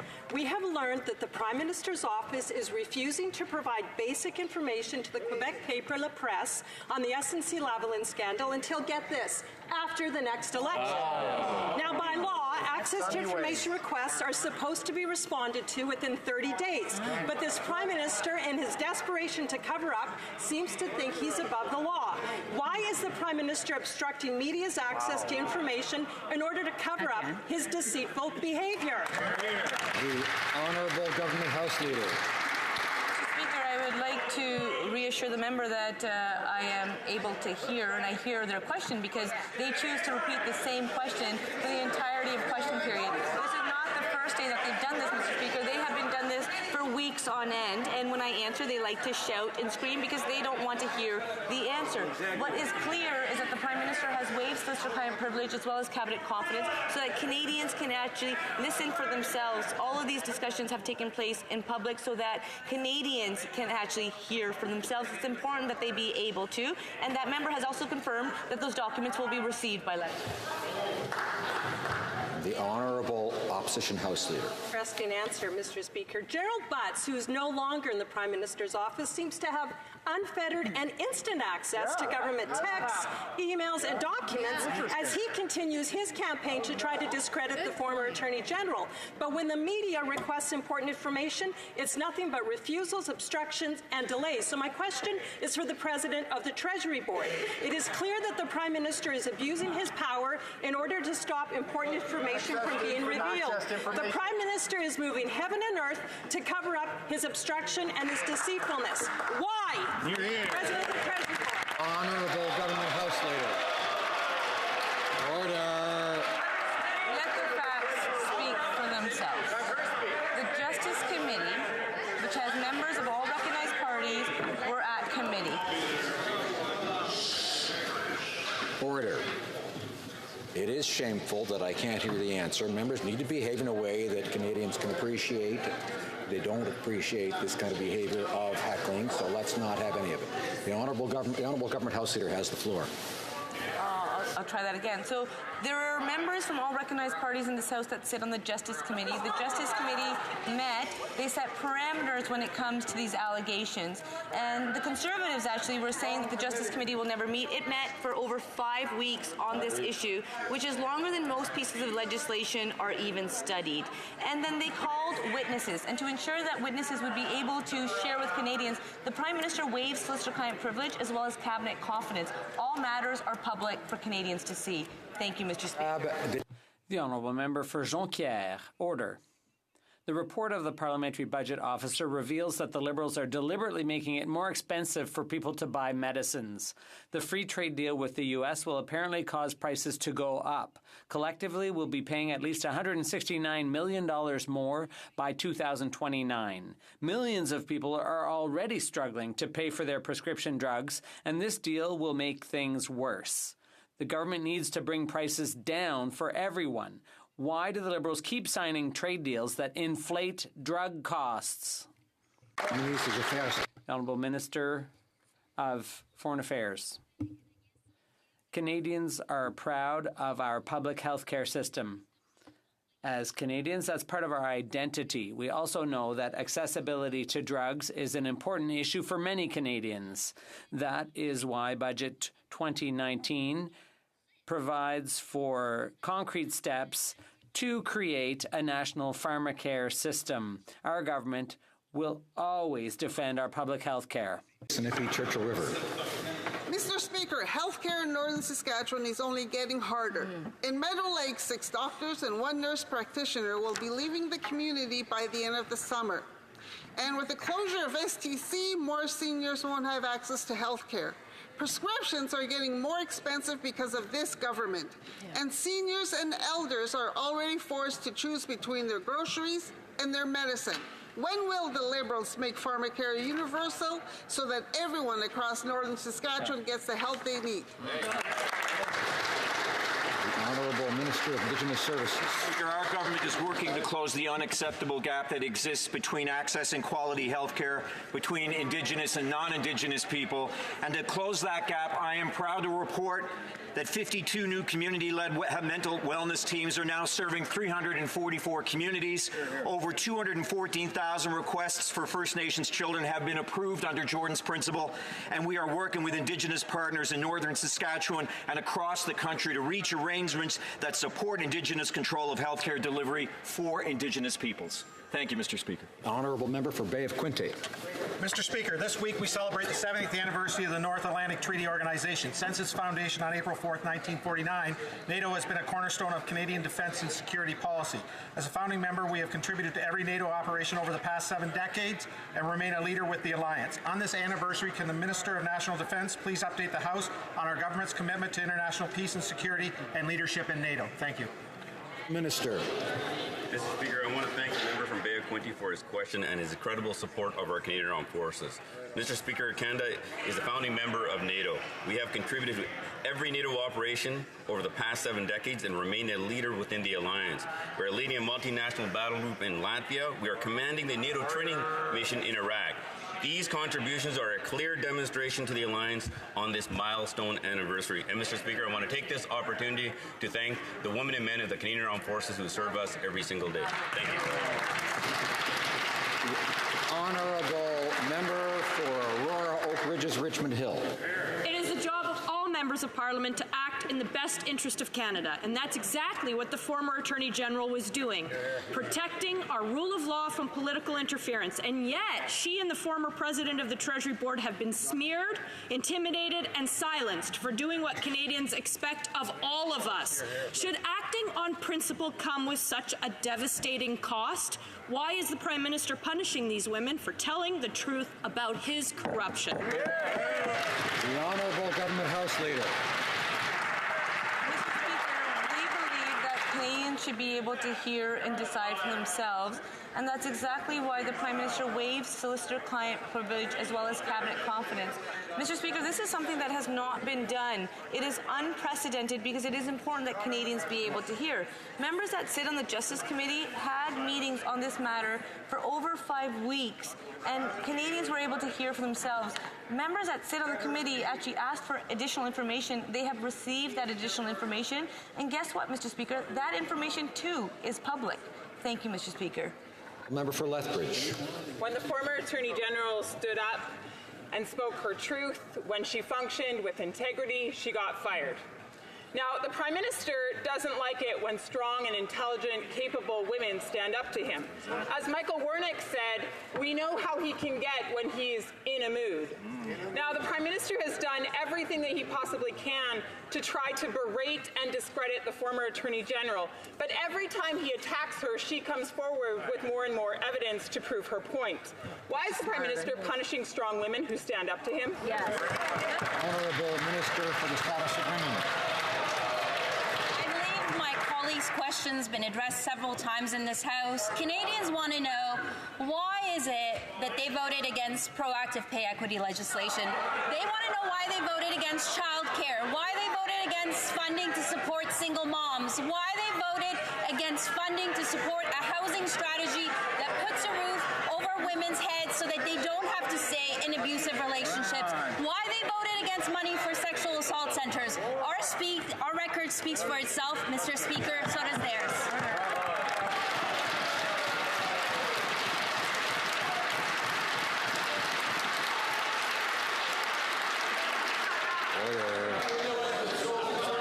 Order.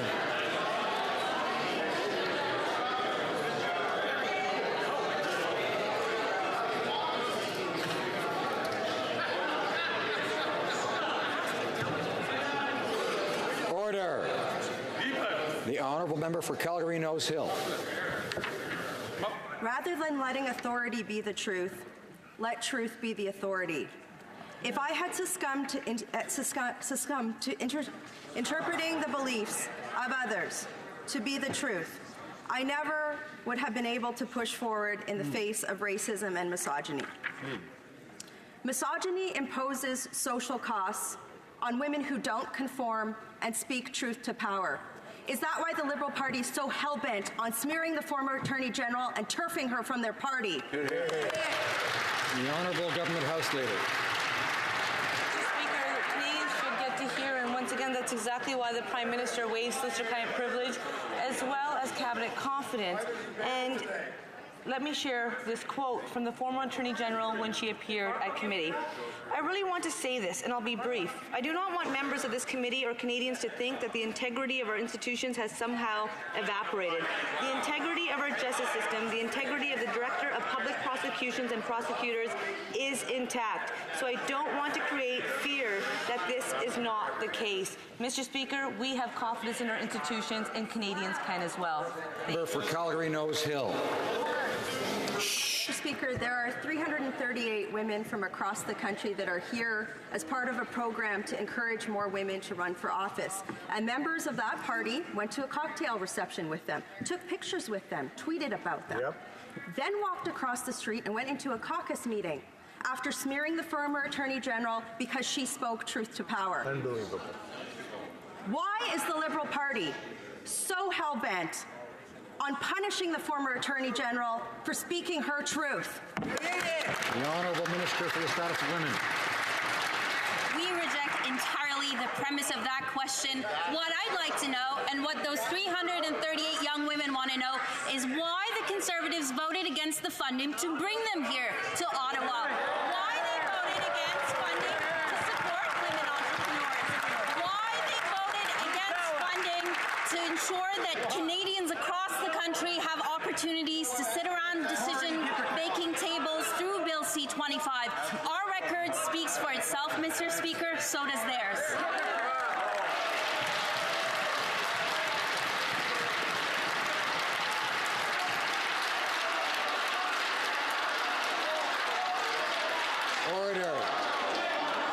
Order. I would ask the honourable member for Prince George, Peace River, Northern Rockies, and others, not to be yelling when someone else has the floor. And I'd ask members to come to order.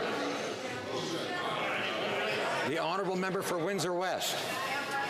Fiat Chrysler is investing $4.45 billion in Detroit, creating 6,500 jobs. I asked the minister to set up a task force to ensure Canadian workers and Canadian companies could benefit from this next generation investment.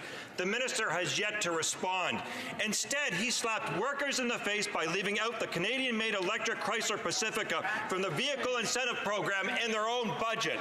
The minister was forced to reverse this government's blunder, but we still need a new product to protect the Windsor workers, and 1,500 jobs are on the line. What is the point of his $2 billion fund if he never uses it? Is he finally going to get some investment? Honourable Minister of Innovation. To correct the record, the $2 billion fund that the member opposite is referring to is the Strategic Innovation Fund, and absolutely the automotive sector has benefited from that fund. We've seen 40 projects move forward, which has resulted in $6 billion worth of new investments since we formed government in 2015 in the automotive sector. We've seen thousands of jobs created, but at the same time we recognize that the FCA third shift closure is very difficult for the workers and their families and the community of Windsor. We'll continue to work with the union and the leadership to find a solution and get new mandates here in Canada.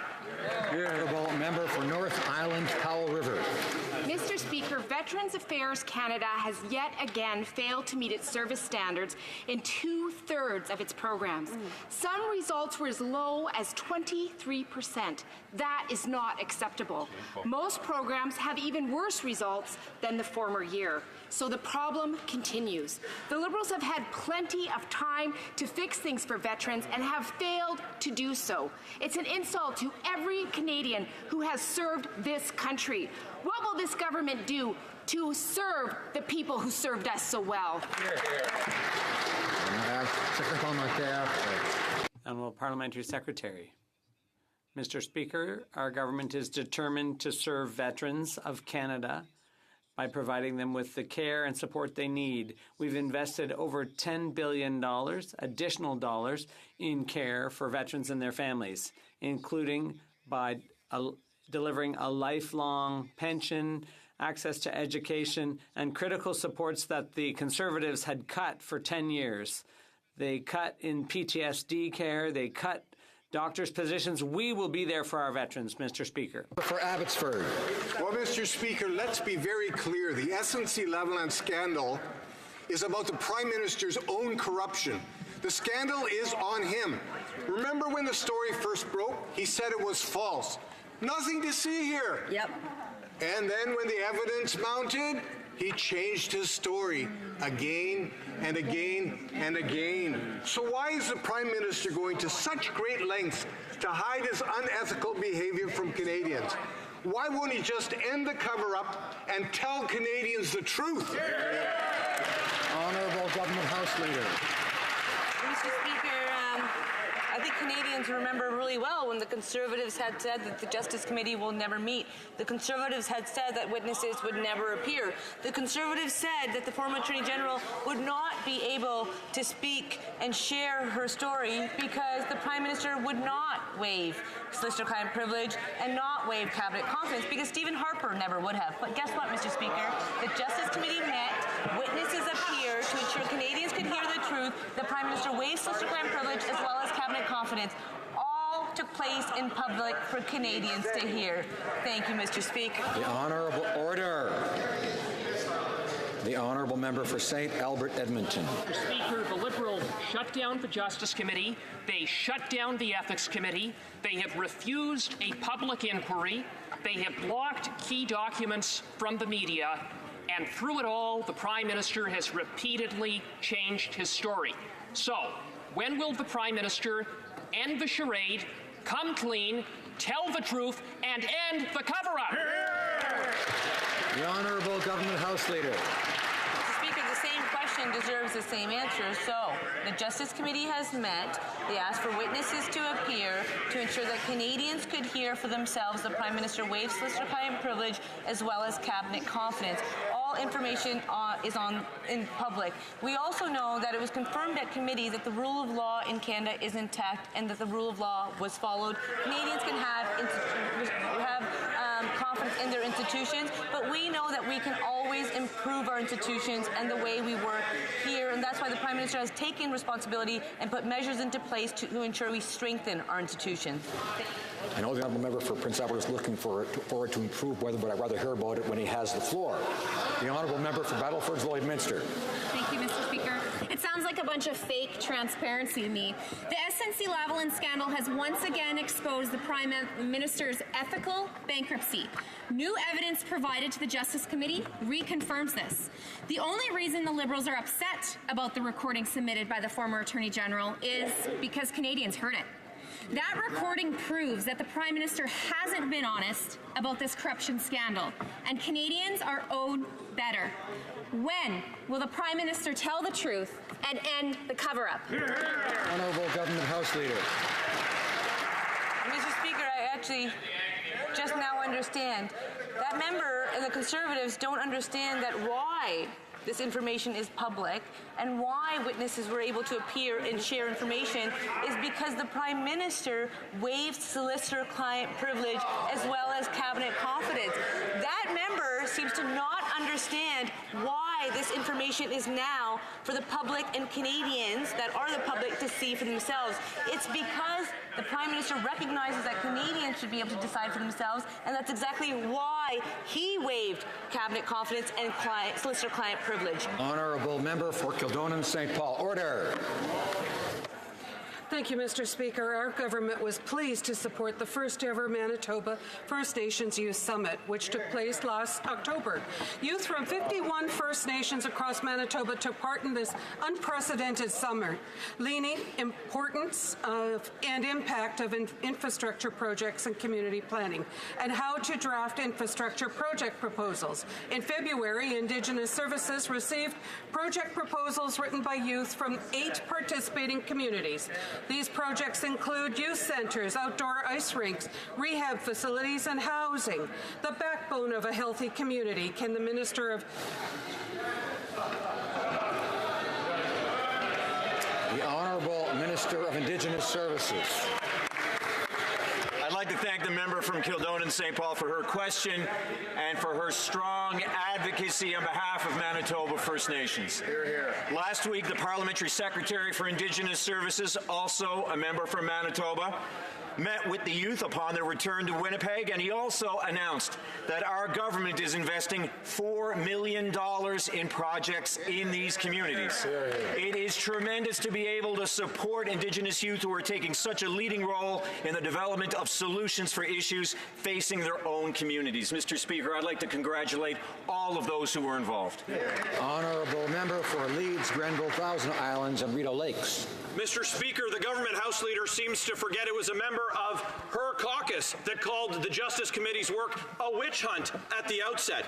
Now, with the release of the recorded phone call between the former Attorney General and Michael Wernick, we've received confirmation of the Prime Minister's coordinated, sustained, inappropriate campaign to interfere with the independence of the judicial system. Wow. Section 139 of the Criminal Code says everyone who willfully attempts in any manner to obstruct, pervert, or defeat the course of justice in a judicial proceeding is guilty of an offense. Has the Prime Minister been contacted by the RCMP?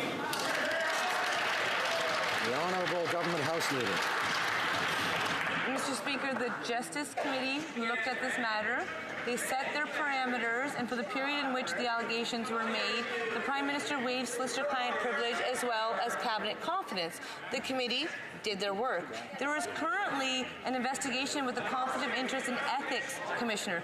There are officers of Parliament that do important work, and those institutions are functioning. When it comes to the rule of law in Canada, there is also an ongoing court case.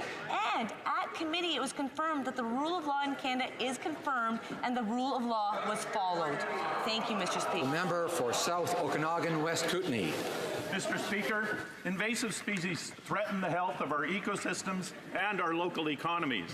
And in my riding of South Okanagan, West Kootenay, we are very concerned about the threat of zebra mussels. Today, the Environment Commissioner's report confirmed that the Liberal government has no plan and completely inadequate enforcement measures to keep invasive species out of our lakes and rivers.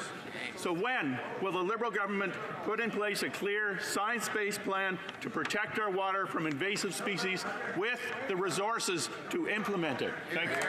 Honourable Minister of Fisheries and Oceans.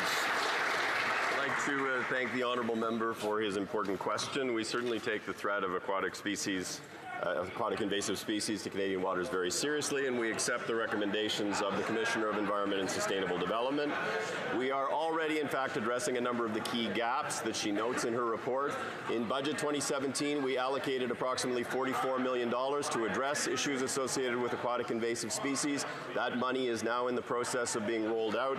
We are working actively with the provinces, who also have jurisdiction in this area, to ensure that we have a comprehensive plan to address the issue of aquatic invasive species. The honourable member for Dorval-Lachine-LaSalle. After 10 years of neglect by the previous government, federal science and research infrastructure was at an all-time low. Our researchers were muzzled, our labs were shuttered, and evidence-based decision-making was nowhere to be seen. It has been 3 years of hard work by our government to return science to its rightful place. Can the Minister of Science and Sport please tell this House how our government is repairing the 10 years of damage on our researchers and our research infrastructure? Thank you. Minister. Mr. Speaker, I'd like to thank my colleague for an excellent question. Unlike the previous government, our government understands we must invest in our researchers and students. That's why, since coming to government, we've invested over $10 billion in science and research to support our world-class researchers.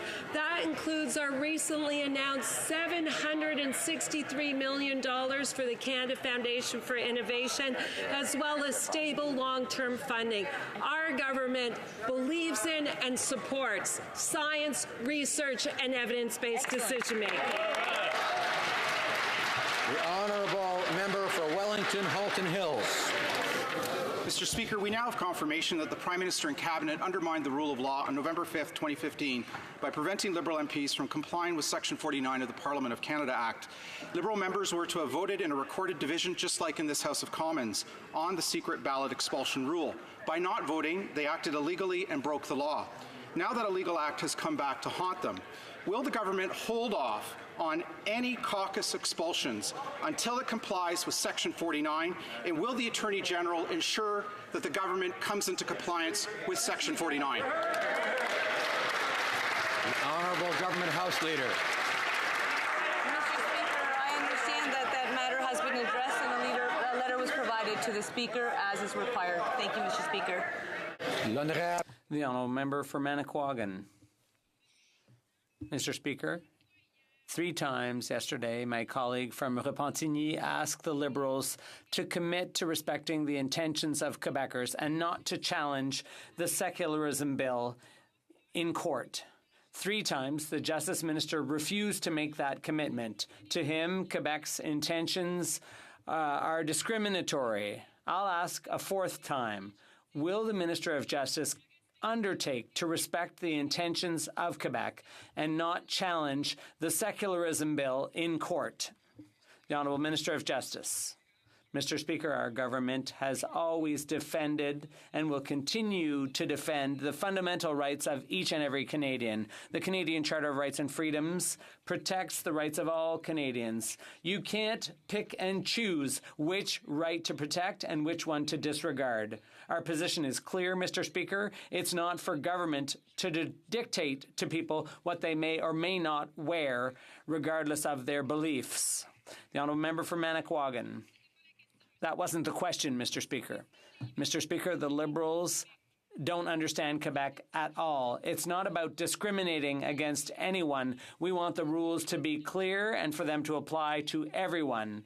One set of rules for all. That's not discriminatory. It's the opposite. Discrimination is the opposite of that. Will the minister undertake to respect the intentions of Quebecers, or will the federal government once again come in and trample Quebec's rights to make its own choices? The Minister of Justice. Canada is a secular country, and that's reflected in all our institutions. Government workers are allowed to display their beliefs, and no one should have to choose between employment and their right to wear a sign a religious symbol. It's all of our responsibilities to respect fundamental rights, and any erosion of those rights is unacceptable. Canada is open, inclusive, and rich with its diversity. Thank you, Mr. Speaker. Family reunification is extremely important to our immigration system. In 2014, we had a first-come, first-served application system that didn't work. In 2016, we moved to a lottery system that wasn't working very well. And last year, we moved to another system, but I've had constituents come into my office time and time again to complain that the portal was only open for a few minutes. So can the Minister of Immigration please update this House to ensure that family reunification is fair and transparent for all Canadians? Thank you, Mr. Speaker. Well, Minister of Immigration. Member for the important question. We have done a lot to make sure that we've reduced the processing times for parents and grandparents to be reunited from 7 years to under 20 months, making sure that we've increased the spaces available for Canadians to sponsor their parents and grandparents from 5,000 spots under the Conservatives to more than 20,000 spots under our government. We'll continue to be ambitious in that regard and listen to Canadians to further improve the process. Thank you, Mr. Speaker. The honourable member for Milton is arising on a point of order arising on a question period. Thank you very much, Mr. Speaker. Mr. Speaker, there are two different answers given with respect to whether or not the rule of law was discussed at the Justice Committee. In one response, the House Leader indicated that it was a decision. The Justice Committee concluded the rule of law. In the second answer, she indicated that it was confirmed at committee. I just want to make sure that Hansard reflects the truth, and it's important, Mr. Speaker, because of this. The House is receiving information from the committee indicating what a result of a committee was. It's incorrect information if it's about what the committee concluded, because there are no motions and there are no reports to back up what the House Leader has said. Therefore, I would suggest, Mr. Speaker, that we review Hansard and make sure that if she wishes to say confirmed, that's fine. But if she says concluded, it's erroneous and should not be in Hansard. Honourable Government House Leader is rising to respond to this point of order. Mr. Speaker, to respond to the member from Milton, it's first of all important to note that everything that's said on the Hansard, members do have the opportunity to review to ensure that the Hansard is representative and reflective of exactly what was intended to say. It's also important that the member from Milton actually look at what the Justice Committee was studying, and she will note that it was a study, and that's exactly what it did. And my intention was always to confirm that witnesses that testified at the Justice Committee confirmed that the rule of law in Canada was intact and the rule of law was followed. Thank you, Mr. Speaker. I want to thank the honourable member for Chilliwack Hope is rising on the same point of order. On a different point of order, I'll just indicate that I will examine the question, the point of order raised by the honourable member from Milton and responded to by the honourable Government House Leader, whose comments I appreciate on both sides, and if necessary, come back to the House on it. Now, member for Chilliwack Hope. Yes, thank you, Mr. Speaker. Of course, over the last 2 days, we have not had routine proceedings in this House, but I understand if there is unanimous consent that we could revert back to the request for emergency debate to allow us to consider the request from my colleague to have an emergency debate about the canola crisis facing our farmers in Western Canada. I'd seek unanimous consent of the House to revert back to request for emergency debates so that we could consider that right now, Mr. Speaker. Does the honourable member have unanimous consent of the House to return to? No, there is no unanimous consent. The honourable parliamentary secretary to the Government House Leader is rising on a point of order. Thank you, Mr. Speaker. There have been discussions amongst the parties, and if you seek it, I think you'll find the unanimous consent for the following motion: that notwithstanding any standing order or usual practice of the House, Bill S-1003, an act to amend the United Church of Canada Act, be deemed to have been read a second time and referred to a committee of the whole, deemed considered in the committee of the whole, deemed reported without amendment, deemed concurred in at report stage, and deemed read a third time and passed. Does the honourable member have, the honourable parliamentary secretary have the unanimous consent of the House to move the motion? Agreed. The House has heard the terms of the motion. Is it the pleasure of the House to adopt the motion? Adopt. Carried. Third reading of this bill. Troisième lecture de ce projet de loi. Orders of the day. Government orders considering Ways and Means motion number 27 about budgetary policy. Resuming debate, the honourable member for Carleton.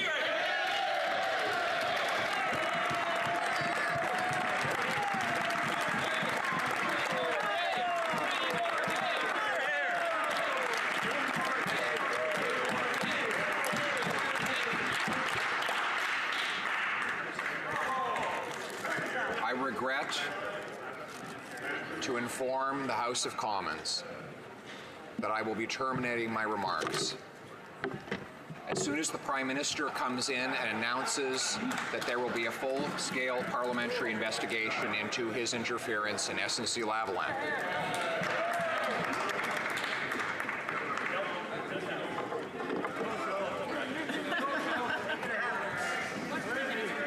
I guess I will not be terminating my remarks just yet, Mr. Speaker. They will have to go on. And I'm getting some heckles from across the way from my colleagues. Somebody yelled across the way that I have a crooked tie. It is better to have a crooked tie than a crooked leader.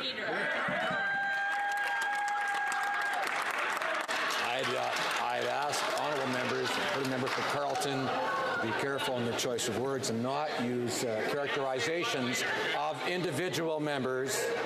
Order. And we should always avoid characterizing individual members as opposed to a government, a party, etc., or policies or decisions. That's another matter. Now, member for Carleton. Very much, Mr. Speaker. There are new developments in the SNC-Lavalin scandal just breaking today, and I rise today to bring them to the House's attention. As you'll recall, Mr. Speaker, the Justice Committee decided to convene an investigation into the Prime Minister's interference in the criminal prosecution of the company known as SNC-Lavalin. That investigation, unfortunately, was short-lived.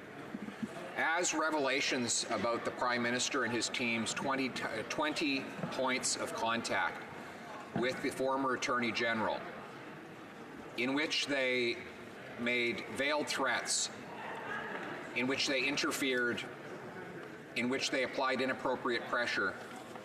As all of this came to light in the committee, members of the Liberal side, who constitute a majority, voted to shut down the investigation altogether. I was present when that happened, and it was clear that the government had engaged in a cover-up.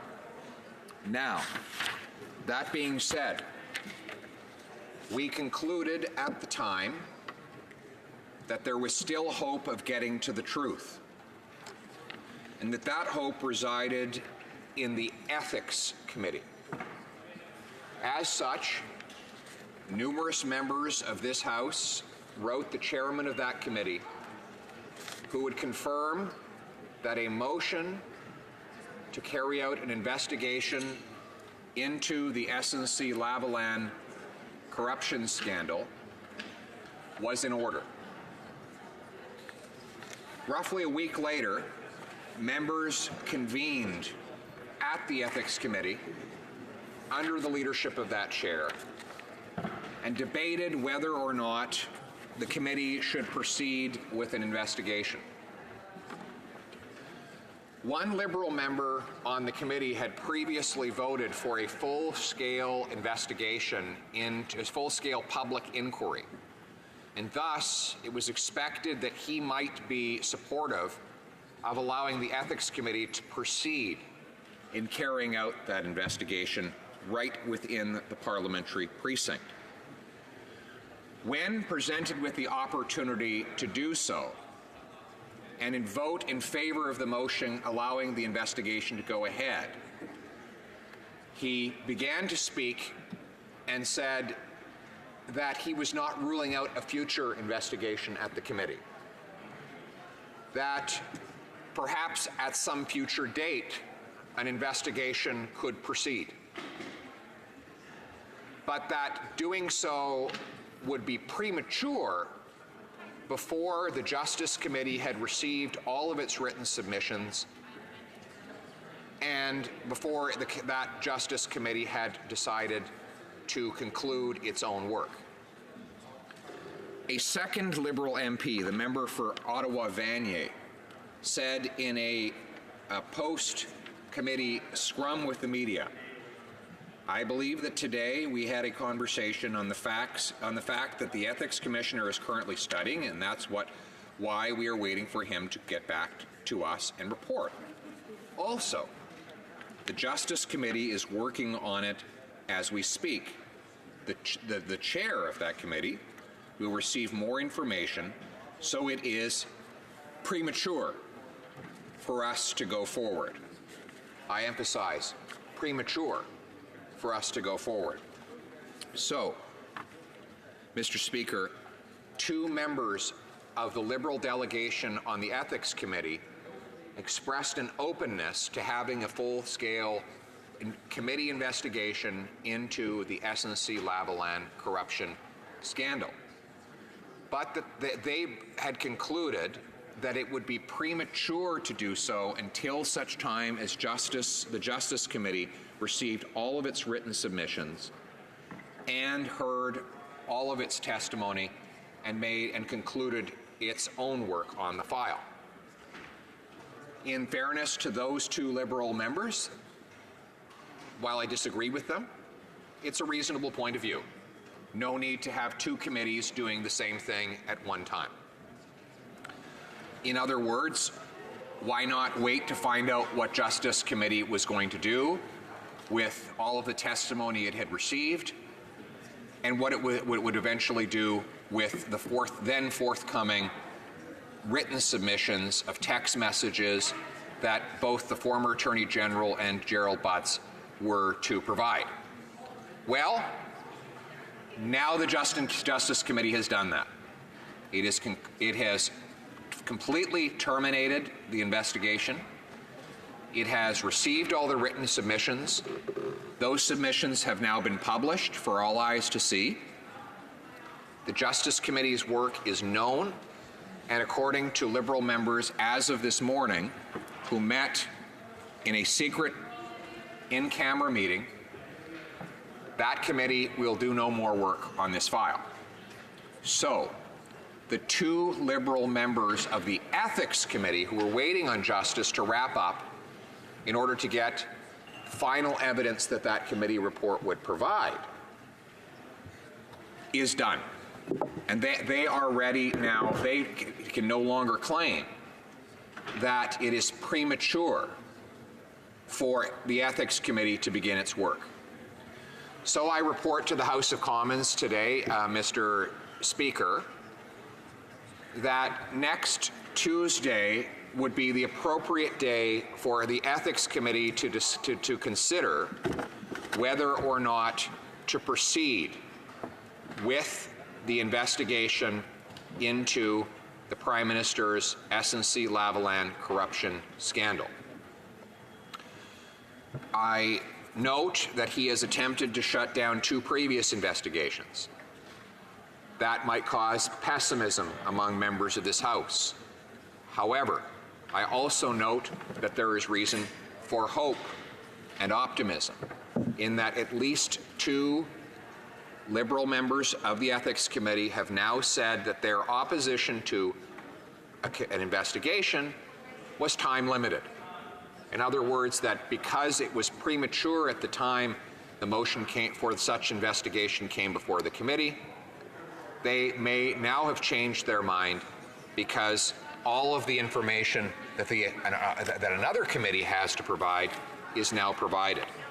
And so the conversation now shifts over to the Ethics Committee, where we will once again debate whether to open an investigation into this file. Now, the Prime Minister has tried to put this matter to rest by shutting it down. Now, when I say the term shut down, I'm quoting the Prime Minister's former Treasury Board president. This is not an allegation of an opposition MP. These are the words of a former member of the Prime Minister's inner circle, a doctor, a woman to whom the Prime Minister entrusted one of the most senior cabinet positions any Prime Minister can offer. She has indicated she believes the government is trying to shut down the investigation into this scandal. It's not working. The Prime Minister has been incapable of grabbing this scandal and forcing it underground. Every time he tries, the people of Canada, as well as conscientious members of his own caucus, speak up against him. So I believe that he will have to conclude 1 week from today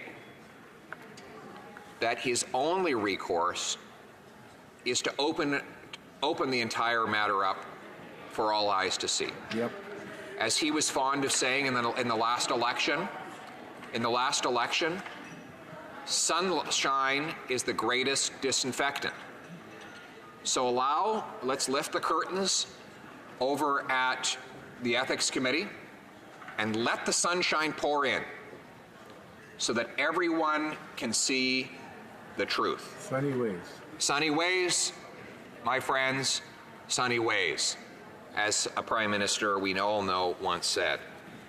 So, Mr. Speaker, I put you and the House on notice that next Tuesday, a week from today, we will all be watching carefully as Liberal members join with Conservative and NDP members to determine whether or not to end the cover-up and open up a full-scale investigation to get to the truth in this matter. With that notice having been given, Mr. Speaker, I now turn your attention to another important legal matter. We are lawmakers, ergo we mustn't be law breakers. And there is an important law passed into effect in the previous Parliament called the Reform Act. Oh, yeah. And that bill came from the member for Wellington Halton Hills, excuse me. Great member. He has long been a student of Parliament and an advocate for its supremacy. The member came forward with this bill in the previous Parliament with the intended purpose of limiting the executive branch's ability to commandeer the House of Commons at the expense of the public interest. And it was under the previous government that the bill was in fact passed, and it did two principal things, Mr. Speaker. One, took away the legal authority of party leaders to ban candidates from running. It used to be in the Election Act that you could not be a candidate for a political party unless you had a signature from the leader of that party. That created a bias within the Act in favor of the party leadership and against the grassroots. The Reform Act instead allowed the party to assign any authority it chose to have the power to accept or reject candidates. So in other words, a party could say that a local electoral district association president or some other trusted figure has the authority to accept or reject candidacies. But no longer would it be a given under law that such authority would reside exclusively in the hands of the leader. Now, it is possible for a party to craft its own constitution, as any free organization can in an open civil society, to assign that power to its leader. But that decision now rests with the party and not with the law. So that was the first change. The second change that the Reform Act made was particularly relevant to today's conversation. It stated that at the first caucus meeting of every party after an election occurs, there must be a vote on whether or not to apply a set of rules to determine how the expulsion of members of that caucus. In other words, in the past, party leaders have been able to just banish people from the caucus arbitrarily. This law empowered caucuses to create a set of enforceable rules that are embedded in legislation whereby no one can be removed from a caucus without a vote of the caucus members. At the very first Conservative caucus meeting after the last election, we decided to vote in favor of applying that rule to our caucus. So, the Conservative Party, as it stands now and in this Parliament, cannot remove members from caucus without holding a vote of caucus members. In other words, a party leader cannot simply wake up one day and say that Mr. Smith is no longer a member of the Conservative Party. Instead, caucus members need to vote on the future of Mr. Smith. And that brings us to today's debate, because we are now hearing rumors of retaliation against two courageous whistleblowers in the Liberal ranks. Both the former Attorney General and the former Treasury Board President had the incredible audacity to tell the truth about the Prime Minister's conduct in the SNC-Lavalin affair. Numerous of the Prime Minister's top supporters in caucus have gone to media outlets and suggested that they should be banished from the caucus altogether because they dared speak up and defend that truth. The argument goes, should be punished for allowing Canadians to learn that the Prime Minister interfered in a criminal prosecution. Here's the hiccup, the legal hiccup. It turns out that the Liberal caucus failed to follow the law and hold a vote at its first caucus meeting to determine whether or not there would be rules for the expulsion of members.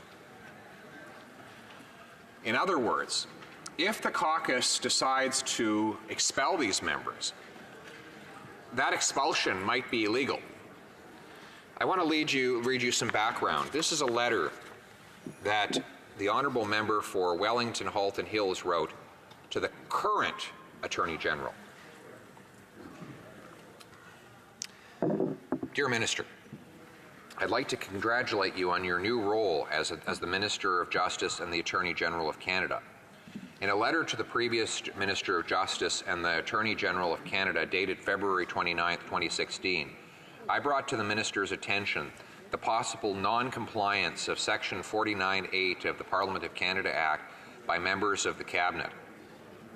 I also sent a letter to the Deputy Minister of Justice and the Attorney General of Canada dated May 11, 2016, voicing the same concern. Both the Minister and Deputy Minister did not respond to me directly, and as such, I have no idea of what action, if any, was taken. I am now bringing this matter directly to your attention for your consideration and action. As you are aware, the Minister of Justice and Attorney General is the Chief Law Officer of the Crown, responsible for ensuring that the administration of public affairs is in accordance with the law, and responsible for upholding the rule of law. The Attorney General has a duty to provide objective legal advice in order to ensure that government action complies with the law. Given that the government is bound by the rule of law as well as the Attorney General's advice on legal affairs, traditionally it must be accepted by Cabinet even if it is unpopular policy. As you are also aware, the Reform Act passed in the House of Commons on February 25, 2015, passed in the Senate on June 22, 2015, received royal assent on June 23, 2015, and subsequently came into force on October 26, 2015. It amended the Parliament of Canada Act. According to Section 49(8) of the Parliament of Canada Act, appended for ease of reference, at the first meeting following a general election, the caucus of every recognized party in the House of Commons must conduct a separate recorded vote among the caucus members in respect of each of the following questions. A, whether Sections 49(2) and 49(3) are to apply in respect of the caucus. B, whether Section 49(4) is to apply in respect of the caucus. C, whether Section 49(5), 1, and 3 are to apply in respect of the caucus. And D, whether Section 49.5.4 and Section 49.6 are to apply in respect of the caucus. Furthermore, Section 49.8 stipulates that as soon as feasible after the conduct of the votes, the chair of the caucus shall inform the Speaker of the House of Commons of the outcome of each vote.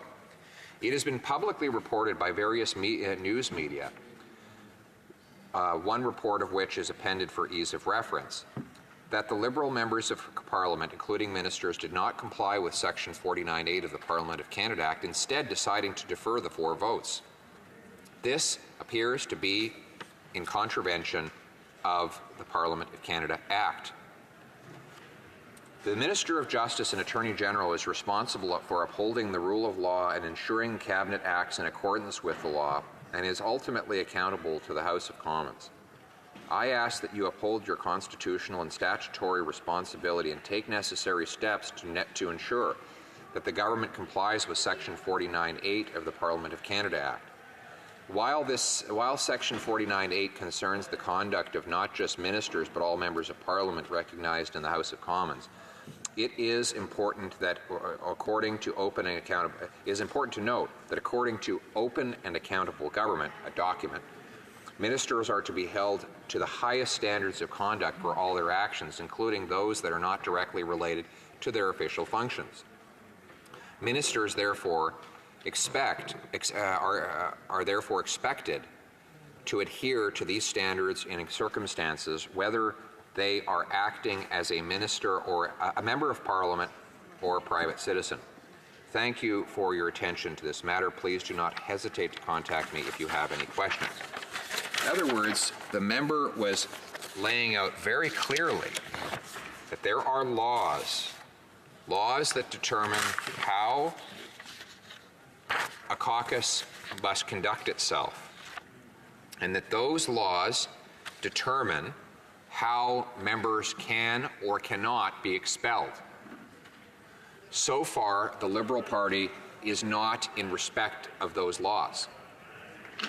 All other caucuses held votes to ensure that they were in compliance with the Parliament of Canada Act. To simplify it, this is what it means. If you're sitting back home right now, you're wondering whether your member of Parliament works for you or works for the party leader, ask yourself who can remove that member of Parliament from his or her caucus. Exactly. If the answer is that the leader simply removes the caucus member, then apparently that caucus member works for the leader. If, on the other hand, as is the case in the Conservative Party, your member of Parliament works in a caucus that is bound by the Parliament of Canada Act to ensure that no one can be removed except by vote of a majority of MPs in that caucus, then your MP works for you. That's how simple it is. Now, it's not that the Liberal caucus failed to decide it, to give the leader the power to remove members of its caucus.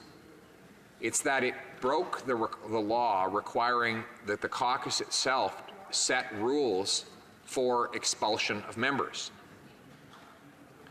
And in so doing, we are now in this, the Liberal caucus is now in a legal twilight zone, unable to tell anybody the legal procedure required for 2 of its senior members to be expelled from the caucus.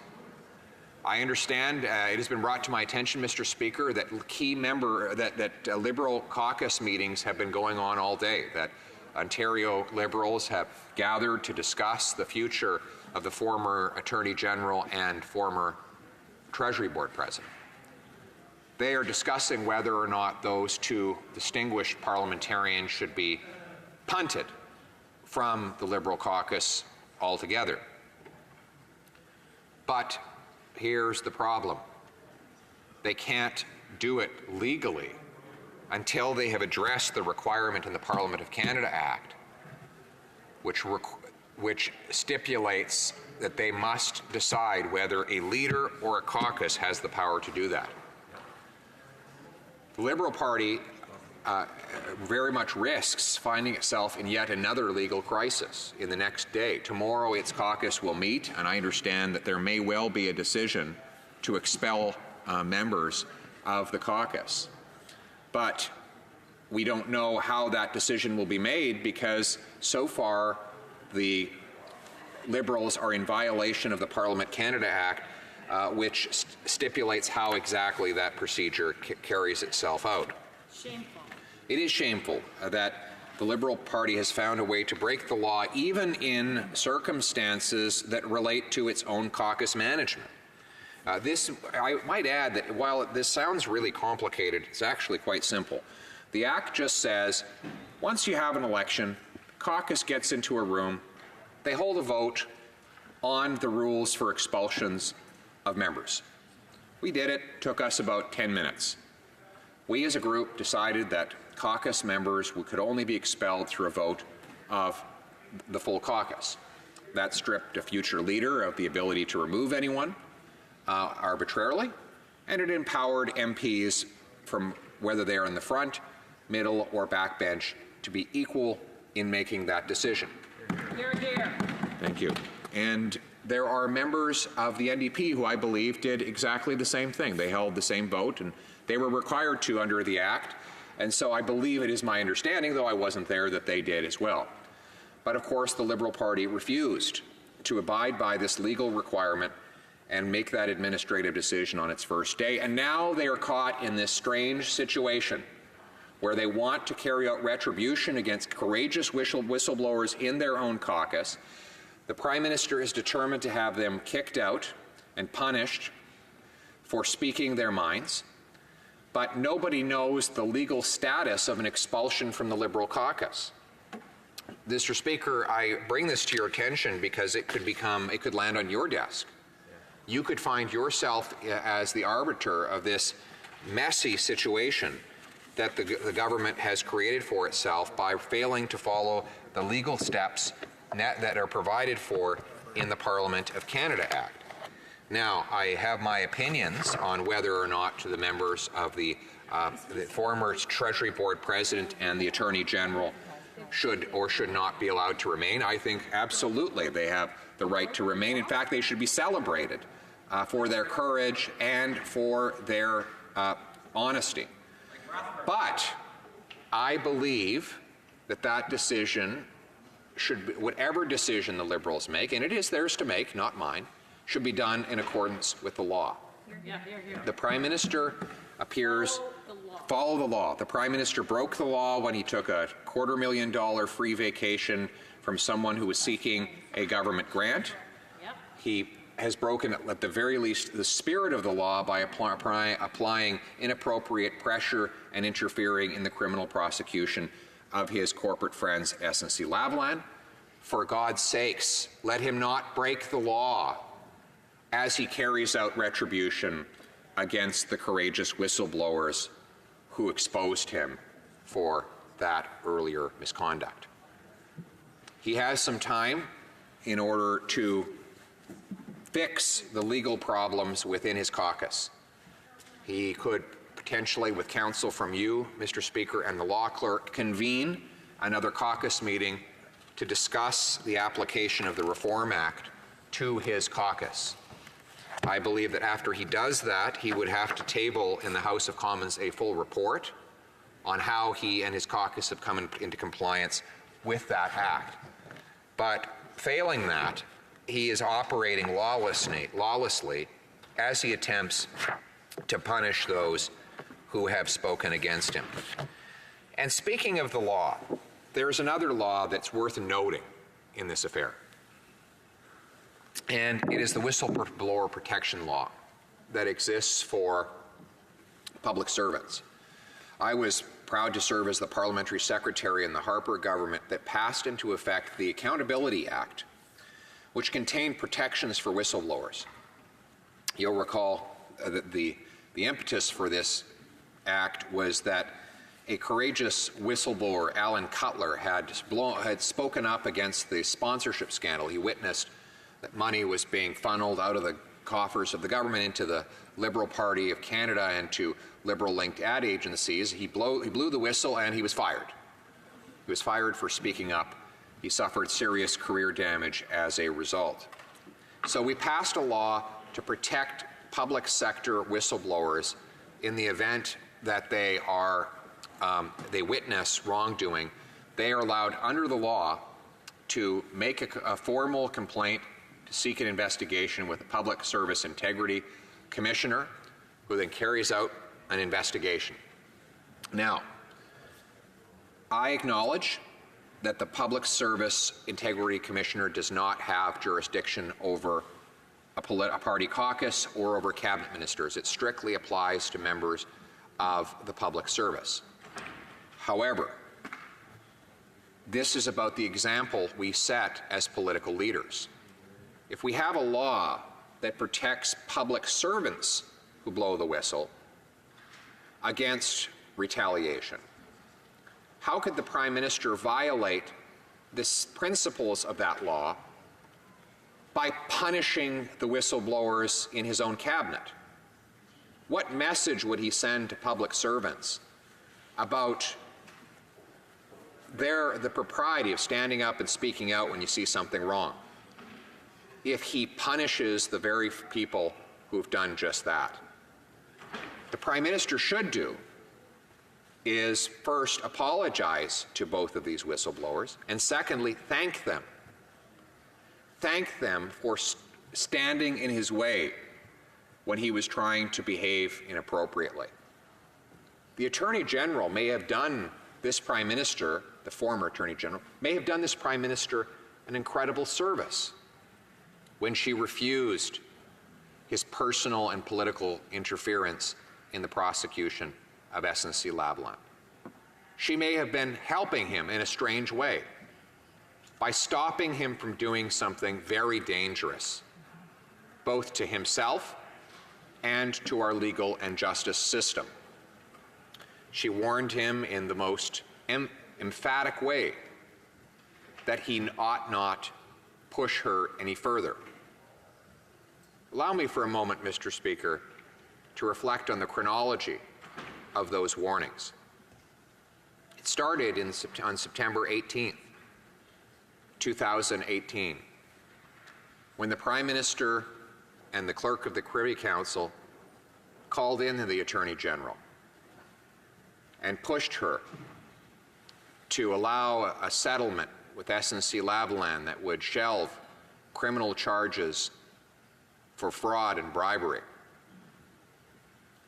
She made clear at that point she wasn't interested in giving the company a special deal, as the company simply did not qualify for a settlement. He pushed some more. He made up stories about how the company headquarters would leave if she did not immediately intervene. Stories we now know are patently false. Still, she stood her ground, so he pushed again. And so she says, I looked him in the eye. And I said, Prime Minister, are you interfering with my work as Attorney General?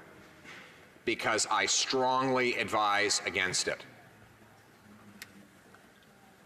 You'd think he would have got the message. But unfortunately, that was just the beginning. Then, in the days that followed, his senior staff would continue the pressure campaign. The finance minister would jump in on the action as well. Strangely, he personally met with senior... The Honourable Parliamentary Secretary to the Government House Leader on a point of order. Yes, Mr. Speaker, I would ask that you take into consideration procedures and practices, in particular if we were to go to page 625, repetition and relevance in debate. The rules of relevance and repetition are intertwined and mutually reinforcing.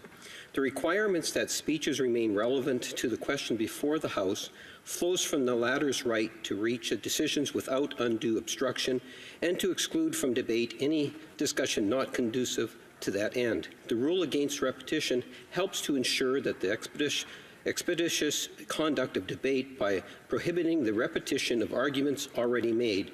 To neglect either rule would seriously impair the ability of the House to manage its time effectively.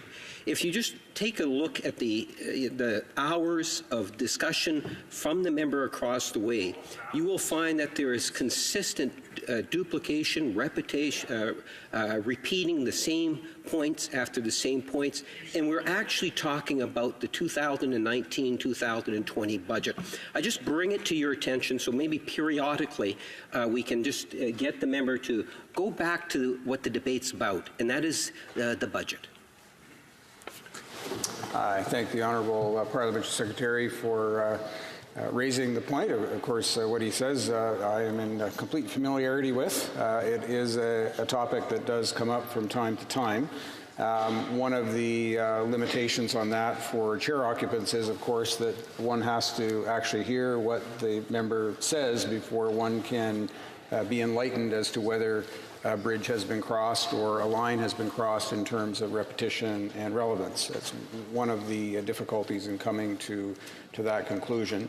And I can assure the Honourable Parliamentary Secretary that I'll remain vigilant and listen carefully to what the Honourable Member has to say, and certainly, should it be necessary, to remind him, as with all honourable members when they're in the midst of debate, to avoid, in fact, steer clear from a repetition of arguments that have already been presented to the House, and to ensure that they are relevant to the question that's at hand. Final point on that simply is that, of course, on budgetary matters, the degree of liberty that members have to make their arguments on budget matters, of course, is quite vast. And so with that in mind, we'll listen carefully. I do see a couple of other honourable members on their feet. The honourable member for Lanark, Frontenac, Kingston. Is this on the same point of order? The honourable member. It is, Mr. Speaker. I just wanted to say that while I appreciate that the honourable parliamentary secretary is here more or less all the time and in consequence hears every single word that is spoken in this House, and I am not here quite as frequently, having committee duty and so on. I do want to observe that the reason I'm still here right now is because of the fact that the honourable member was making novel points that I was not yet familiar with, and I don't see, in fact, that from my perspective, there is repetition going on. Thank you. Formact. The honourable member for Brantford Brant, is this on the same point of order? The honourable Rocky Ridge. Oh, I'm sorry. My apologies. The honourable member for Calgary Rocky Ridge, is on the same point of order? Yes, it is, Mr. The honourable member. Thank you. And I listened carefully to the intervention from the parliamentary secretary to the government House leader, and I have risen myself on this standing order a number of times in this Parliament, and I note that in response to members that have brought the rule of relevance to your attention, that in this Parliament there has been a very broad use and application of this standing order, and that's been the answer from the chair in most instances. In fact, almost every instance I can think of where this is raised. So I assume that that will continue and that there will be broad latitude given on this standing order. I thank the honourable member for Calgary Rocky Ridge and apologize for getting his riding name wrong and not mentioning anything about the similarities in look with the honourable member for Brantford Brant. Two outstanding gentlemen, I'm sure, but nonetheless, we do make that mistake from time to time. I thank all honourable members for their interventions. As this is an important standing order for the House, and we'll be observant of that and pay close attention. We'll go back now to the honourable member for Carleton. Mr. Speaker. I will note with interest that the Liberals now claim that the matter of deferred prosecution agreements has nothing to do with budget policy. That is ironic indeed, because those deferred prosecution agreements were created in the budget bill that they introduced here in the House of Commons. So if they thought at the time that it was not a budget measure, why'd they put it in the budget? They thought it was completely irrelevant to the budget. Why was it in the budget bill? Yeah. And the answer is, of course, The answer, of course, is that it should never have been in the budget. But now that it has been, it is perfectly fair game during this budget debate to discuss it. And we learn, Mr. Speaker, every day another form of deceit, another contradiction, just like this one. You know, less than a year ago, Liberals were claiming that this tool to allow corporations to avoid trial was a budget measure.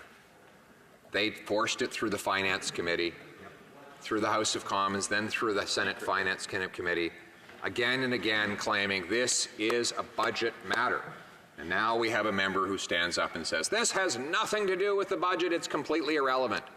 And isn't that the whole story of this scandal? Absolutely. One flip-flop after another, one change after another in the version of events and in the stories that they tell.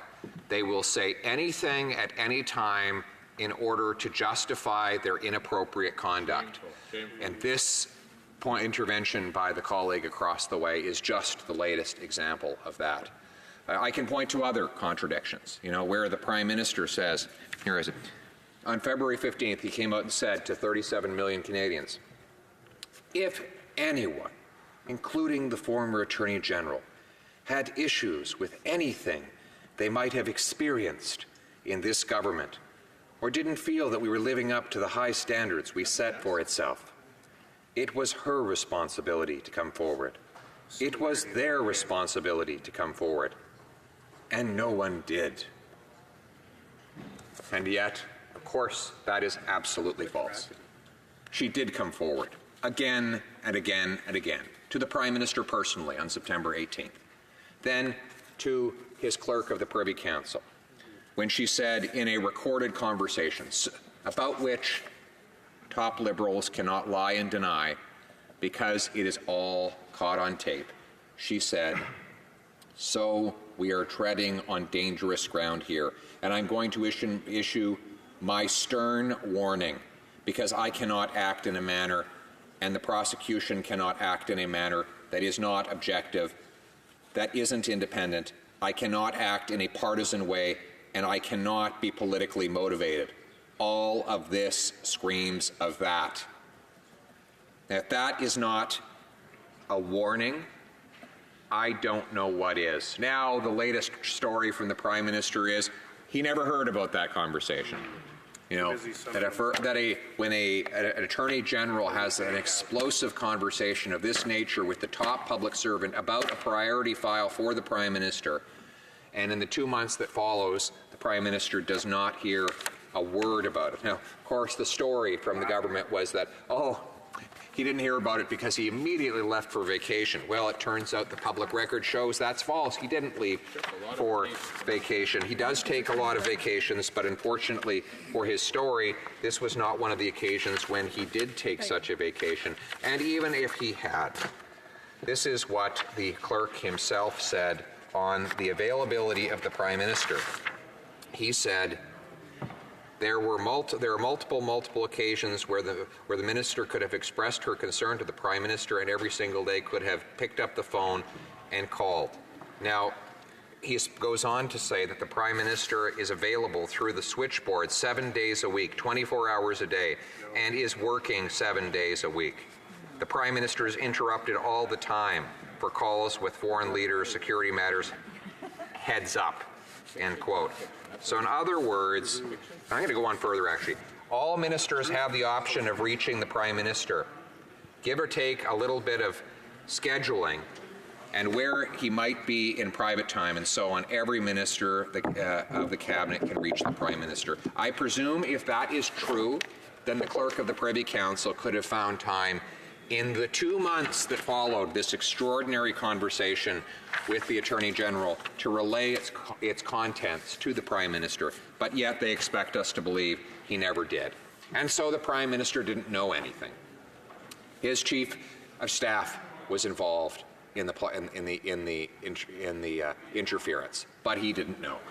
His principal secretary and best friend was involved, but the Prime Minister didn't know. His senior advisor, Mathieu Bouchard, was involved, but the Prime Minister didn't know. The Prime Minister's top advisor, Elder Marquise, was involved in the interference, but the Prime Minister didn't know. The Finance Minister was involved in the interference, but the Prime Minister didn't know. The Finance Minister's Chief of Staff, Ben Chin, was involved in the interference, but the Prime Minister didn't know. Everyone was involved in this, as we now know, because of documented text message conversations, journal entries, and even audio recordings, right up to the Clerk of the Privy Council, but we're expected to believe that the Prime Minister did not know a thing. But he worked You know, 24 hours. he works according to the Clerk of the Privy Council. He works 24/7 and is available at any time, could be reached easily and brought up to date on all these matters. But somehow this one just slipped right by him. Mr. Speaker, why is it that Canadians find that so hard to believe? The answer is because it is not true. And that brings us to the matter of the Ethics Committee, which will convene on Tuesday, a week from today, to decide whether to carry out a full-scale investigation and hear from all of the key witnesses who are alleged to have interfered in the SNC-Lavalin scandal. We will be calling on all members of the Liberal Party to vote in favor of this study, but particularly the two members who said they were open to such investigation, but that it had just been too premature at the time it was brought before the committee when it last met. The Prime Minister needs to understand something that has become very difficult for him to appreciate. And it is this: the House of Commons does not work for him. It's the other way around. He holds that office only as long as a majority of MPs in this place say he holds that office. It's not an entitlement. It's not a family heirloom to be handed down from father to son. It is the property of the Canadian people. And through their delegation to us, it is our job to decide whether or not he is able to hold that office. And in the meantime, this chamber and its committees are one gigantic accountability machine. An accountability machine that demands answers for the government's conduct, in particularly the Prime Minister's conduct. This is not the Prime Minister's personal self-esteem factory. We don't exist here to try and elevate his sense of ego and self-importance. It is not the job of parliamentarians to gush and praise all over him and treat him with the adoration he expects and demands. That's not what Parliament does. Parliament is supposed to ask the difficult questions until such time as we get accurate and believable answers. So far, they have not been forthcoming. And so we march on, and I continue speaking on behalf of my constituents. But I think in this sense, I'm carrying out the role that all MPs are supposed to do, which is to stand up, speak up, and fight back when they see something wrong. Exactly. You know something? It's not only opposition MPs that do that. There are courageous members of the government side who have been willing to take a principled position. For example, former Attorney General. She was prepared to put her principles ahead of her career ambitions. And then you have the former Treasury Board President, who likewise said she was not prepared to be part of the cover-up and that there's much more to this story that needs to be told. So, let's tell it. I'm ready to end my speech now. All I need is for a member of the government to stand up and commit that the Ethics Committee, the majority Liberal-controlled Ethics Committee, will open a full-scale investigation into the SNC-Lavalin corruption scandal. As soon as one member of the other side rises and purports to speak on behalf of the Prime Minister himself, I will terminate my remarks and allow the debate to go on otherwise. But until that happens, or until you stop me, Mr. Speaker, I will continue to speak up for accountability in the SNC-Lavalin corruption scandal. And I thank the members who are here with me, providing moral support for me to stand here on behalf of the Conservative caucus, but also on behalf of my constituents. And, I notice a member is rising on a point of order. I see the honourable member for Calgary Rocky Ridge. Now, he's in a different location, so I'm not sure which is his. I recall recognizing him from a different location, and I'll have to consult the seating chart to see which of it, in fact, was correct. Perhaps I was incorrect the last time. Oh, I see that he's in a different spot there now, so we must have been correct. So I see the honourable member for Calgary Rocky Ridge rising. Is this on a point of order? Well, I'd ask the honourable Carleton to take his seat. Indeed, I am, and my apologies. I momentarily had forgotten the requirement to be in one's proper chair while rising, and my apologies to you, and thank you for me being able to catch your eye and rise. Just to speak for a moment, I want to confirm and ensure, as we have had debate and points of order have been raised on the rule of relevance and repetition, and it is not clear to me that all of the facts and arguments have been made properly on that. So I just want to bring to your attention, Mr. Speaker, page 632 of Boscan Gagnon describes debates on the address and reply to the throne to the speech from the throne and the budget. The traditions and practices of the House allow for the rule of relevance to be relaxed during debate on the motion for an address in reply to the speech from the throne. During the days allotted to the debate on this motion, private members have the opportunity, quote, to bring forward topics of their own choosing, unquote. Consequently, debate tends to be very wide-ranging, and the Speaker usually makes no effort to apply the rule of relevance. This is not the case, however, when the House is debating the budget. The remarks of the members must be relevant to the motion before the House. All the same, the terms of the motion, i.e. that this House approve in general the budgetary policy of the government, are sufficiently broad to permit members great latitude in their remarks. Order. Order. I thank the honourable member for Calgary Rocky Ridge for these additional points. I think they effectively repeat some of the comments that were just recently remarks made upon both from myself and other honourable members. And as I indicated at the time, I'm quite cognizant of the scope around which the issues around relevance in particular are measured.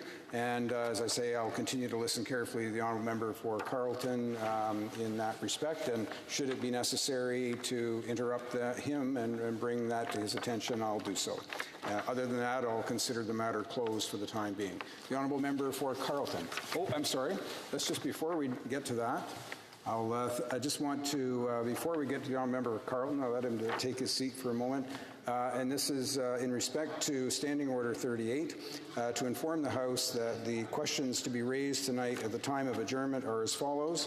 The honourable member for Drummond concerning official languages. The honourable member for North Island Powell River on Indigenous affairs. And the honourable member for Regina Leuven on natural resources. And now we will continue resuming debate. The honourable member for Carleton.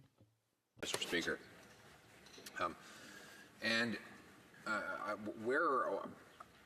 where we last left off was on the importance of holding governments to account.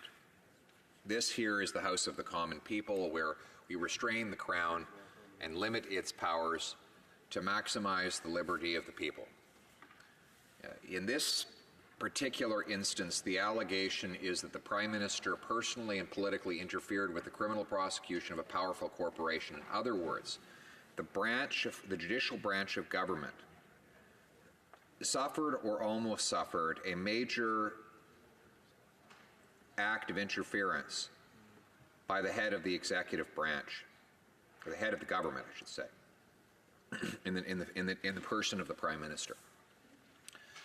And we, as Parliament, we are the legislative branch, but we have the accountability mechanism here in the form of question period committees and other tools at our disposal to bring the Prime Minister back in check when he abuses the other branches of government.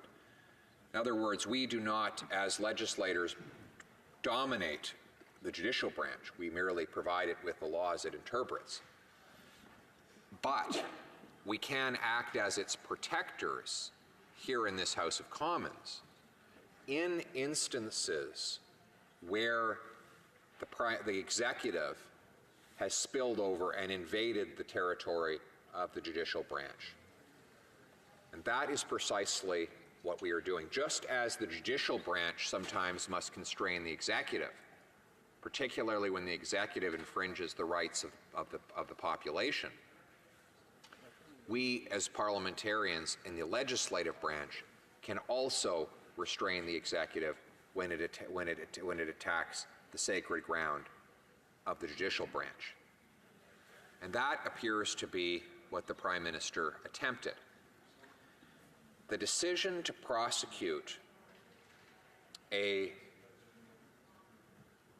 enterprise charged with fraud and bribery is one left to independent prosecutors in the office of the Director of Public Prosecutions.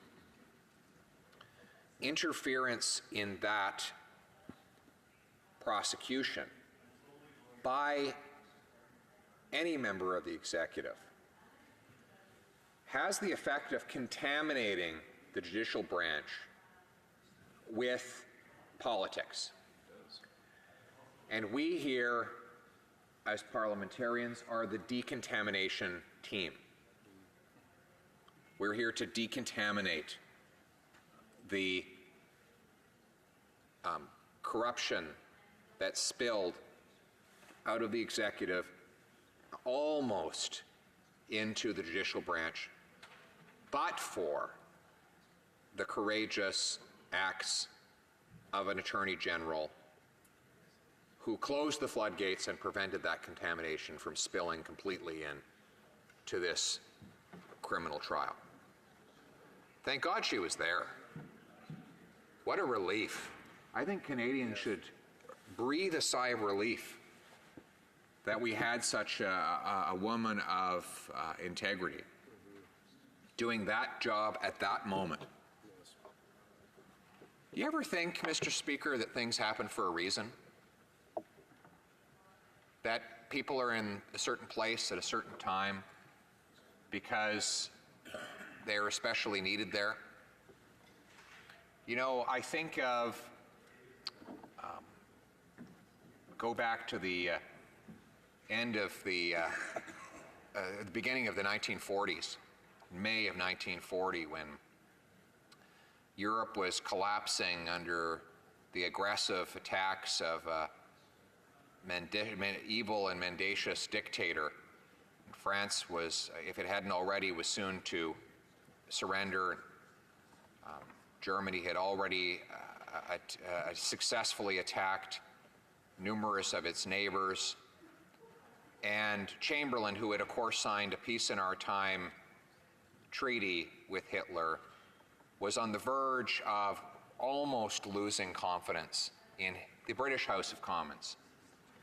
And while he, I think, commanded a majority still, it was clear that he did not have enough support in the Commons to carry out a war effort.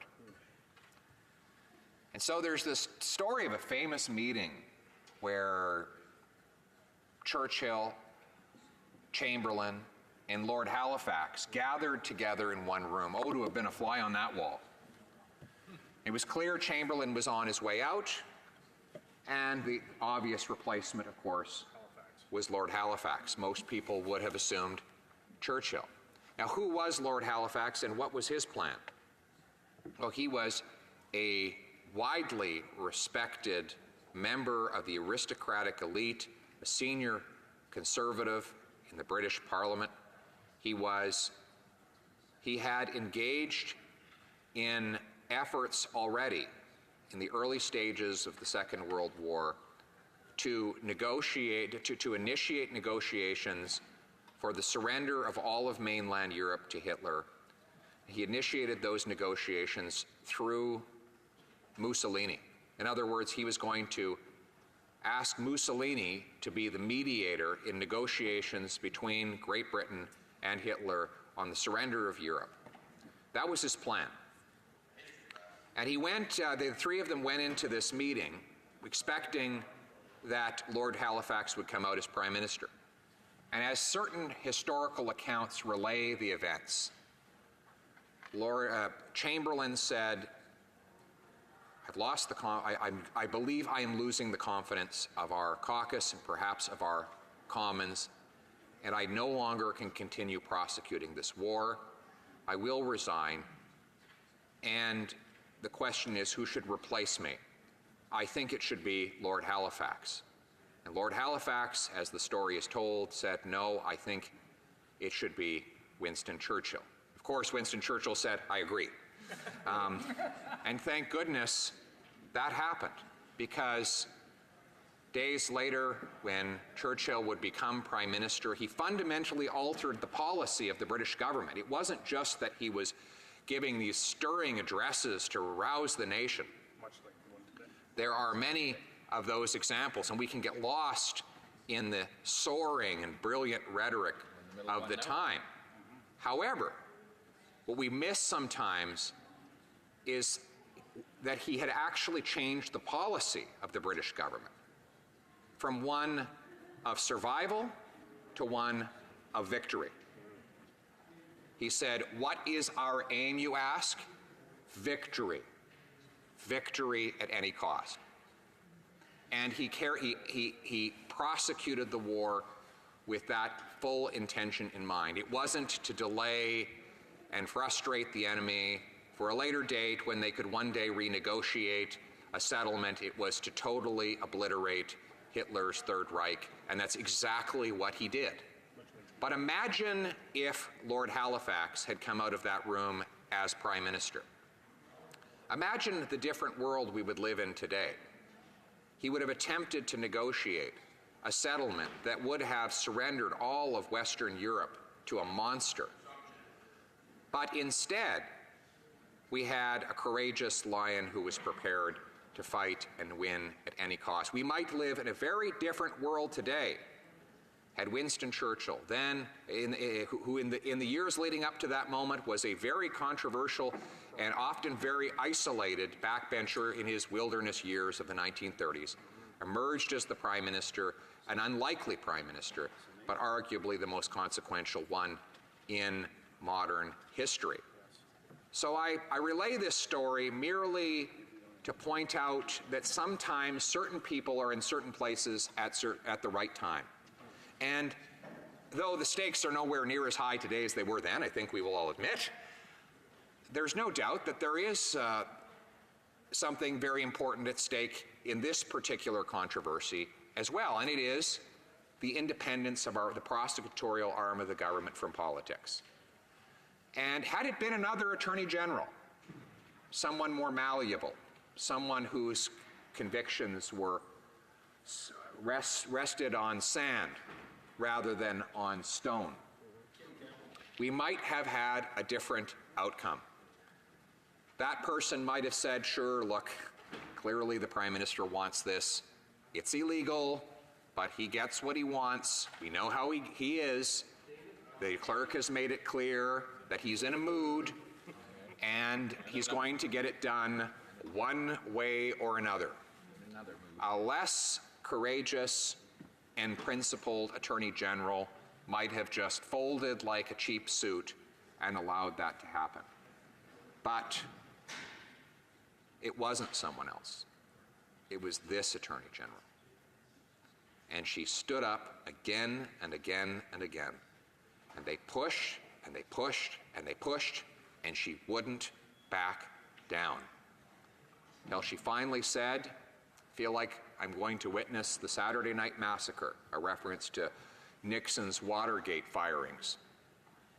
She said to the clerk of the Privy Council, I'm waiting for the other shoe to drop. And it did. Less than a month later, the Prime Minister would shuffle his cabinet and punch her from her position, making up a confusing and incredible, fantastic story about a game of musical chairs that resulted from the simple resignation of one Treasury Board's president, who was completely unrelated to the situation at hand. And she was then replaced with another Attorney General who the Prime Minister thought would be more malleable, which takes us to the future. What can Canadians expect of this case if the government is re-elected? If this Prime Minister continues in office, they can expect that within weeks he will direct his Attorney General, someone he believes will do his bidding, to sign a special deal with SNC-Lavalin. That's what he's done twice before. Once, on December 8th, 2015, when his government immediately on taking office granted an exemption to SNC-Lavalin, allowing it to continue bidding on federal contracts, even though it was charged with banned from bidding for being charged with fraud and bribery. And then a second time, he attempted to provide a special deal for SNC-Lavalin in the controversy we are now discussing with his former Attorney General. Let there be no doubt that if this Prime Minister is re-elected, within days, he will interrupt the criminal proceeding, the prosecution of SNC-Lavalin, to protect the company against trial. Now, he has noted, and so have his staff and former staff, that they can do this right up until the moment that a verdict or a plea is rendered. In other words, he knows he has time on his hands. He knows that if he's back in office, he can try this same game all over again. He has shown a relentless determination to allow this corporation to avoid criminal prosecution, and he will carry out that determination if he's given the chance after the next election. That is yet another reason we cannot allow him to serve in this office 1 minute longer than necessary. We need to replace him with a Prime Minister who respects the independence of both the judiciary and the prosecution, so that decisions of criminal charges are rendered by judges and juries, not by politicians. That key separation is essential for the successful functioning of any democracy. And that's precisely why we are holding him accountable for his already egregious interference. And it is further why we will argue to the Canadian people for the need to replace him, to make sure this kind of odious,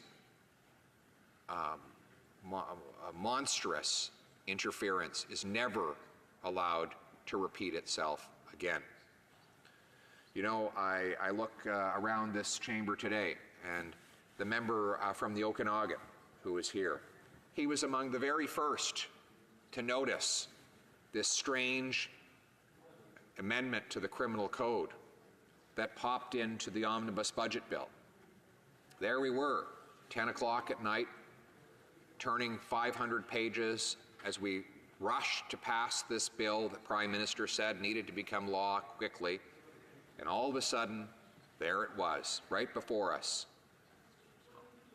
An amendment to the criminal code, right in the middle of a budget bill. You know, the last thing we ever thought to find there.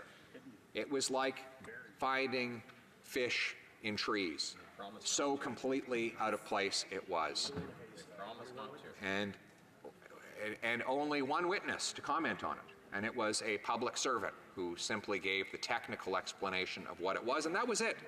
No anti-corruption crusaders, no corporate accountability experts, no law professors would come forward and explain to us what we were getting ourselves into. And by the way, we have to move quickly. We've got to get this passed. And all of us were asking the same question. Who's asking for this? Who wants this? I mean, we all go to the church suppers or the neighborhood farms, or we knock on the doors of our communities in the suburbs of Canada, and nobody ever says, you know, our laws are really cruel to corporate criminals. We really ought to find a way to let the crooks get off without conviction. Maybe they could just pay a fine, fess up, promise not to do it again, and that would suffice. Enough with all this business of trials and convictions. Enough with calling the executives before the court to testify under oath. That's too inhumane. We need to find a nicer way to do it. I don't remember hearing that from anyone in my constituency in the tens of thousands of doors I've been knocking on since last summer. But yet, it was indeed a top budget priority of this government in mid-2018. And then, of course, it became the Prime Minister's top priority in relation to his Attorney General in September, as soon as that criminal code amendment became law. All of a sudden, it was a panic. She had to be called in on the carpet to answer for the clerk and the Prime Minister about why she hadn't moved with haste to direct the Director of Public Prosecutions to extend this settlement offer to SNC-Lavalin. The company was concerned. It was telling the clerk of the Privy Council and others about a board meeting that would come up on September 20th, only days away. Can't you get us off of these fraud and bribery charges within the next week? We've got a board meeting, for God's sakes. How are we supposed to do business? You know? And of course, the right answer that a normal Prime Minister would give if a corporation came in and made such a demand would be, get out of my office. Right. Go to court. If you think you did nothing wrong, defend your case and get acquitted. But I don't want to see you around here ever again. That would have been the right answer. But the Prime Minister just kept inviting them back again and again. Come on back. We're doing everything we can for you. We just have this one problem. This one problem we have with our Attorney General. And here she is, getting in our way, mucking up our plans. We had set it up so that SNC could just get off without trial. We even amended the criminal code to make it possible for this one company. And we've got this nuisance Attorney General who won't just play ball. Well, she's got a few months to get it done, or we're going to move her out. And that's exactly what they did. They sent her packing because she wouldn't play ball. Shame. The old boys told her how things were going to work, and she says, no, where I come from, we have the rule of law, and it doesn't work that way. And so they said, unfortunately, you're no longer the Attorney General. And they found someone perhaps more malleable. Now, Prime Minister says that decision had nothing, the cabinet shuffle had nothing to do with her refusal to cooperate and give a deal to SNC-Lavalin. But here's what we know for sure. When she was the Attorney General, the answer to SNC-Lavalin's request for a settlement was no. It was a clear no. She looked at the act, she looked at the decision of the prosecutor, and she said, it ain't gonna happen, period. So the status of that request was no. The new Attorney General's come in, and you know what his public position is on it? Maybe. So by moving the Attorney General out and moving a new one in, SNC-Lavalin has gone from no to maybe. And the Prime Minister would have us believe that his decision had nothing to do with that issue. Of course it did, and of course it has had the consequence of reopening the possibility that this company, charged with stealing $130 million from the poorest people in the world, might get off without a trial. That is the effect of the cabinet shuffle. The Prime Minister can deny that that was his intention, but it is definitely the effect. And you really have to wonder why this government is so obsessed with helping this one company get around the rules and avoid consequences. There are thousands of trials in Canada every year. People are charged all the time with crimes. Why this particular company? Why this particular group of well-lobbied for executives?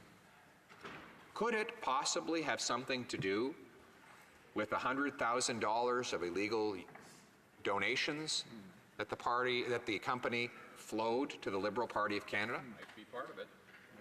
Those donations were funneled through phony invoices, phony bonuses, and phony expense claims in a systematic fraud designed to move cash into Liberal Party coffers. And that has absolutely nothing to do with the decision. And I hear the deputy leader of the Liberal Party, the deputy House leader of the Liberal Party, blaming Stephen Harper. It's Stephen Harper's fault that SNC-Lavalin gave illegal donations to the Liberal Party. Stephen Harper must have somehow carried out mind control to force all of these executives to ask their employees to generate phony expense claims and phony bonuses and phony invoices so that they could give the money to the employees, and then those employees would then give those donations to the Liberal Party. And then Stephen Harper then must have done mind control over the Liberal Party officials who received all of those donations and thought nothing unusual of them. It must have been Stephen Harper's incredible power of mind control that he was able to do that. I have to give that member across the way some points for creativity. You have to give him some points for creativity. That is the later. First it was Scott Bryson's fault, now Stephen Harper's fault. But you know what? Okay, you know what? I admit it. It was Stephen Harper's fault. Let me tell you why. You got me onto another train of thought, right? Okay, back in the sponsorship scandal, the Liberal Party was never prosecuted, even though they admitted they received $1 million of illegal money. It was funneled in what the Judge Gomery called an elaborate kickback scheme. Harper was always just a wee bit suspicious about why no one in the Liberal Party actually got prosecuted for it. And so he thought, maybe it's because the Attorney General is a Liberal politician and that Attorney General controls prosecutions. Maybe we should make the prosecutor independent from the political process. And that is why we in the Accountability Act, created the Director of Public Prosecutions, a completely separate office, wherein decisions to pursue prosecutions of federal crimes are made with no politics involved.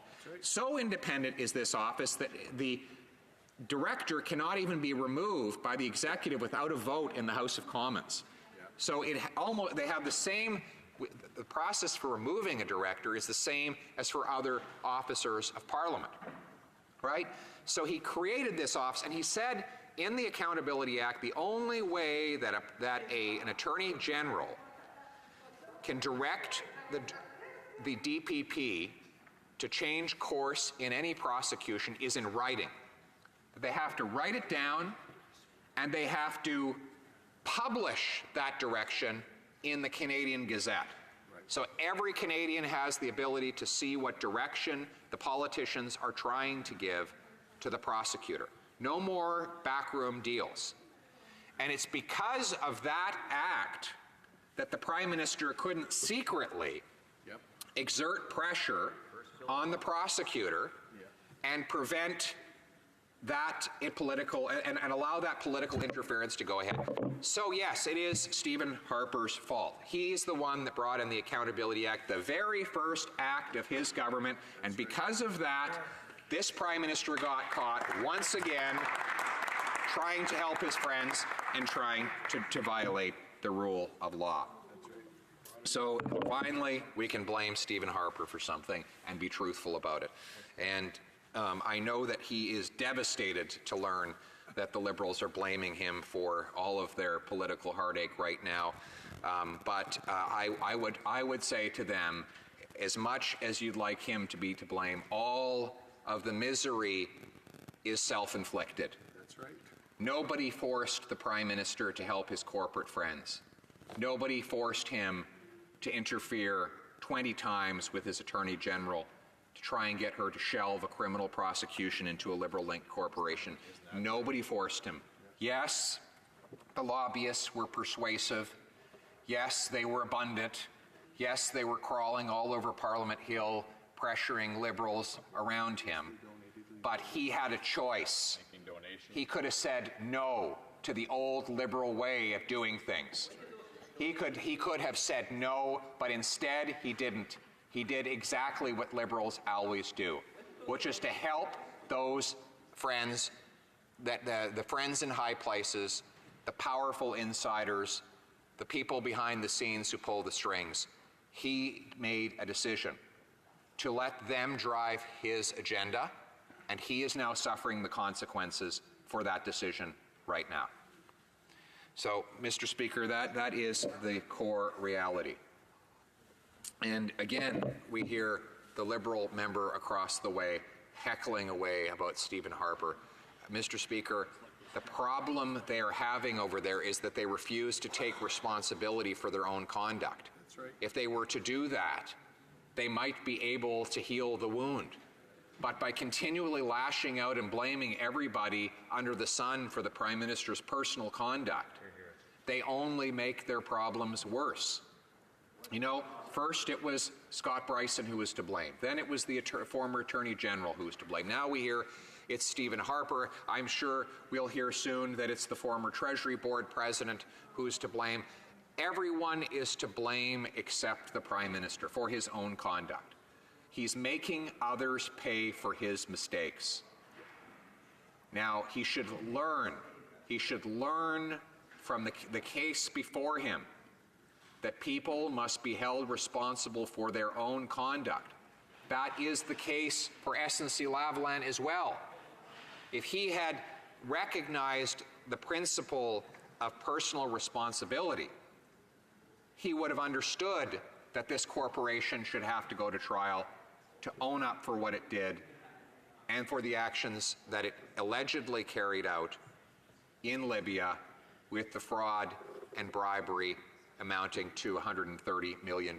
Would it not have made more sense for the Prime Minister to hold this company to the standard of law rather than to the instincts of politics? I think we all agree now that if the Prime Minister had thought in those terms, he would not find himself today in the state of disgrace that he is currently in. And so here we are, a fork in the road, a decision to be made by the members across the way. Will they allow the investigation to run its course so the truth can be known and the players can be held to account? Or will they continue with the cover-up? See the honourable member for Oshawa rising on a point of order. The honourable member. Mr. Speaker, I couldn't help but rise in this point of order. My colleague from Carleton mentioned the actions of the Prime Minister with a specific company. And I think everyone in the House knows I'm the Member of Parliament for Oshawa. And when the Prime Minister has done so many things, bending over backwards to save the jobs with one company, I see it's a little bit hypocritical that this budget does nothing to address the job losses in the auto industry, especially in Oshawa. We just heard this past week, 1,500 more jobs. As I see the honourable member, I'm not sure that he, certainly to this point, he hasn't really been clear about what the point of order is. I'd ask him maybe to, perhaps get to that straight away.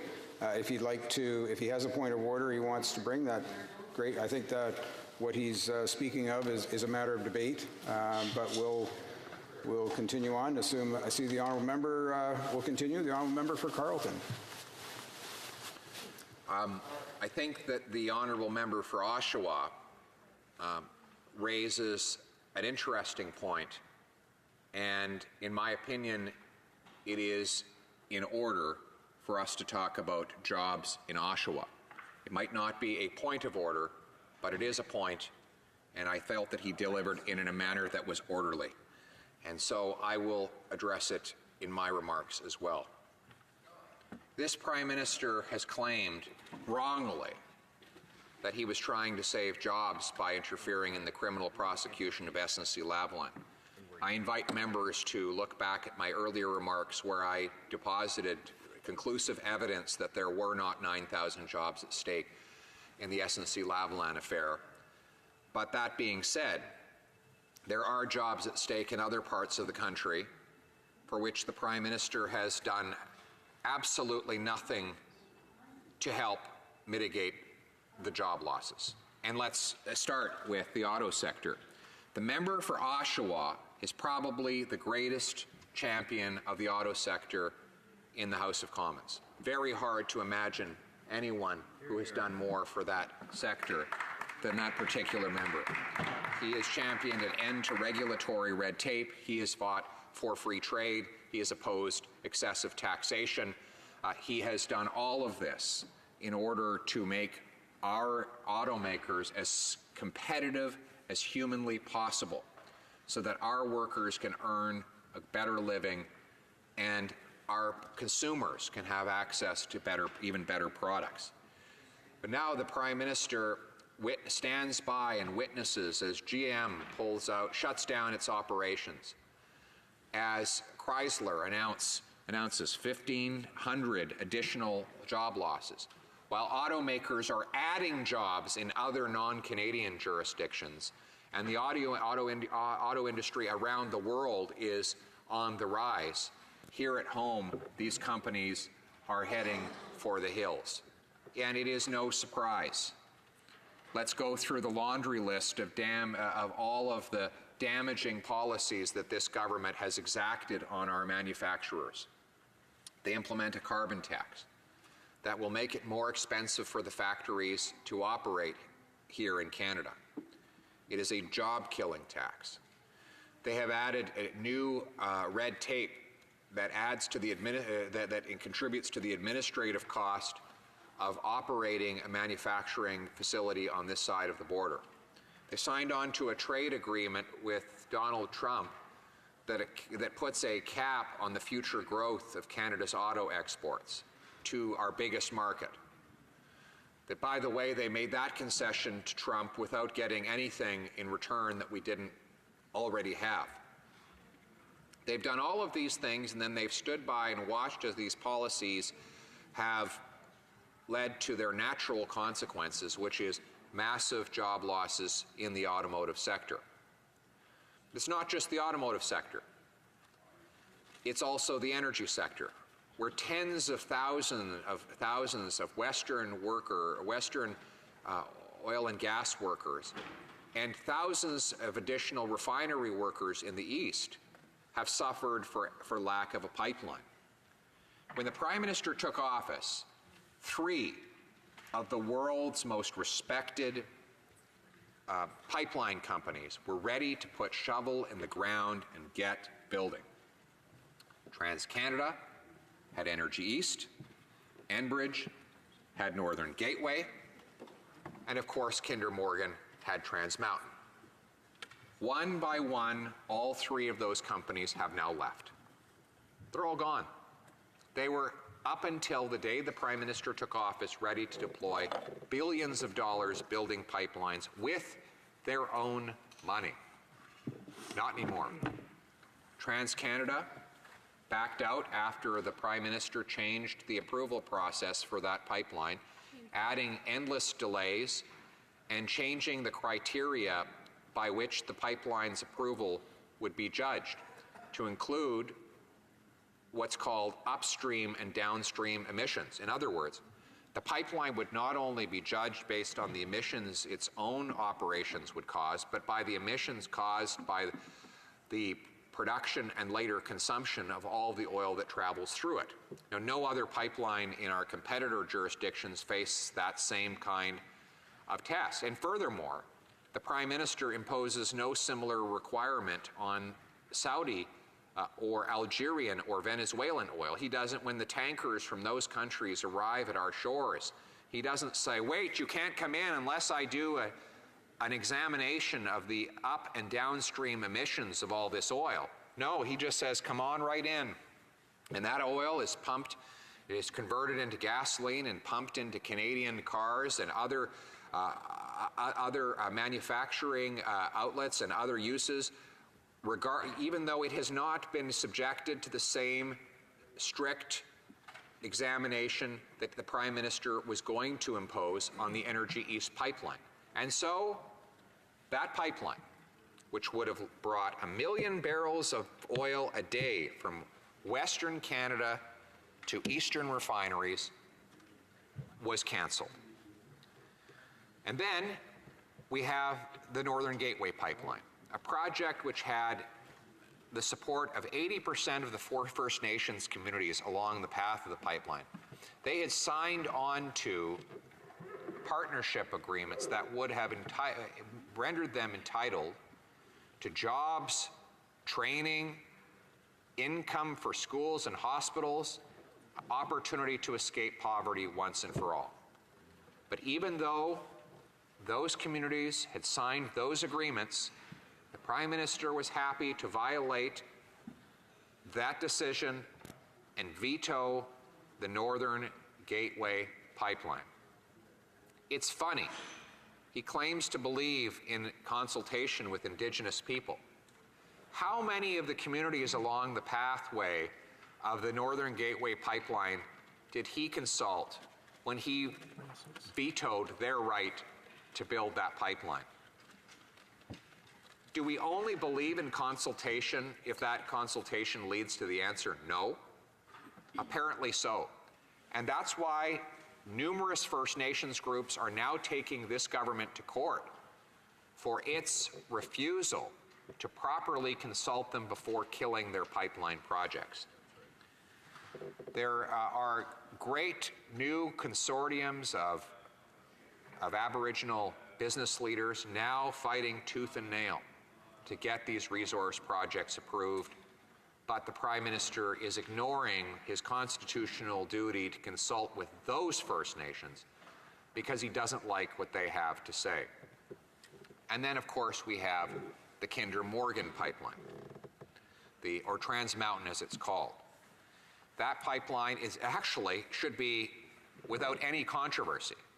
It doesn't require any new right-of-way. It simply twins an existing pipeline to increase the capacity from 300 to 900,000 barrels a day, giving Alberta and Saskatchewan producers the ability to meet the the Asian market of billions of people. But unfortunately, the Prime Minister added so many delays and was so weak in responding to environmental extremists and foreign interest groups that the company finally said they'd had enough, they weren't prepared to do business in Canada anymore, and they were leaving. And so, in order to win the votes of the majority of Canadians who want pipelines, the Prime Minister engaged in a very costly and confusing public relations exercise. He said, I know, we'll buy the existing pipeline. $4.5 billion for a $2 billion 60-year-old pipeline. Now, here's the thing. No one was looking for him to buy a pipeline. We don't need to buy a pipeline. We already had that pipeline. We want to build a pipeline. Here is the difference between his approach and ours. He bought a pipeline without building one. We will build one without buying it. Hear, hear. And just like we did in the Harper era, where 4 major pipeline projects were built, including those that shipped oil to Tidewater, those projects are now shipping literally millions and millions of barrels of oil are currently shipped through pipelines built during the time when the Harper government was in office. And we had approved the Northern Gateway pipeline, which was about to begin construction when this Prime Minister took office and vetoed its construction altogether. But back to the Trans Mountain Pipeline, a project for which the Prime Minister has now paid $4.5 billion, and not a single shovel in the ground, not a single inch of pipeline built. And here is the irony. We've gone from the Texas company planning to invest $8 billion in Canada to build a pipeline here, to the company taking $4.5 billion tax dollars out of Canada to build pipelines in Texas. So congratulations, everyone. Our tax dollars are now being used to build pipelines in Texas. TransCanada is moving more and more of its investment in operations to Texas. In fact, there's even rumors it might take the word Canada out of its name altogether. All of these companies are taking their operations, their dollars, and their jobs and going to Texas. In other words, all our X's are in Texas, Mr. Speaker. So the Prime Minister should hang his hat in Tennessee. I think he might enjoy Nashville. But nevertheless, I digress. The fact is, we need to defend our energy workers, their ability to ship their goods to market. They are not looking for welfare. They don't want a more generous government check in their mailbox. They don't want corporate welfare for the companies that employ them. They want the government to get out of the way and let them build pipelines. Hear, hear. And when the Conservative government takes office, we will clear the way for pipelines. The Conservative leader has laid out a very clear plan to make that happen. First, cancel C-69, the No New Pipelines bill. That bill extends further the hearing process to make it uneconomical and risky for proponents to put their money aside for projects in Canada. It requires companies engage in ill-defined sociological debates about pipelines. For example, they would need to do a gender impact study. Now, as far as I know, pipelines are genderless, but apparently this government believes that everything has to do with sociology and nothing has to do with economics. So they want a gender study on each natural resource project. Now, most people were scratching their head to try and understand what this meant until the Prime Minister explained it to them. He was down in South America and he explained that male construction workers bring negative, quote, gender impacts to rural communities. Shame.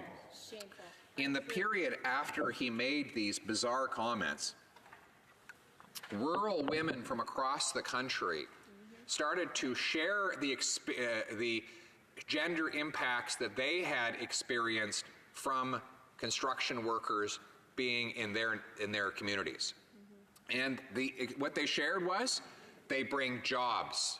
They pay taxes to fund local schools and hospital.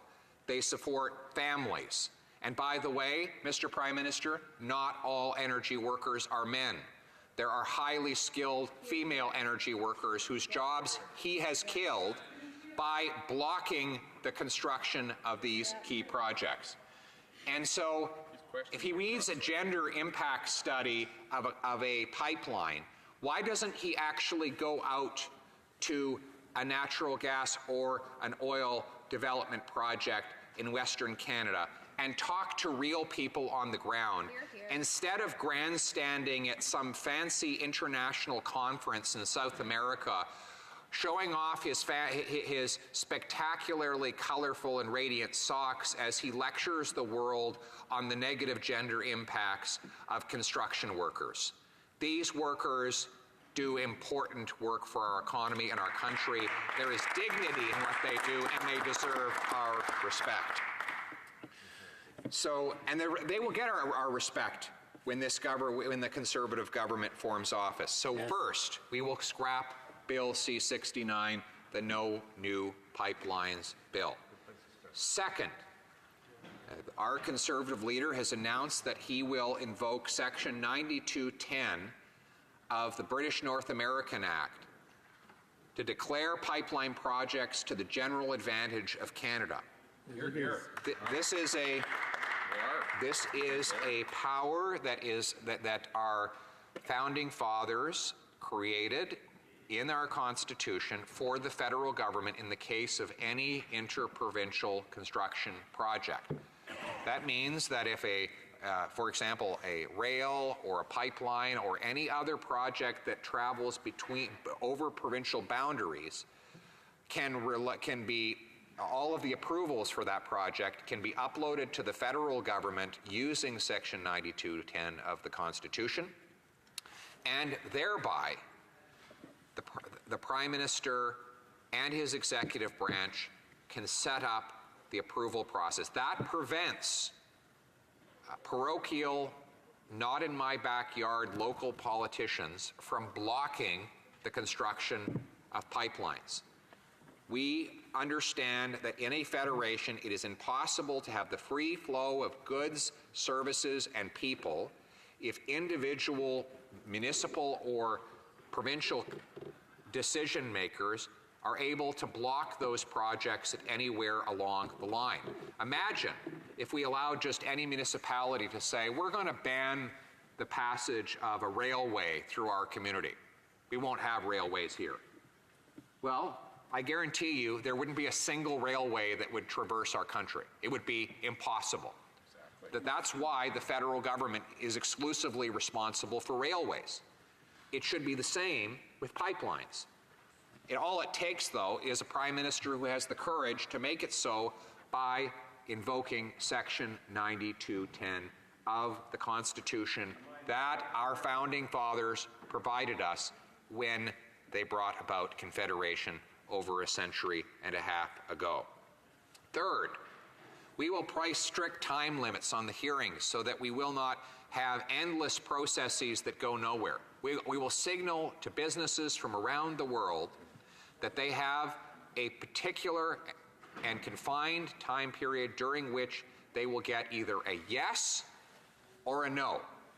Once they have that answer, they can proceed. But no business is going to tie up $10 or $15 billion for 5 or 6 or 7 years when they can go to jurisdictions almost anywhere else on the planet and build their projects within less than 2 years, or at least start them. So, Conservative leader will bring in strict time limits on the hearings. Fourth, the Conservative leader has announced that his plan for pipelines will ban foreign money and foreign interests from the hearings on these projects.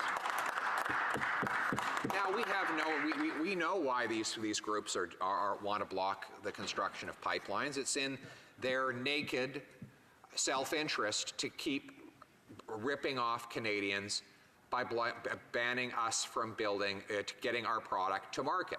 It's clear why Saudi, Algerian, Venezuelan, and other interests would want to ban us from getting Western oil to Eastern refineries.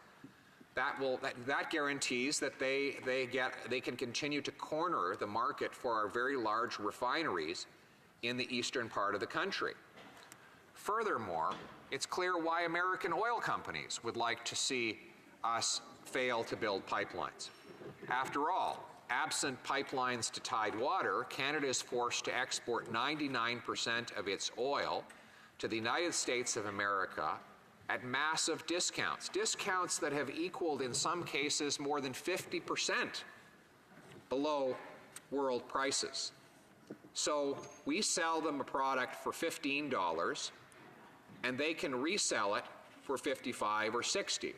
No wonder these American oil interests have funded phony environmental groups to obstruct and block the construction of Canadian pipelines here in Canada.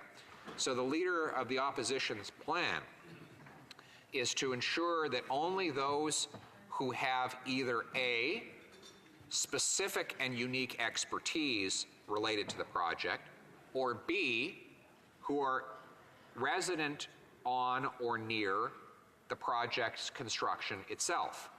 So you can't just claim that you have some esoteric interest in pipelines and environmental policy and burn up hours upon hours of hearing time before the National Energy Board under this new proposed change. Instead, the studies will focus very specifically on the expertise of people who know what they're talking about with respect to the particular project and the people who live along the affected path.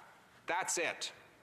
And of course, all of this can and will be done while carrying out our moral and constitutional obligation to consult with First Nations people who are increasingly the most passionate proponents of resource development across the country.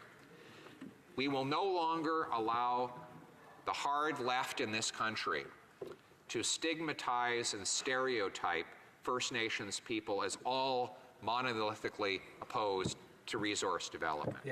In fact, the resources that we propose to allow development on are, in many cases, on the property of the First Nations themselves. They are the owners, and therefore they should have the harvesting rights of many of these particular projects. And that is why we will streamline the approval process to get resource projects built, and we will in the process we will lift thousands of First Nations people out of desperate poverty into great upward mobility of jobs, schools, hospitals, all paid for through revenues generated from their communities themselves.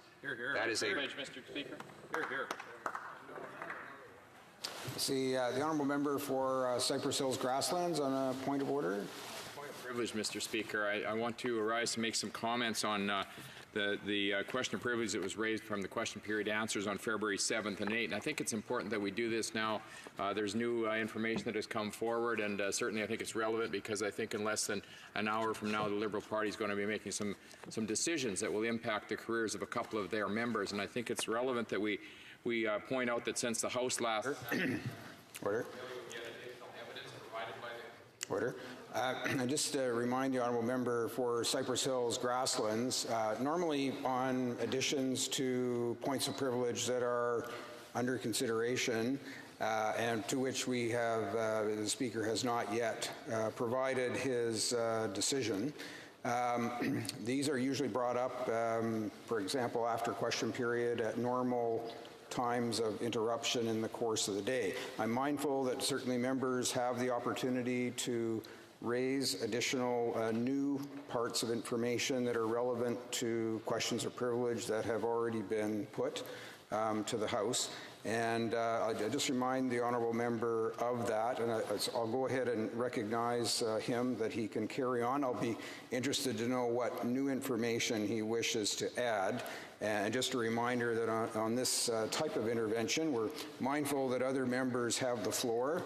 We don't normally interrupt for questions of privilege in the midst of debate. So I will recognize the honourable member and ask him to be concise in his additional points of information on the questions of privilege that he is referencing.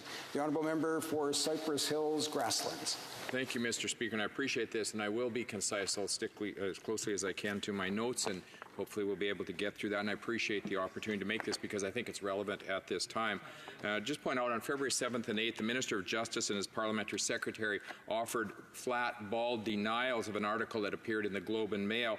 They referred to the allegations as, and I quote, false. The honourable member for Sarnia-Lambton has referred to some of these so-called allegations and the subsequent Justice Committee evidence which confirmed them. I want to speak to two of the allegations just very quickly, particularly in light of the evidence that was posted late Friday afternoon on the Justice Committee's website, which adds to further corroboration of the reporting of Robert Fife, Stephen Chase, and Sean Fine.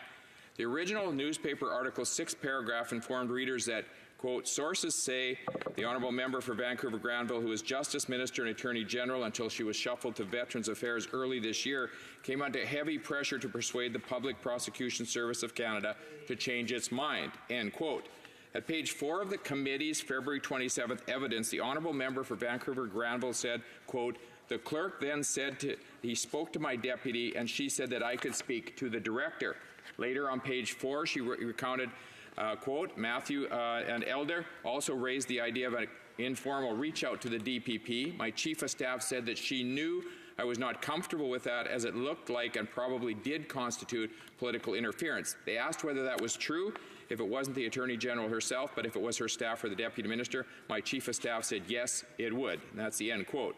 Meanwhile, on the morning of March 6, Jerry Butts, the Prime Minister's ex-principal secretary, tried to spin all of this heavy pressure, saying in page 26 of the evidence, quote, we thought that the more thought and advice and process that could go into this and the more transparency we could bring into the decision-making process, the better off we were all going to be going forward, end quote.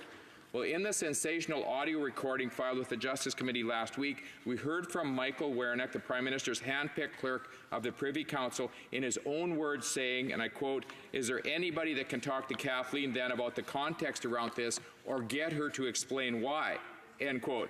Recall again that the Attorney General and his Parliamentary Secretary called these allegations false. The evidence patently begs to differ. Again, these two government spokespersons misled the House or were themselves misled to that end. The other allegation to address, Mr. Speaker, is the one at the Globe and Mail's article's 23rd paragraph, where we read, quote, sources said the Justice Minister was also encouraged to hire an outside legal expert to furnish an opinion on the suitability of a remediation agreement, end quote. The allegation was also, as the Chair will remember, called false by the current Justice Minister and his Parliamentary Secretary. However, the former Attorney General gave the following testimony to the Justice Committee on February 22nd, page 4 of the evidence, quote, we did not hear from anyone again until October 18th when Matthew Bouchard called my Chief of Staff and asked that I look at the option of my seeking an external legal opinion on the DPP's decision not to extend an invitation to negotiate a DPA. This would become a recurring theme for some time in messages from the PMO that an external review should be done of the DPP's decision. However, on October 26, 2018, when my Chief of Staff spoke to Matthew Bouchard and communicated to him that given the SNC has now filed in federal court seeking to review the DPP's decision, surely we had moved past the idea of the Attorney General intervening or getting an opinion on the same question. Matthew replied that he was still interested in an external legal opinion idea. Could she not get an external legal opinion on whether the DPP had exercised their discretion properly, and then on the application itself, the Attorney General could intervene and seek to stay the proceedings given that she was awaiting a legal opinion, end quote. The Prime Minister's former Principal Secretary, Gerald Butts, corroborated this repetitive series of exchanges when he appeared at the Justice Committee's March 6 morning meeting. Page 2 of the evidence he's recorded saying, so what exactly was staff talking to the minister about? We had a view which was informed by the Department of Justice advice that it would be appropriate for her to seek independent advice from an eminent Canadian jurist or panel of jurists. We believe this was inappropriate, end quote. And I'm coming rapidly to the end of my intervention, Mr. Speaker. Later on page 3, he said, quote, "When you boil it all down, all we ever asked the Attorney General to do was to consider a second opinion." Then in that audio recording filed with the Justice Committee, we heard Michael Wernick saying, quote, "I think the Prime Minister is thinking about getting somebody else to give him advice. He just wants to understand more at this point of why the DPA route is not taken up. So he's thinking of bringing someone in like Bev McLaughlin to give him advice on this or to give you advice on this." Well, Mr. Speaker, this blows a huge hole in the side of any claim that the Globe and Mail story on February 7th was false. It was just the opposite. In fact, once again, the Attorney General and his parliamentary secretary misled the House or were misled by someone who wanted to achieve that same result. Now, in conclusion, I want to turn the possibility raised by the House Leader of the official opposition in her preliminary remarks that the Attorney General and his parliamentary secretary were merely victims of a poor briefing from the Prime Minister or the Clerk of the Privy Council and were fed falsehoods to be spread in the House of Commons. I would urge you to consider the ruling of Mr. Speaker Jerome on December 6, 1978. The case was summarized at footnote 249 of page 116 of the House of Commons Procedure and Practice, 3rd edition, where it says, quote, "On November 3, 1978, Alan Lawrence charged that he had been deliberately misled by a former Solicitor General. Acting on behalf of a constituent who suspected that his mail had been tampered with, Mr. Lawrence had written in 1973 to the then Solicitor General, who assured them that as a matter of policy, the RCMP did not intercept the private mail of anyone. However, on November 1, 1978, in testimony before the MacDonald Commission, a royal commission created by the federal government to look into the illegal activities of the RCMP and headed by Justice David MacDonald of the Supreme Court of Alberta, the former RCMP commissioner stated they did indeed intercept mail on a very restricted basis, and the practice was not one which had been concealed from ministers. Mr. Lawrence claimed this statement clearly conflicted with the information he'd received from the Solicitor General some years earlier. On December 6, Speaker Jerome dealt with a number of points raised in the presentations on the question of privilege and ruled the matter prima facie." End quote. In concerning the testimony heard Mr. Speaker Jerome said in his ruling, page 18. I thank the honourable member, Cypress Hills Grasslands, for these additional points. I think I've heard enough in this regard. I think the honourable member has made some additional points that are I'm not so sure. Some of it may have been on the record at an earlier time. He did note, however, in his conclusion that as it relates to more recent events, his additional comments in that regard, and I assure him that these points will be taken under consideration. Members will know that the interventions for points of order and questions of privilege are certainly, members have a right to be heard on these matters, but the presiding officers have the ability to decide at which point enough has been put on the record to permit the conclusions and the deliberations on these matters, and I thank the honourable member for Cypress Hills Grasslands for these additional comments. Resuming debate, the honourable member for Carleton. Thank you very much, Mr. Speaker. And in the same spirit as my colleague, I'd like to point the House's attention to a very important article written in the National Post just yesterday. The author is Kelly McFarlane. It's entitled, "Here's What the Liberals Are Asking You to Believe About the SNC-Lavalin Saga." In order to believe the Prime Minister's version of his dispute with his former Attorney General, you have to accept that an astonishing series of missteps, misunderstandings, and lost opportunities were entirely innocent.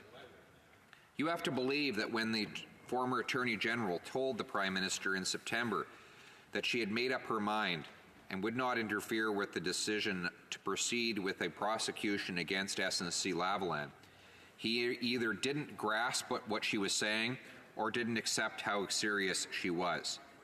You have to trust that none of the numerous complaints she made over the ensuing weeks, warnings that the pressure being exerted was inappropriate and had to stop, made it through to the Prime Minister. You have to consider it wholly believable that Gerald Butts, the political whiz kid and guru considered the brains behind the throne, likewise missed or misinterpreted the signals and didn't alert his boss that they had a real problem. You have to find nothing odd in the fact that none of the supposedly high-skilled and politically adept people surrounding the Prime Minister appreciated the severity of warnings the former Attorney General was making, that if the Prime Minister used his office to muscle a subordinate to interfere in the independence of the public prosecutor, he was racing headlong towards a cliff and was taking his government with him. Even though the former Attorney General says she has, quote, documented evidence, end quote, to the contrary, you have to believe the Prime Minister's office never received the formal explanation known as Section 13, outlining the reasoning for going ahead with the Lavalin prosecution. And that in all the months of back and forth among ministers, their staff, and the PMO, no one took the time to acquaint the Prime Minister with the contents of that report. If you want to agree with the complaints that the whole affair has been overblown, you need to accept at face value the apparent inability of Michael Wernick, supposedly among the top minds in the civil service, to understand why the former Attorney General refused to use the, quote, tools she had at her disposal to halt the prosecution of SNC, even after she made it clear in their 17-minute phone conversation that using those tools would inevitably explode in the face of the government. And you need to take seriously Wernick's claim that he didn't pass on the message to the Prime Minister, despite specifically telling the former Attorney General he had to, quote, report back, because everyone left in town the next day on a holiday.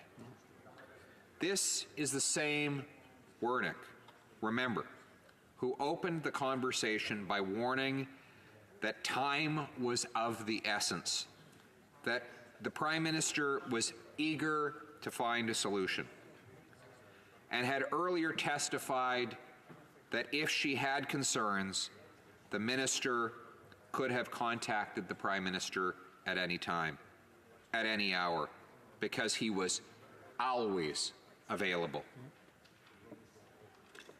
It's a lot to accept, McFarland goes on, but there's even more to digest. For instance, how is it that neither Butts nor the Prime Minister realized something was badly amiss when when the former Treasury Board President told them that the former Attorney General might feel that shuffling her out of her job was punishment for refusing to cave to the Prime Minister's demands, McFarland writes.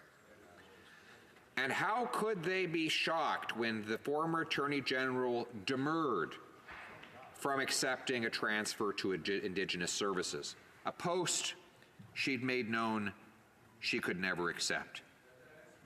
McFarland goes on, is it really feasible that no one in the Liberal hierarchy foresaw that imposing limits on the former Attorney General's ability to testify before the Justice Committee would strike a negative chord with Canadians, or that letting Liberal MPs peremptorily shut down the committee in the wake of her testimony would only make things worse?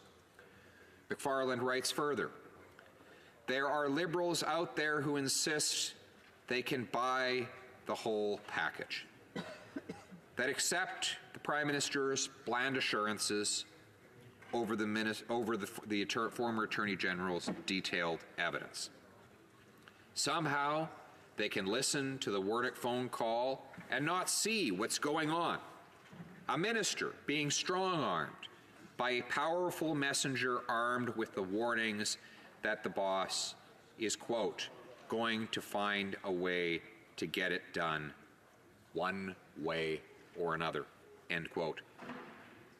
They argue that the Prime Minister would never act in such a threatening manner, that it's out of character. But the truth is, McFarland goes on, it is entirely in character. And the proof has been there all along.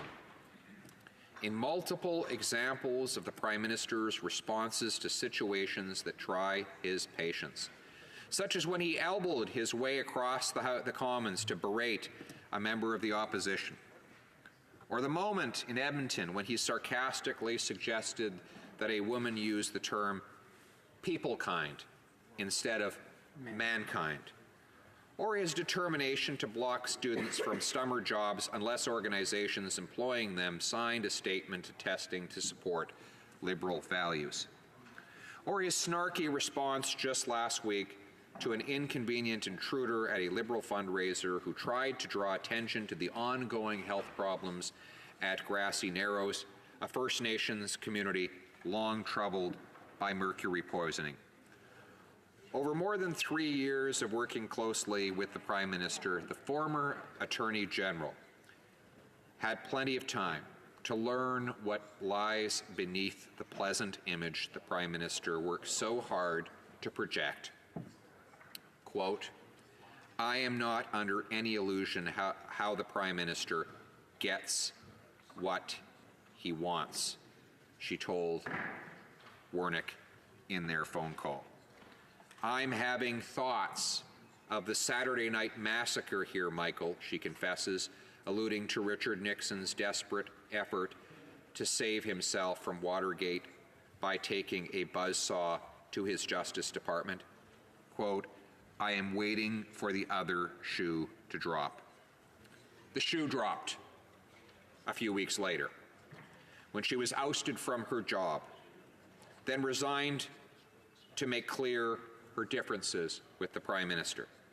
The Prime Minister's version of her departure is that it resulted from, quote, "an erosion of trust," of which he was entirely unaware in spite of the events of the previous 3 months, the warnings she had issued, the stark alert issued to Wernick, and the concerns raised by the former Treasury Board president. Maybe it's possible that the Prime Minister really was caught off guard, McFarland goes on to write, that his aides and advisors failed to bring the danger to his attention. But if that's the case, you have to ask yourself whether a government that could make so many errors in judgment, could miss so many signs of trouble, could press ahead with a bad idea even when one of its senior members is waving her arms and shouting, "Stop!" You have to ask yourself whether a government so clumsy, myopic, and accident-prone has any business running the country. End quote. I was just quoting directly from the opinion piece of Mr. Kelly McFarland, published April 1st, 2019. All of the words in it are to be attributed to him, though they are very well authored. I do not want to indirectly attempt to take ownership of his words, and I therefore, at the end, I will be seeking unanimous consent to table his op-ed so that the formal record will show that the words I just uttered were his and not mine, though I do endorse them. Having analyzed what Mr. McFarland wrote, I believe he has captured very well the incredible story that the Prime Minister is asking Canadians to digest. That all along this 4-month campaign of relentless pressure, wherein members of the Prime Minister's inner circle, including the Prime Minister himself, interfered 20 times with the Attorney General's role, that it was all a big misunderstanding. That he just didn't get the message, that she just wasn't clear enough, that he failed to communicate, that if his only mistake was that he ought to have picked up the phone and called her a few more times. You know, the irony is that's exactly the wrong answer. The problem was that he was calling her too much. Yep.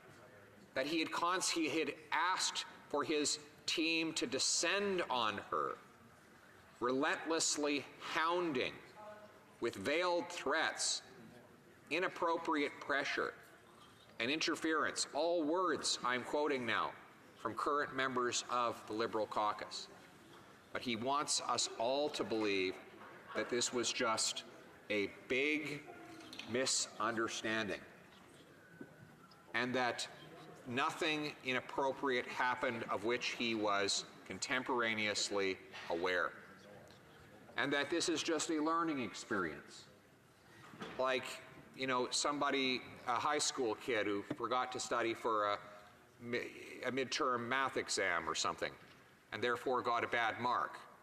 Well, this is, Mr. Speaker, we all accept that prime ministers of all colors will learn on the job. It is a very difficult one.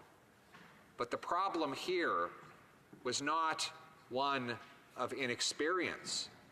It was one of character, one driven by a prime minister determined to get whatever he wanted, no matter the price, even at the expense of our rule of law.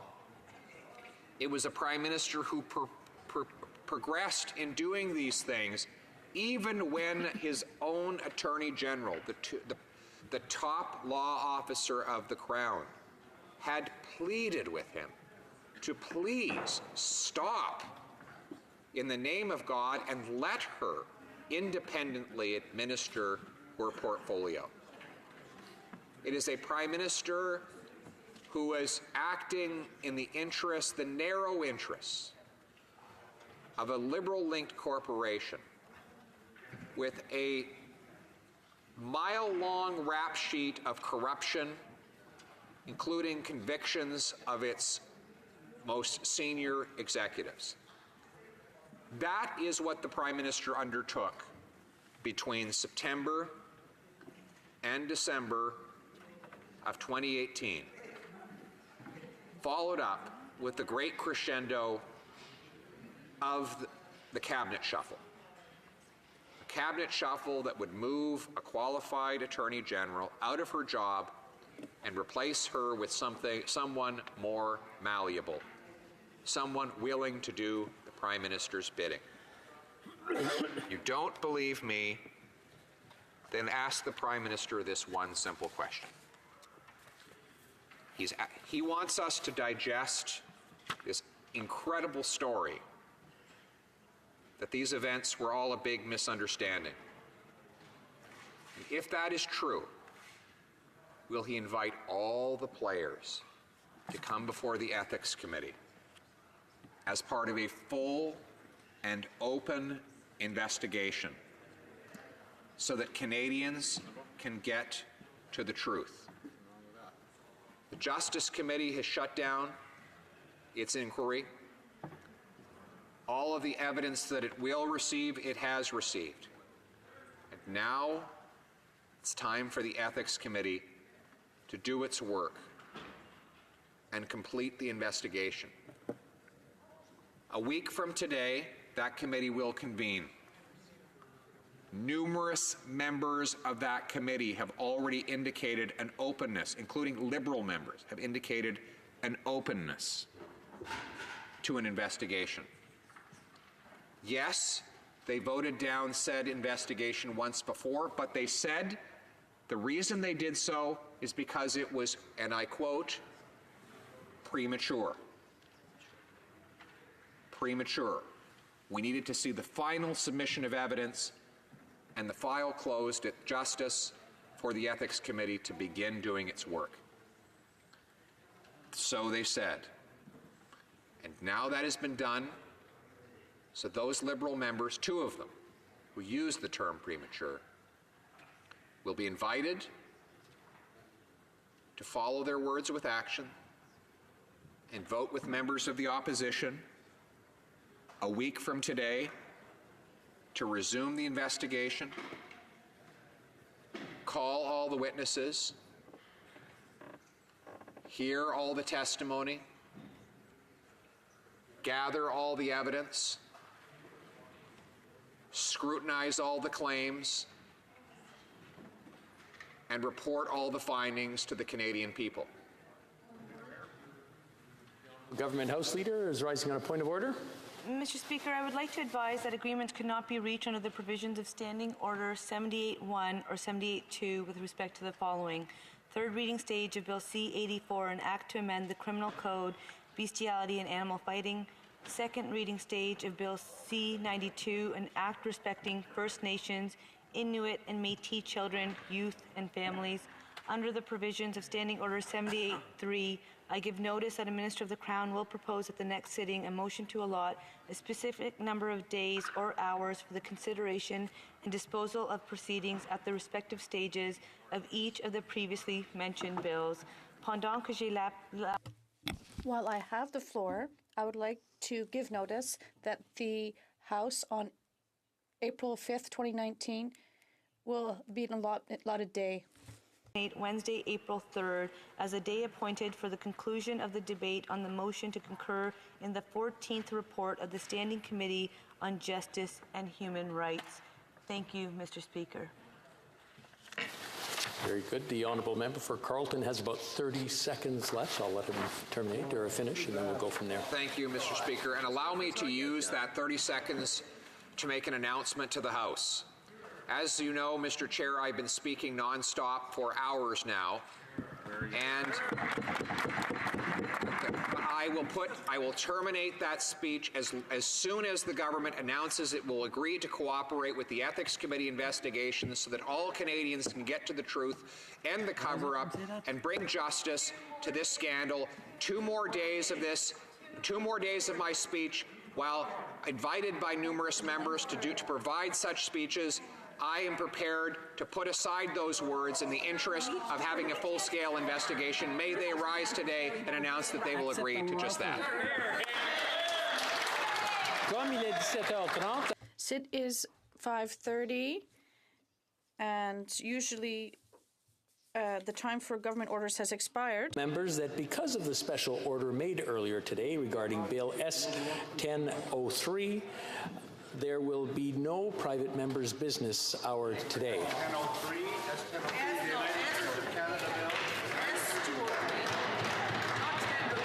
1003.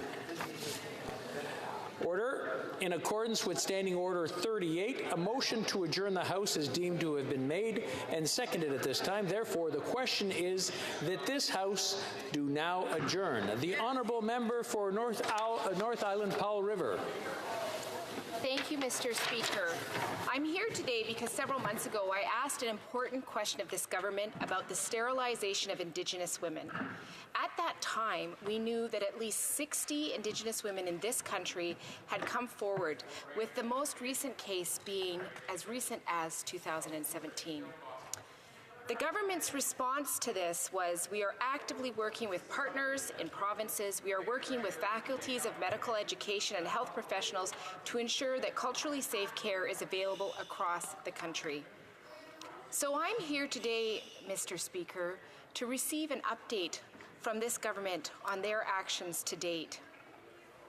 The reality is the history of forced sterilization of Indigenous women is a sad part of the history and obviously the present in this country. In fact, I've met some women, Indigenous women, whose reality was that they were sterilized. Sad stories of young women that were in residential school in British Columbia. They were sent to the hospital to get a procedure that they didn't know what it was for, and when they were returned to their residential school, they were told that they were no longer able to have children in the future. I think that these stories are a sad part of the history of Canada, and it is devastating that they are now a part of what's happening in this day and age. When we talk about reconciliation, when we talk about moving forward, these human rights violations should be a significant focus for this government. Recently, there was a news article where a woman explained how she tried to leave the room before being operated on, and the doctor wheeled her back in, asking the nurses if she had signed the consent form, ignoring her saying repeatedly, "I don't want this." That's shocking in this day and age, in this country. That should be something that we are all concerned about. We know that the Saskatoon Health Region has formally apologized for coercing women into sterilization.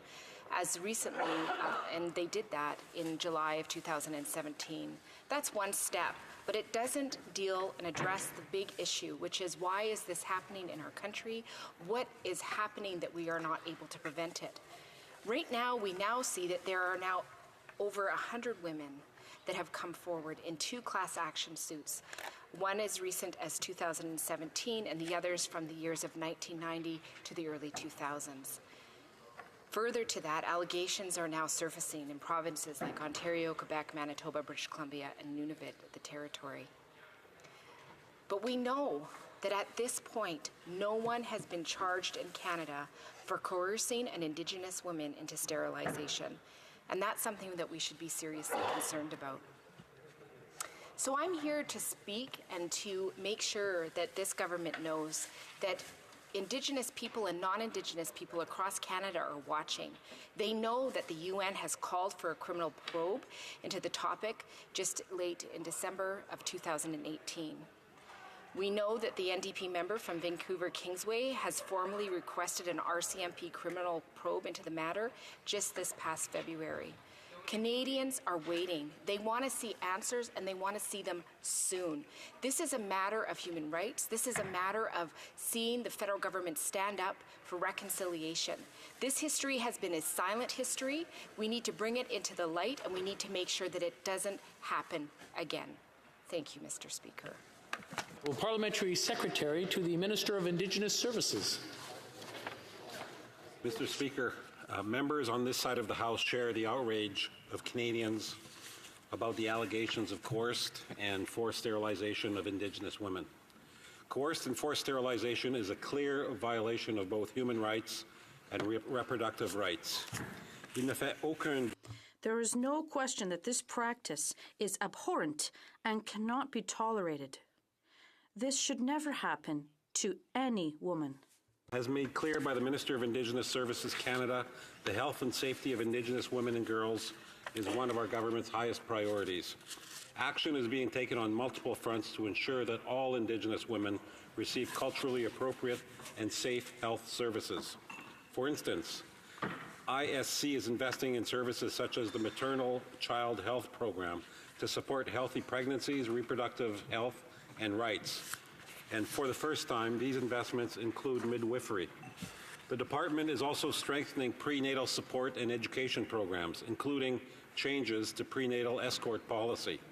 This means the safety of Indigenous women is being improved by ensuring every mother knows she is entitled to an escort at the time of her child's birth. La ministre des Services aux Autochtones. ISC is responding to recommendations made in February 2018 at the Inter-American Commission on Human Rights. These include working with Indigenous partners to produce information material for healthcare providers and patients on proper and informed consent and seeking guidance on reproductive health options. In addition, the department has established an advisory committee on Indigenous women's well-being to inform ISC of current and emerging issues in health and across the social determinants of health, with a focus on sexual and reproductive health and rights. The advisory committee held its inaugural meeting in mid-February with representatives from the Assembly of Manitoba Chiefs, the Assembly of First Nations, the AFN Women's Council, ITK, NWAC, Patutit, Les Femmes Métis, the National Aboriginal Council of Midwives, the National Aboriginal Circle Against Family Violence, and the Society of Obstetricians and Gynecologists. The next meeting is scheduled for later this spring. Mr. Speaker, given that healthcare is a multi-jurisdictional, indeed a multi-sectoral responsibility, we must work with other partners to improve access to culturally safe health services and support Indigenous-led approaches to healthcare delivery. Our government is working with provinces and territories to establish a working group on cultural safety and humility in Canada's healthcare system. The first formal meeting is expected to take place in April. We hope our provincial and territorial counterparts join us in redoubling our efforts to stop all violations of women's rights. Ensuring healthcare workers receive cultural competency training was also one of TRC's calls to action. In collaboration with national Indigenous organizations, ISC is reaching out to professional bodies such as the Society of Obstetricians and Gynecologists and the Royal College of Physicians and Surgeons to increase cultural competency of health professionals. It's also important to recognize that informed consent policies are administered at the local level within hospitals. This means that hospital administrators and area health authorities are needed in the effort. We all have a part to play in ensuring Indigenous patients receive quality health care that is free of prejudice. As the work I've highlighted underscores, there can be no debate about this government's determination to do just that. For North Island, Powell River. Well, thank you, Mr. Speaker. You know, the member just mentioned shared outrage and the reality that there's a lot of challenges when you're working with multi-jurisdictional issues. But that isn't enough, in my opinion. When we talk about the needs of these women to be safe, we need to see a fierce approach to that. We need to see somebody standing up on these issues. So I appreciate, you know, the member talked a lot about the services and how they were improving things for Indigenous people and looking at, you know, making things more inclusive. But this is the reality that women are being coerced into sterilization. In one example that has come out, a woman was told, you will not be allowed to see your newborn child until you agree to this procedure. That is outrageous. We need to see some active action here that is actually going to have an impact on these women's lives. It is not okay in this day and age that we are seeing women being forced into sterilization. Indigenous lives are important. Honourable Parliamentary Secretary.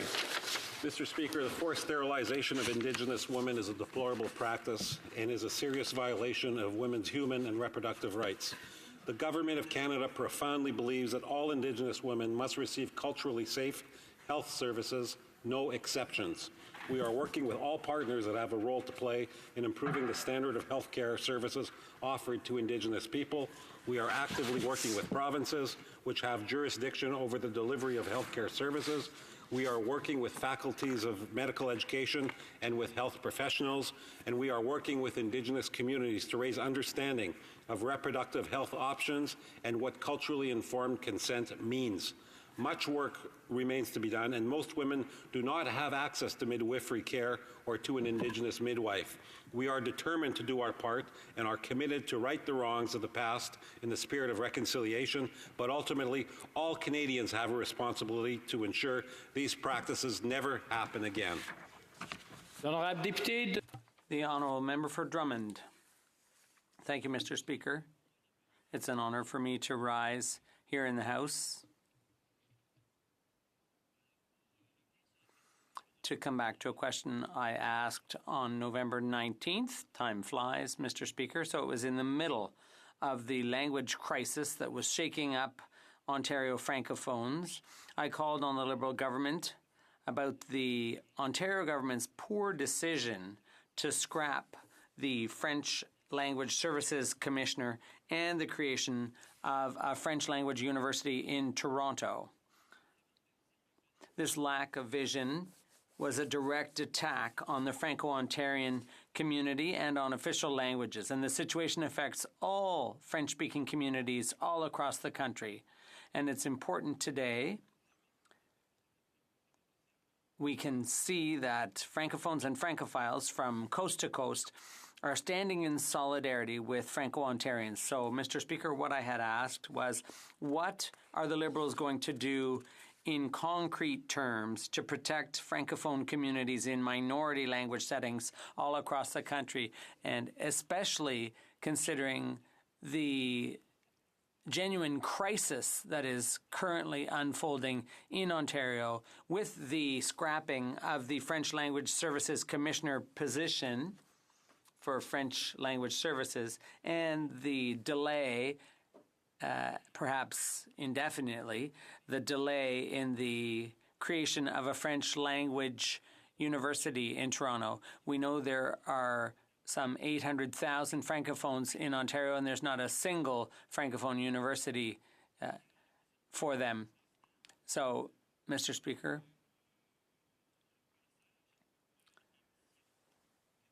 there's a popular Quebec show called Tout le monde en parle, and that became an issue on their radar screen.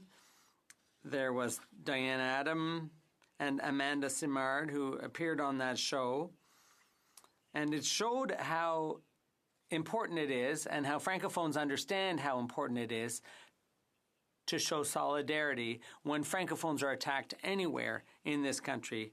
And what they had to say was compelling and demonstrated the importance of sticking together. In my riding of Drummond, I received a number of letters, hundreds of emails and letters from people who called me to say, don't give up, keep up the fight, because we are standing together with Franco-Ontarians. We have to protect Francophones in Ontario and French language services in Ontario. Speaking of vitality and Francophone community development, French is more alive than ever before in Drummond. On March 16th, I attended an awards ceremony. The prestigious Georges d'Or prizes were given out by the Saint-Jean-Baptiste Society. And I'd like to congratulate the prize winners, Rosalie Ouellette, Ariane Poudrier, Juliette de Grandpré, Raphaël Ambre Hamon, and Jean-Guy Lachance. As a French teacher and official languages critic, I think it's very important to highlight the contributions that many people make to the vitality of our French language. So congratulations to all the awards winners. And I'd just like to know what more is the government planning to do to support Franco-Ontarians and the creation of a French language university. The Honourable Parliamentary Secretary to the Minister of Tourism and Official Languages and the Francophonie. Thank you, Mr. Speaker. I'd like to thank my colleague, the member for Drummond, for his question, which remains topical given the Government of Ontario's decisions when it comes to Francophones in Ontario. Our country has created its own identity, which is based on diversity, reconciliation with Indigenous peoples, and language duality. Today, our two official languages, French and English, are a source of great wealth and pride. Fierté.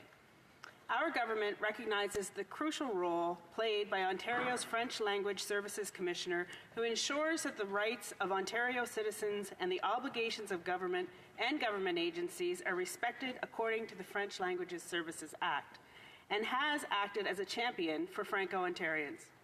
With the elimination of the French Language Services Commission, Franco-Ontarians are losing a key support, and our government is questioning how the rights of Franco-Ontarians will be respected and ensured with the elimination of this important watchdog role.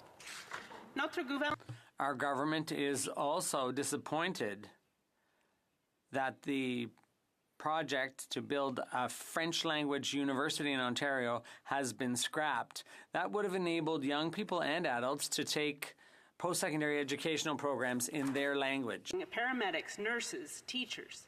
But these people need to access high-quality French language university programs to develop the professional skills to serve Francophone minority communities. Our government is committed to enhancing the vitality of English and French linguistic minority communities across the country according to the Official Languages Act, and we firmly believe in defending the rights, those language rights in Canada.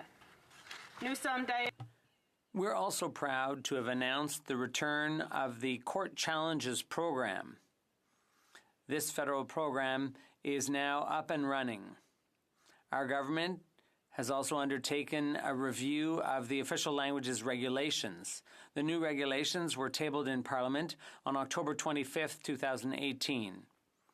This overhaul to the regulations is part of our commitment to seeing to it that federal services are provided to Canadians in the official language of their choice. Official Languages Act, our government is committed to showing leadership in all matters pertaining to the vitality of our official languages, all while respecting the priorities of the provincial and territorial governments. The Honourable Member for Drummond. Thank you, Mr. Speaker. Just to wrap up on what I wanted to say was that Franco-Ontarians have paid close attention to the last budget, and when I asked my colleague what more was being done for Francophones, well, what Franco-Ontarians asked me was, look at the budget and see there in black and white whether the government is actually willing to put its money where its mouth is and fund this Francophone university. That's what we asked for. We wanted the budget to make clear provision in black and white. It's all well and good to make fancy speeches and so on, but where's the commitment in black and white? Where's the money? And this isn't me saying this. It's stakeholders from Francophone Ontario. So that's what the budget needed. There should have been a clear indication of a federal desire to fund this. The Parliamentary Secretary. The Minister wrote to Ministers Mulroney and Fullerton to reiterate her commitment to provide support for the Université Francophone de l'Ontario. The project should the Government of Ontario submit a formal request. Meanwhile, our government announced $1.9 million in funding to the project to ensure startup costs are covered until January 2020. Back in March 2018, our government had already announced an investment of $2.7 billion over 5 years, including $500 million in new funding under the Official Languages Action Plan. This is the first significant investment in official languages since 2003. Honorable Député. The Honourable Member for Regina Louvain. Mr. Speaker, on November 19th, I noted that the price of Western Canadian heavy oil had fallen to a record low, threatening both employment in the sector as well as provincial government revenues. I noted that this was a major crisis facing our country and that the industry was considering a coordinated production cut in order to reduce prices. I asked the federal government to provide assurances that the Federal Competition Bureau would not intervene to prevent such a production cut. Mr. Speaker, of course, what ended up happening is that on December 2nd, the Alberta Premier announced that the provincial government would mandate a production cut of about 9%. And of course, because this was required by the province and not just coordinated among companies, there was no role for federal competition policy. And I'm pleased to report that this policy that I raised in the House and that the Alberta government implemented was quite successful in rapidly increasing the price of Western Canadian select oil. The Alberta government has also invested in rail cars in order to help move its oil to market in the absence of sufficient pipeline capacity. That also is making a positive contribution to pricing. So these are a couple of very positive examples of what the Notley government has done to steward Alberta's oil industry, and I think all Western Canadians appreciate those efforts. I do, however, want to speak in a bit of a broader sense about federal competition policy.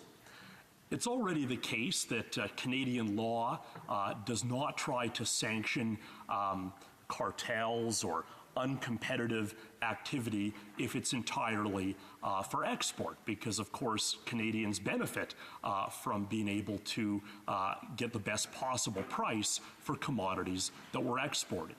And I think that that logic largely applies to oil, but of course there is oil that we consume right here in Canada. And particularly, we've had this recent kerfuffle about the application of the federal carbon tax to gasoline.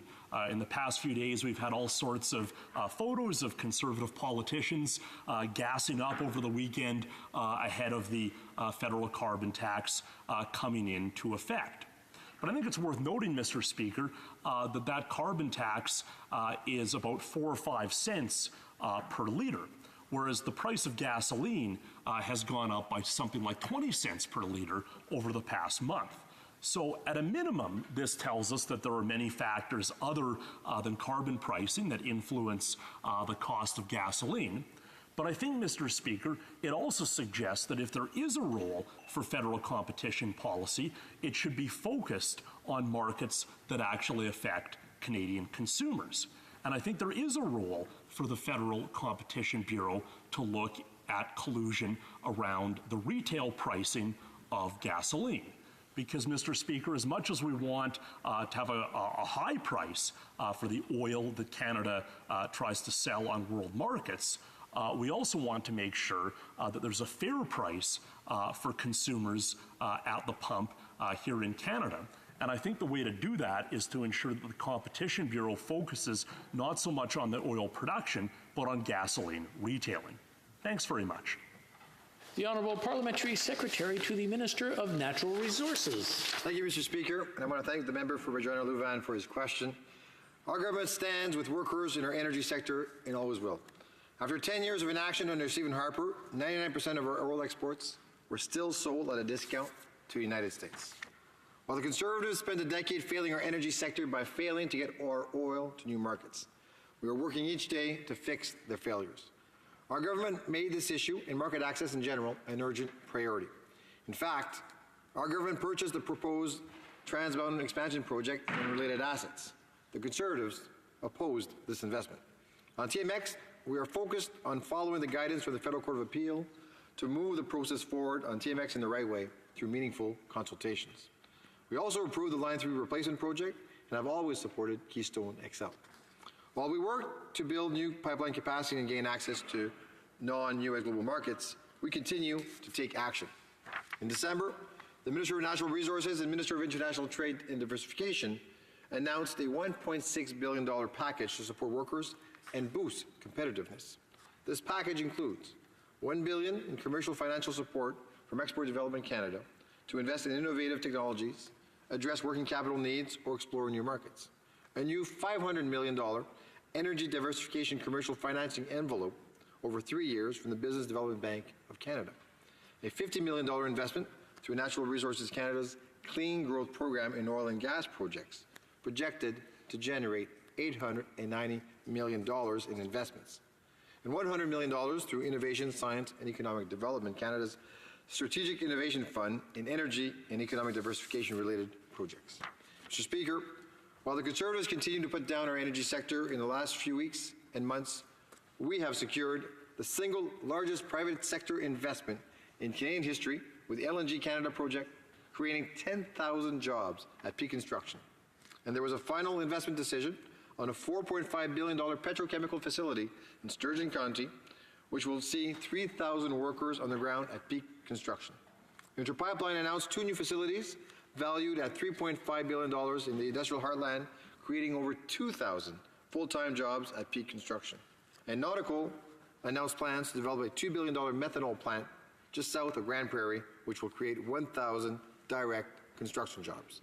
These are real investments in our energy sector, in Canadians and Alberta workers. Merci, Mr. President.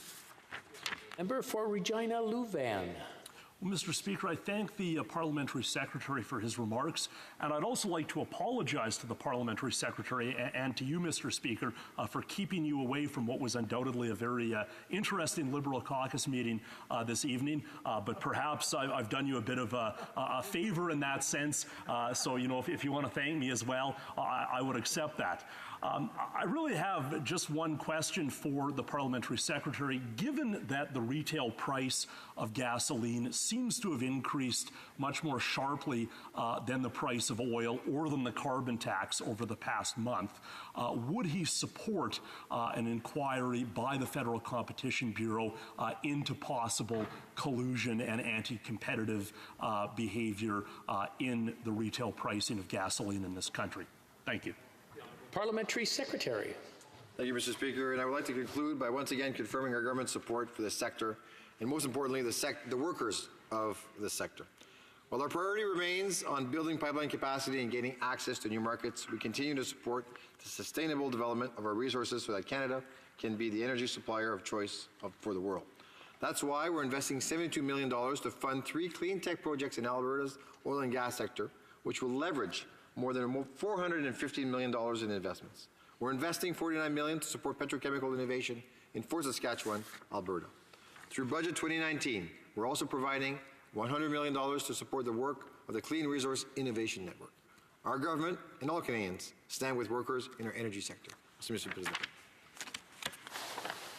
The motion to adjourn the House is now deemed to have been adopted. Accordingly, this House stands adjourned until tomorrow at 2 p.m. pursuant to Standing Order 24-1.